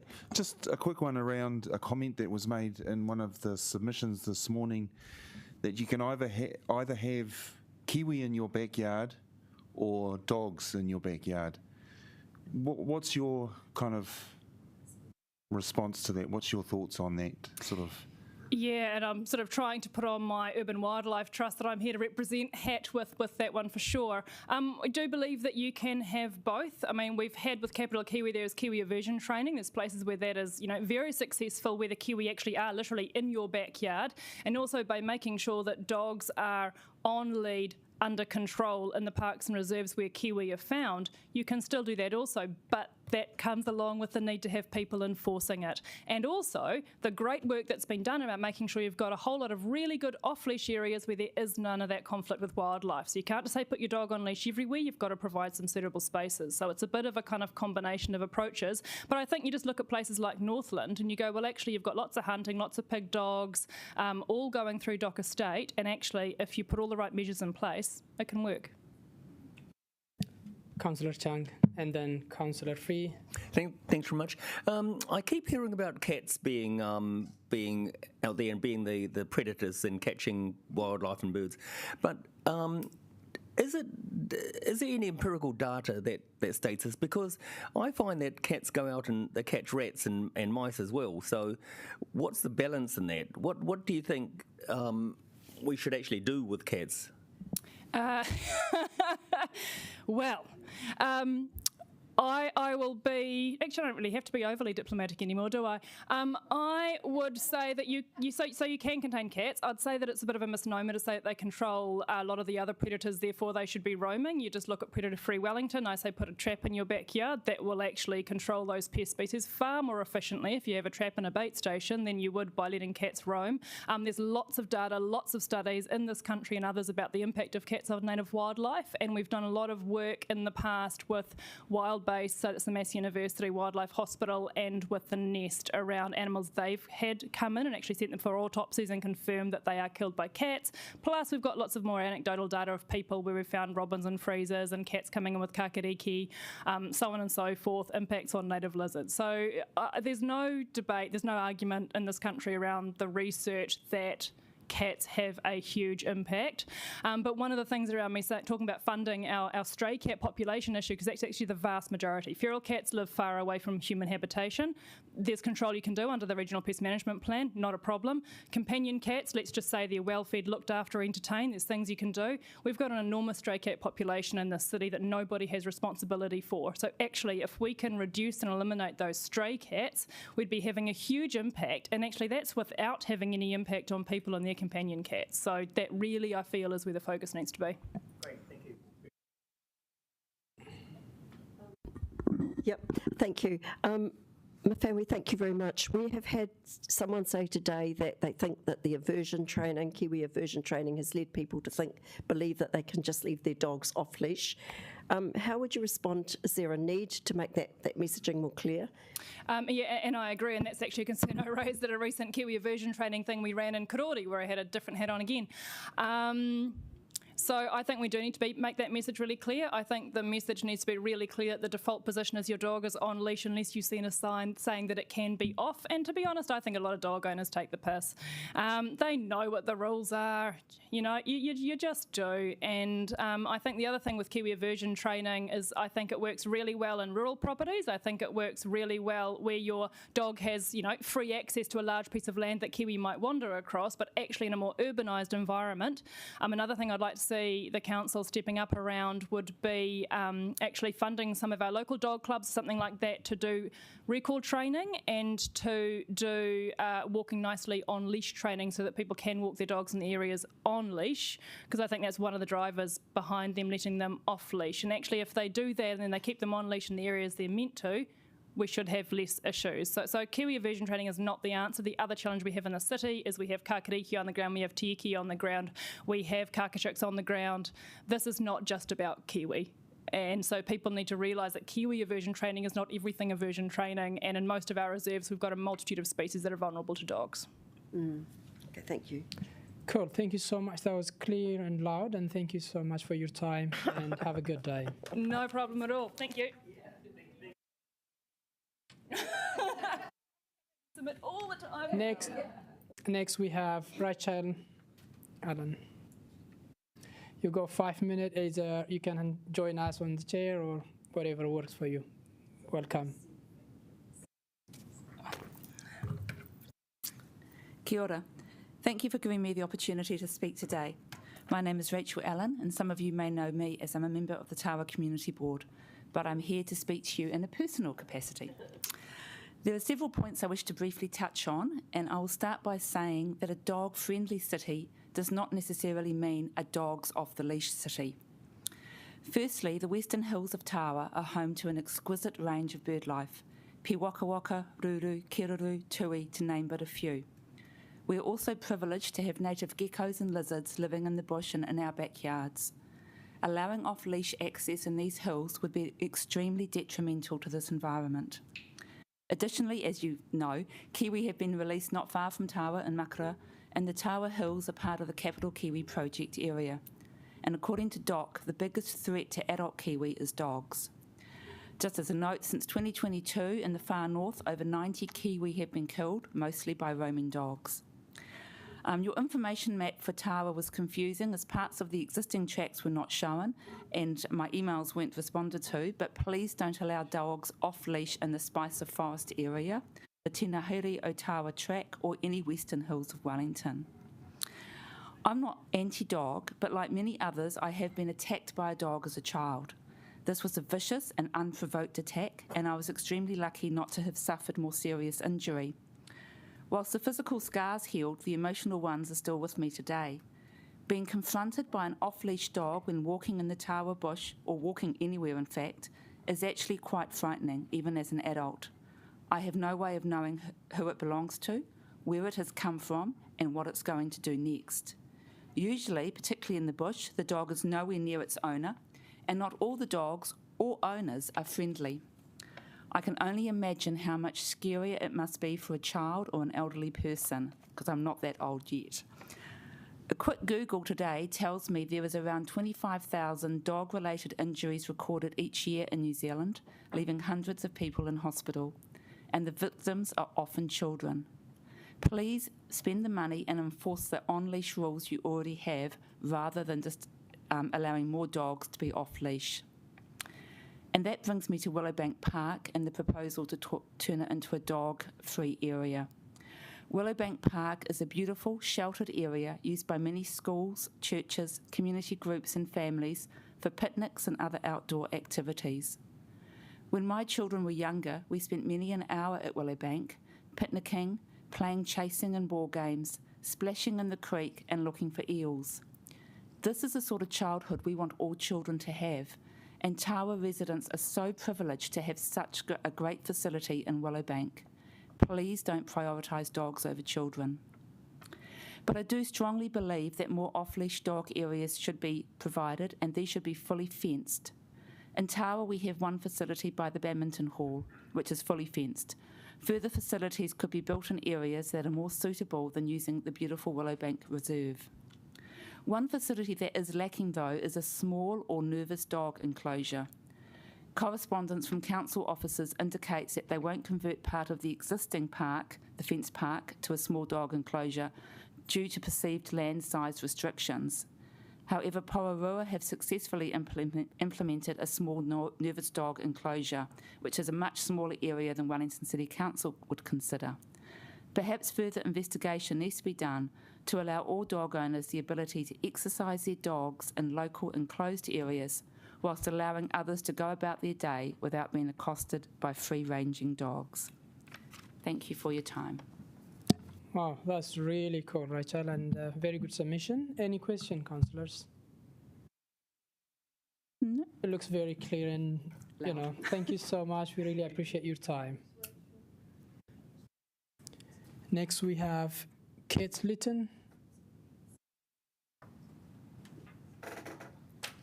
On behalf of Wellington Branch Forest and Bird, that means you got 10 minutes. The floor is yours. I'm Kate Litton.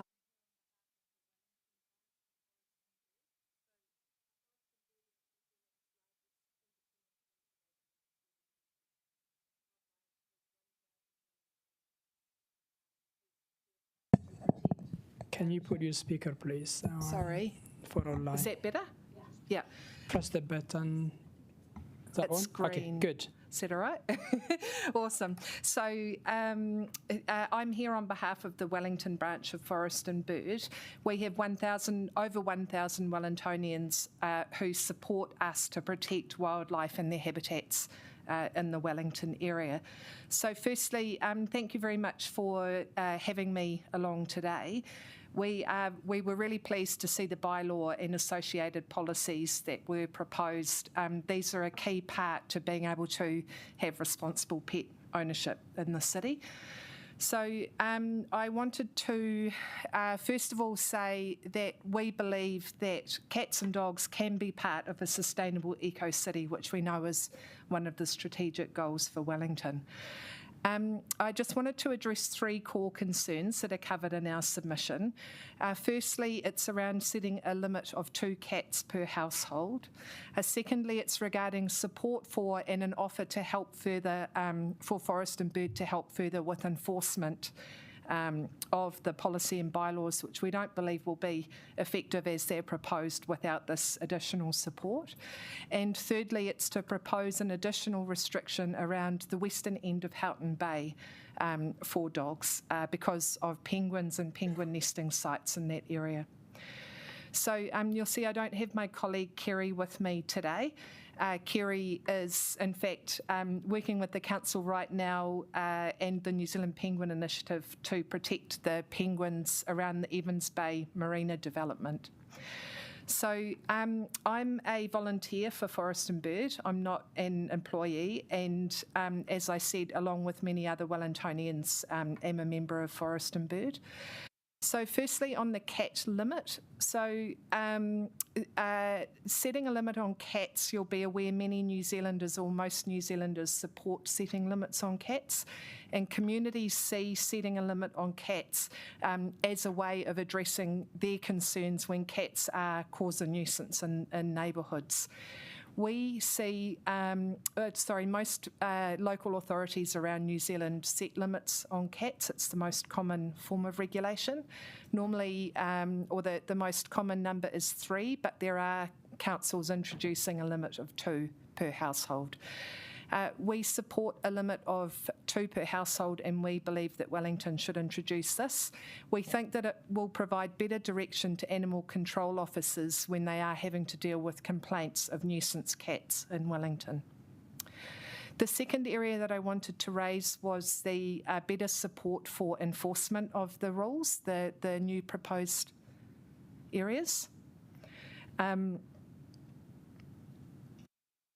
What continues? You want to ask questions? Okay, sure. Yeah, was better support for enforcement. So we can offer to help, and in fact, we're working with the council already on improved signage to improve owner awareness of off-leash and on-leash requirements.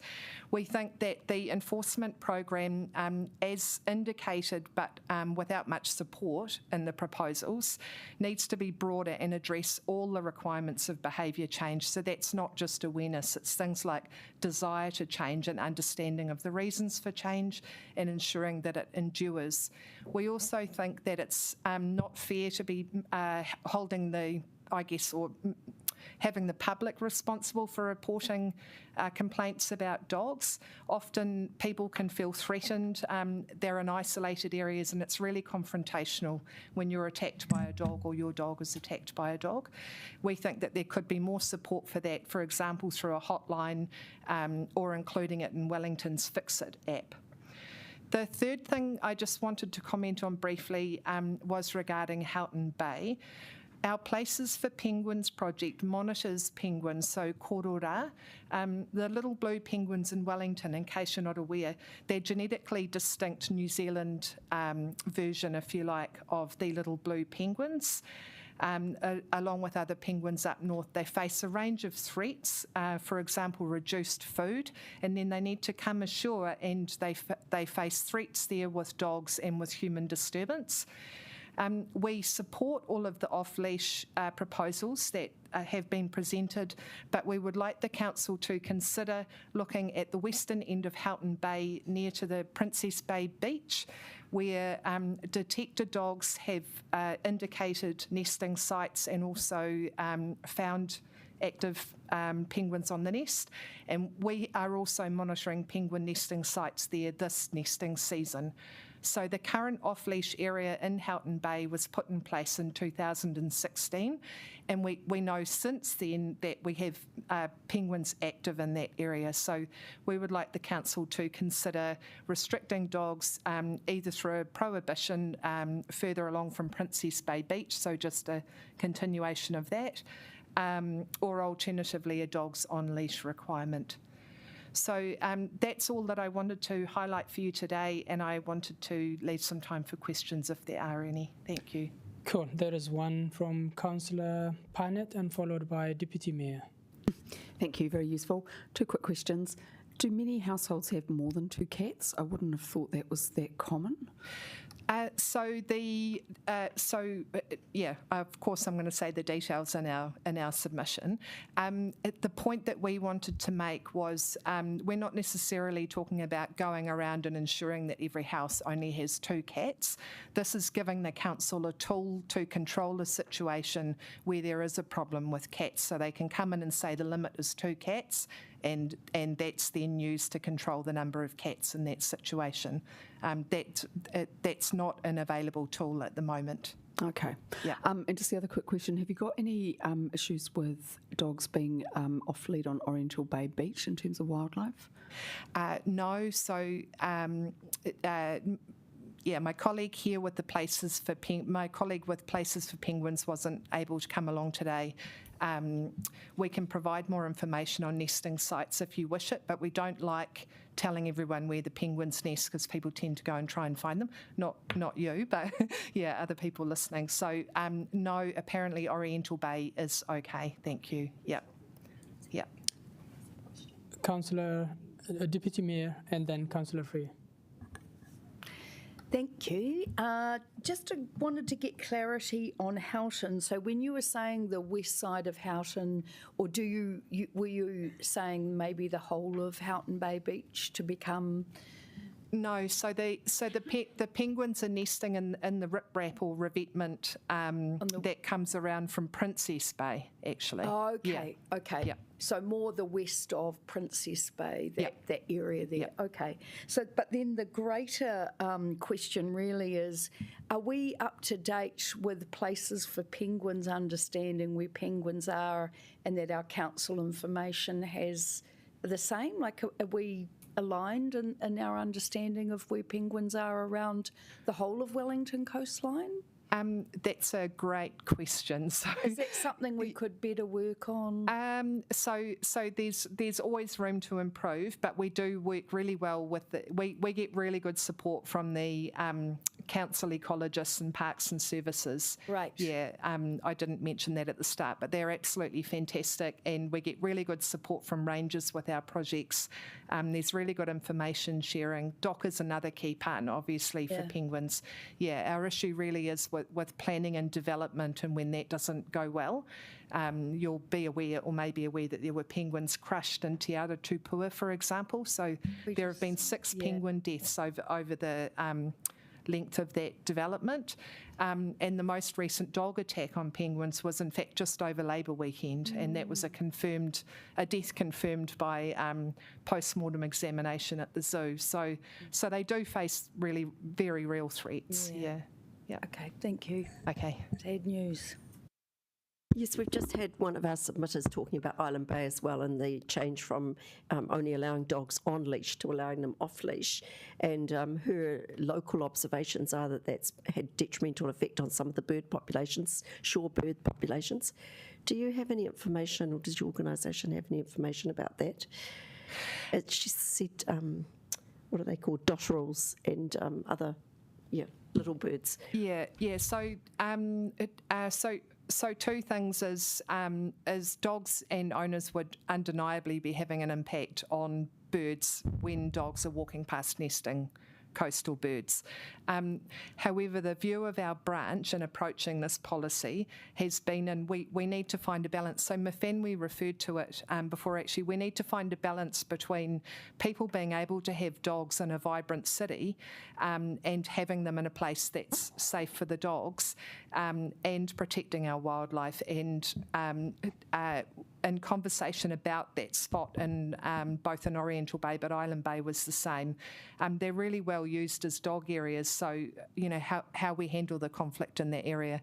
Cool. Yeah, good luck with your decision. Thank you. Yeah. We really appreciate your time, and that was very clear, and you did a good submission. No trouble. Have a great day. All good. Thank you. Thanks heaps. Next we have Maidan Ivanovic. Sorry if I spell it wrong, but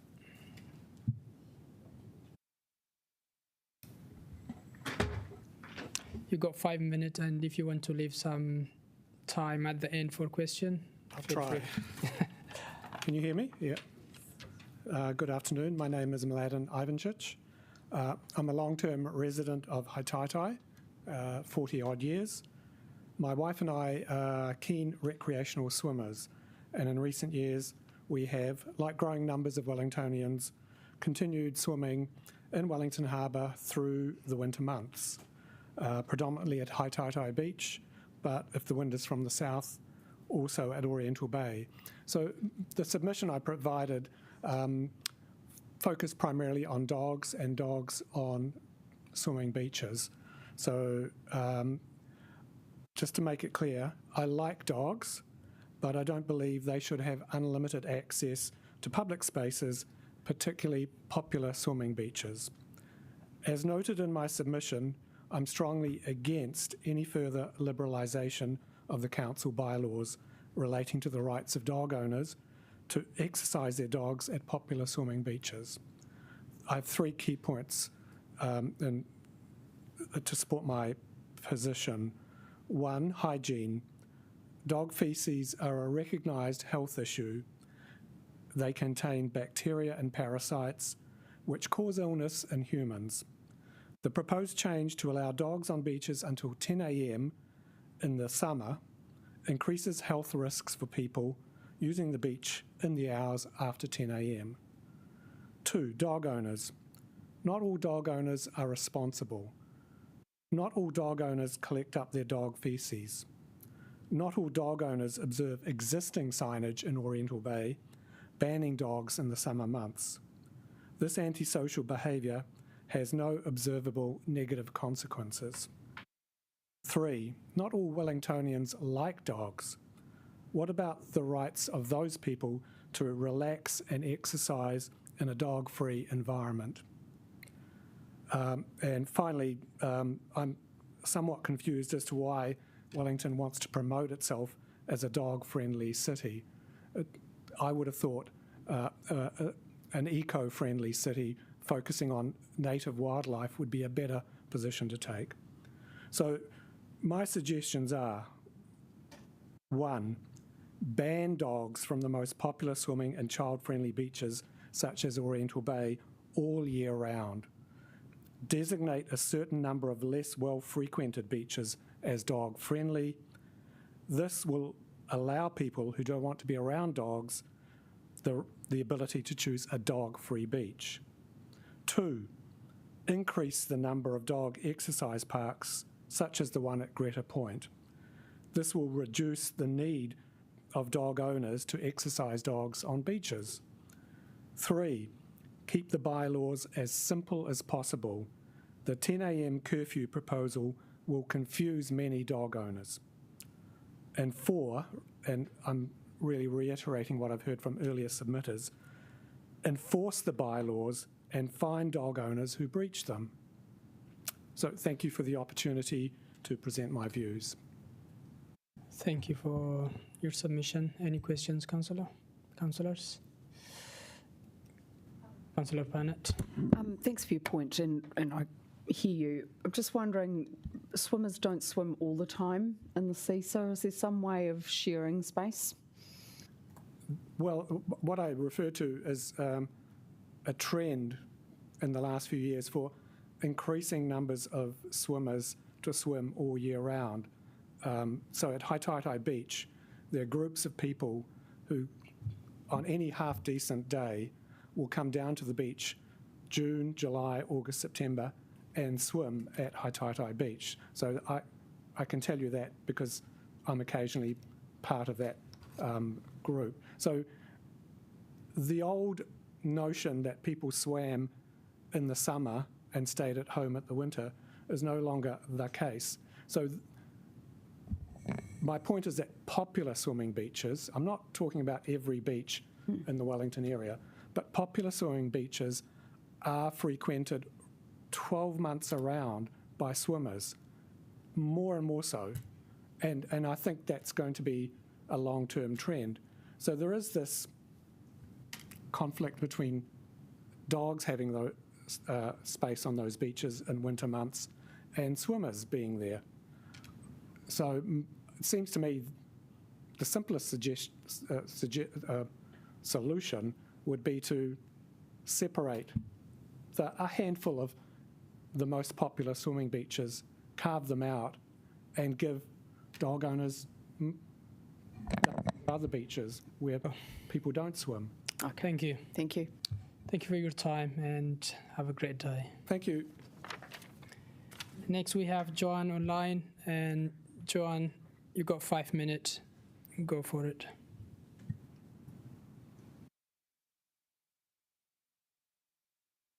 Joanne. Yep, Joanne McCarthy. Are you there, John?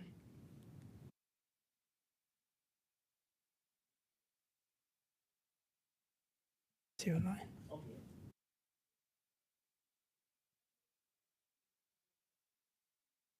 He dropped online, so we have Miriam here.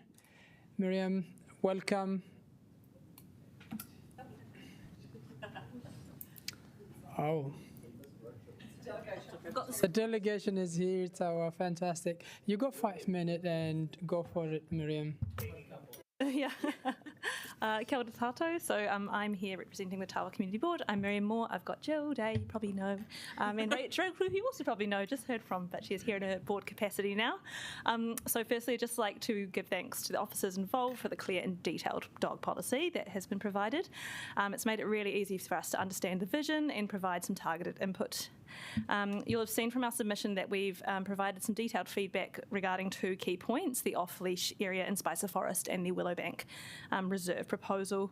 So in general, we're just speaking to our submission today to request that Council seriously takes into the consideration the submissions of those Tawa community groups, such as Friends of Tawa Bush Reserve and the Willowbank Reserve Care Group. We suspect that many in favour of the creation of more off-leash dog areas may come from across the city and not know the intricacies of our local spots. A few of our board members are dog owners, including myself, and it's great to see Council explore opportunities to increase off-leash exercise options, but we need to ensure that it's not at the detriment to the access and recreation of the wider community and the safety of our biodiversity. So firstly, the board are opposed to creating the new off-leash area in Spicer Forest. This area is undergoing a lot of successful native regeneration, and releasing uncontrolled dogs poses quite a risk to the native species that are beginning to thrive there. And a lot of that the thriving species is thanks to the work that the Friends of Tawa Bush Reserve have been doing. So it's expected that more bird life will become prevalent, and it will be a shame to do so well in eliminating pest species and then only bring in risks posed by off-leash dogs. So reintroducing on-leash restrictions later would be much harder measure to implement than if we just kept dogs on leash in that area. And we believe that proposal goes against the off-leash consideration of potential disturbance to local wildlife, negative impact on conservation effects, and just urge you to reconsider that one. Secondly, the board are also concerned about the proposal to relocate the off-leash area and playground at Willowbank Reserve, and ask that there's further engagement with the community around this, as we've received some quite strong feedback from locals. We're sure your parks team are aware of this feedback through their processes, that an external consultation has been taken place, so we just really want to ensure that the feedback from that is well integrated into the responses around the dog policy. So of course we understand the safety and visibility reasons behind that proposal to relocate the playground, but the current grass area is flat, it's really popular for picnics, and it provides access to feeding the eels in the stream, which is really popular with families. And this part of the park is also the access point to Takapū Station, Takapū Road. It's a southbound platform, and many people who use the train station have expressed concern about dogs roaming off-leash in an area that's really high traffic for commuters. So that part of the park is really well used by the community, and we consider that the best part for off-leash dogs is the adjacent area to the stream, which is accessed from under the rail bridge. It is currently designated for dogs to be off-leash, but it's not signposted or activated anyway, and maybe there's an opportunity to make that a bit clearer that that's what that part is for, and it's actually a really great space and does have access to the stream for dogs who might want to swim. Even though I don't encourage it, it's not the best quality stream for dogs to go swimming in. So yeah, I mean, I can keep it pretty short and sweet with that, but just reiterate that the board see it as our role to ensure that those really knowledgeable voices in our communities are heard when it comes to balancing the merits of the proposal with the needs of our people, but also our fluffy community of very good boys and girls. So, kia ora, thank you. Thank you, Miriam. That's good. And Councillor Parnett, got a question? Thank you for that. I understand that Tawa has got the most dogs in terms of suburbs. Yeah. I think anyway, it's really up there. So I'm just wondering if you've had, I know you're busy, but any chance just to talk to guardians of the dogs about, what they think in terms of the provision is. I know it's difficult. No, not so much engaged with the dog community. The one we always get is actually about the existing dog park we have and wanting to divide that into big and small dogs so that all the dogs in the community can have a place. But no, we've not done an engagement per se. We're just sort of voicing what we've heard from those key groups and the Facebook. Some of the community do sort of reach out to us about various issues as they come along. So we have had ongoing conversations over the years with dog groups. So, yeah. Any other questions? Cool, I think that's very clear, and thank you so much for Tawa Community Board. We will try one more time for Joanne online. Hi, can you hear me? Oh, there you go. Welcome. You got 5 minutes. I'm sorry, I couldn't unmute. Just 3 things about dogs on beaches, on the beach at Oriental Parade. First of all, it's unhygienic for young children playing on the beach and building sand castles, and the bacteria is very difficult. And number 2, it's dangerous for the elderly and disabled people by being knocked over by small and large dogs, even on leashes. As an aside, it's not fair on the dogs. Also, there are 2 perfectly good beaches for them. That is Lau Bay and Oriental Parade. Lau Bay and Petone. Oriental Bay, I think from November to April, should be entirely for people's enjoyment of swimming, lying on the beach, and little children. And 3 workers have stated that when they move the sand from one end to the other, it is full of dog poo, so people do not pick it up. So, and as stated in the paper this morning, dogs are a major contribution of carbon footprint. So I'm anti-dogs on Oriental Parade from in the hot months, the summer months. Any questions? Thank you. Any questions? Yep, Councillor Parnett. Thanks, Joan, for coming in. You'll be aware that the restrictions for Oriental Bay Beach are before 10 o'clock and after 7. So you're basically saying that you're concerned even that people will want to be recreating before 10 o'clock in the morning and then in the evenings as well? Thank you. Well, the thing is that children will be playing and digging holes, and people do not pick up the poo. When I've seen it for myself because I live in Oriental Bay, they do not pick up the dog poo. So I think it should be banned entirely in the summer months. Councillor Chang, you got a question?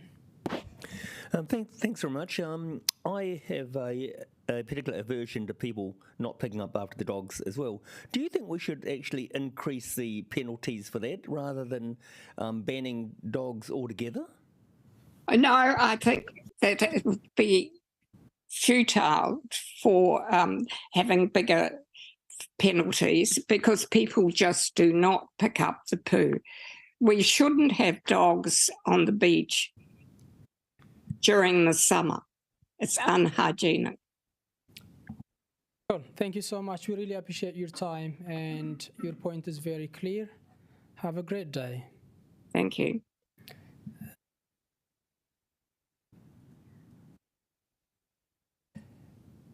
Leo is next.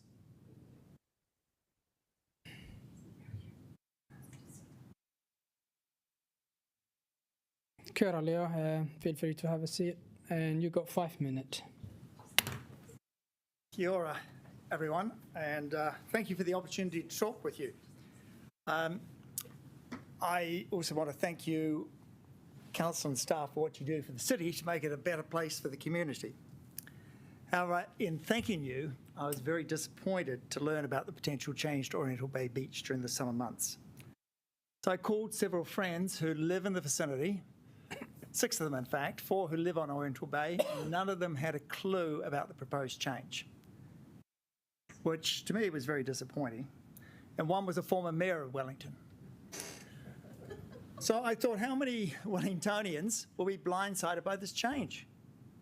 So I wrote a letter to the Post, which was published, a copy of which will be given to you all, but I thought I should read it and just see if I got the right facts here, because I said, going to the dogs.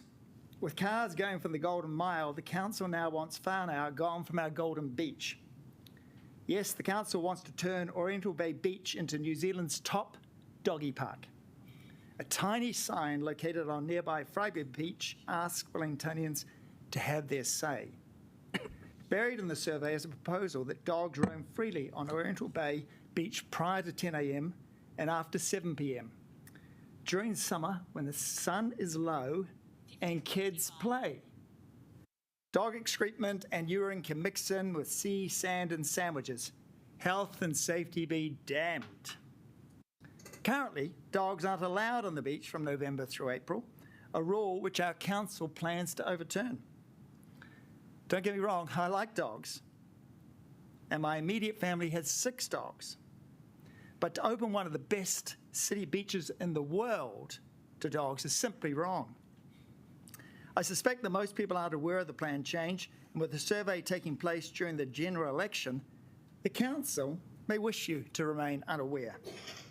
We have until October the 18th to keep our Golden Beach golden. So what's wrong with that, guys? Is there something I said there which was unreasonable, or is it quite factual? I thought I'd ask you the question, because I wrote it to the paper. Yeah. Councillor Chang, you got a question? Okay, I think you're very reasonable. We had a submitter earlier on this morning who suggested that we make the area around from the rotunda a dog-free area, so we can actually take dogs there because not many people, not many swimmers actually go there. Do you agree with that, or do you? Each to the rotunda would probably make some sense. As I say, I'm not against dogs, but before 10, a lot of kids go down. I take my grandkids before the sun's hot. If you're fair-skinned, you can't really go out after 11. And in the evenings, you go down at 6 o'clock for a picnic. You got to get off that beach at 7 because the dogs are going to run freely. It just seems absolutely awful. And I don't know why it was sort of, this is my opinion, I don't know why it was done under the cover of darkness. To do a cat-dog survey, I would never have looked at it. The survey should have been about changes to Oriental Bay Beach, and then you would have had hundreds of people look. But as I understand from earlier discussions, it only went to the dog owners. I think that's entirely unreasonable and misleading. I agree. Thank you. Any other thoughts from anyone? Councillor Pannett, last question. Thank you for your submission. Look, I don't live in Oriental Bay, but am adjacent, and so I'm regularly around there. There's many hours of the and months of the year when no one's on the beach. Is there a way of sensibly sharing it, do you think? Well, I think in the winter, it's the dogs, right? And I wouldn't take the kids down in the winter for those reasons. But, you know, in the winter, it's typically not wonderful on the beach. But in the summer, I think you've got to say to yourself, Wellington City is a wonderful city. It's got probably the best city beach in the world. Maybe Rio's better, but not many other cities. Sydney, you've got to get out to Bondi. Wellington's right on the doorstep. Wonderful beach. And to turn it into a doggy park, I think would be astoundingly stupid. I just couldn't believe that was being put forward, particularly when you didn't ask residents and people who live in the vicinity. You'll have thousands more cars coming in there, parking to run their dogs on the beach before 10 o'clock in the morning, contrary to what you want to do and make it a green city and less cars. So it seems like it goes against anything you're sort of proposing, a bigger picture of what you want to achieve for Wellington. So I, for one, terrible idea. Thank you so much, Leo. I think you made your point very clear, and have a great day. Appreciate your time. Thank you. Now, can I invite, please welcome Alice Ash to introduce the report.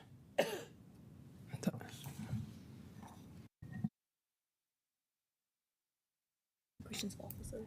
Any question for officers, councillors? No? Okay. So now, do you want to...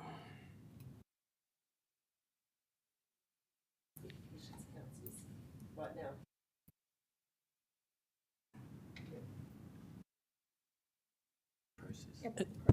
Is that about the process, Councillor Free? Is there an opportunity to ask questions of councillors, of staff, of what about we've heard? the consultation? Yeah.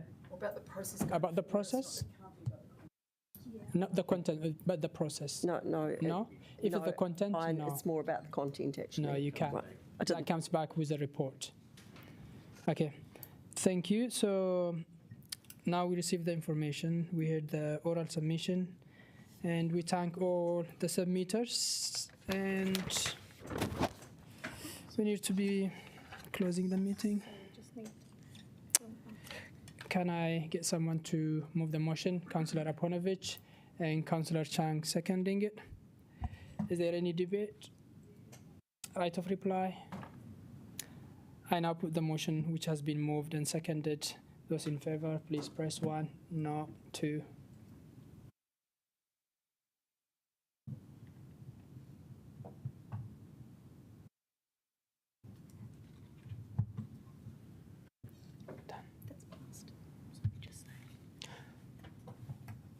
I declare the motion carried.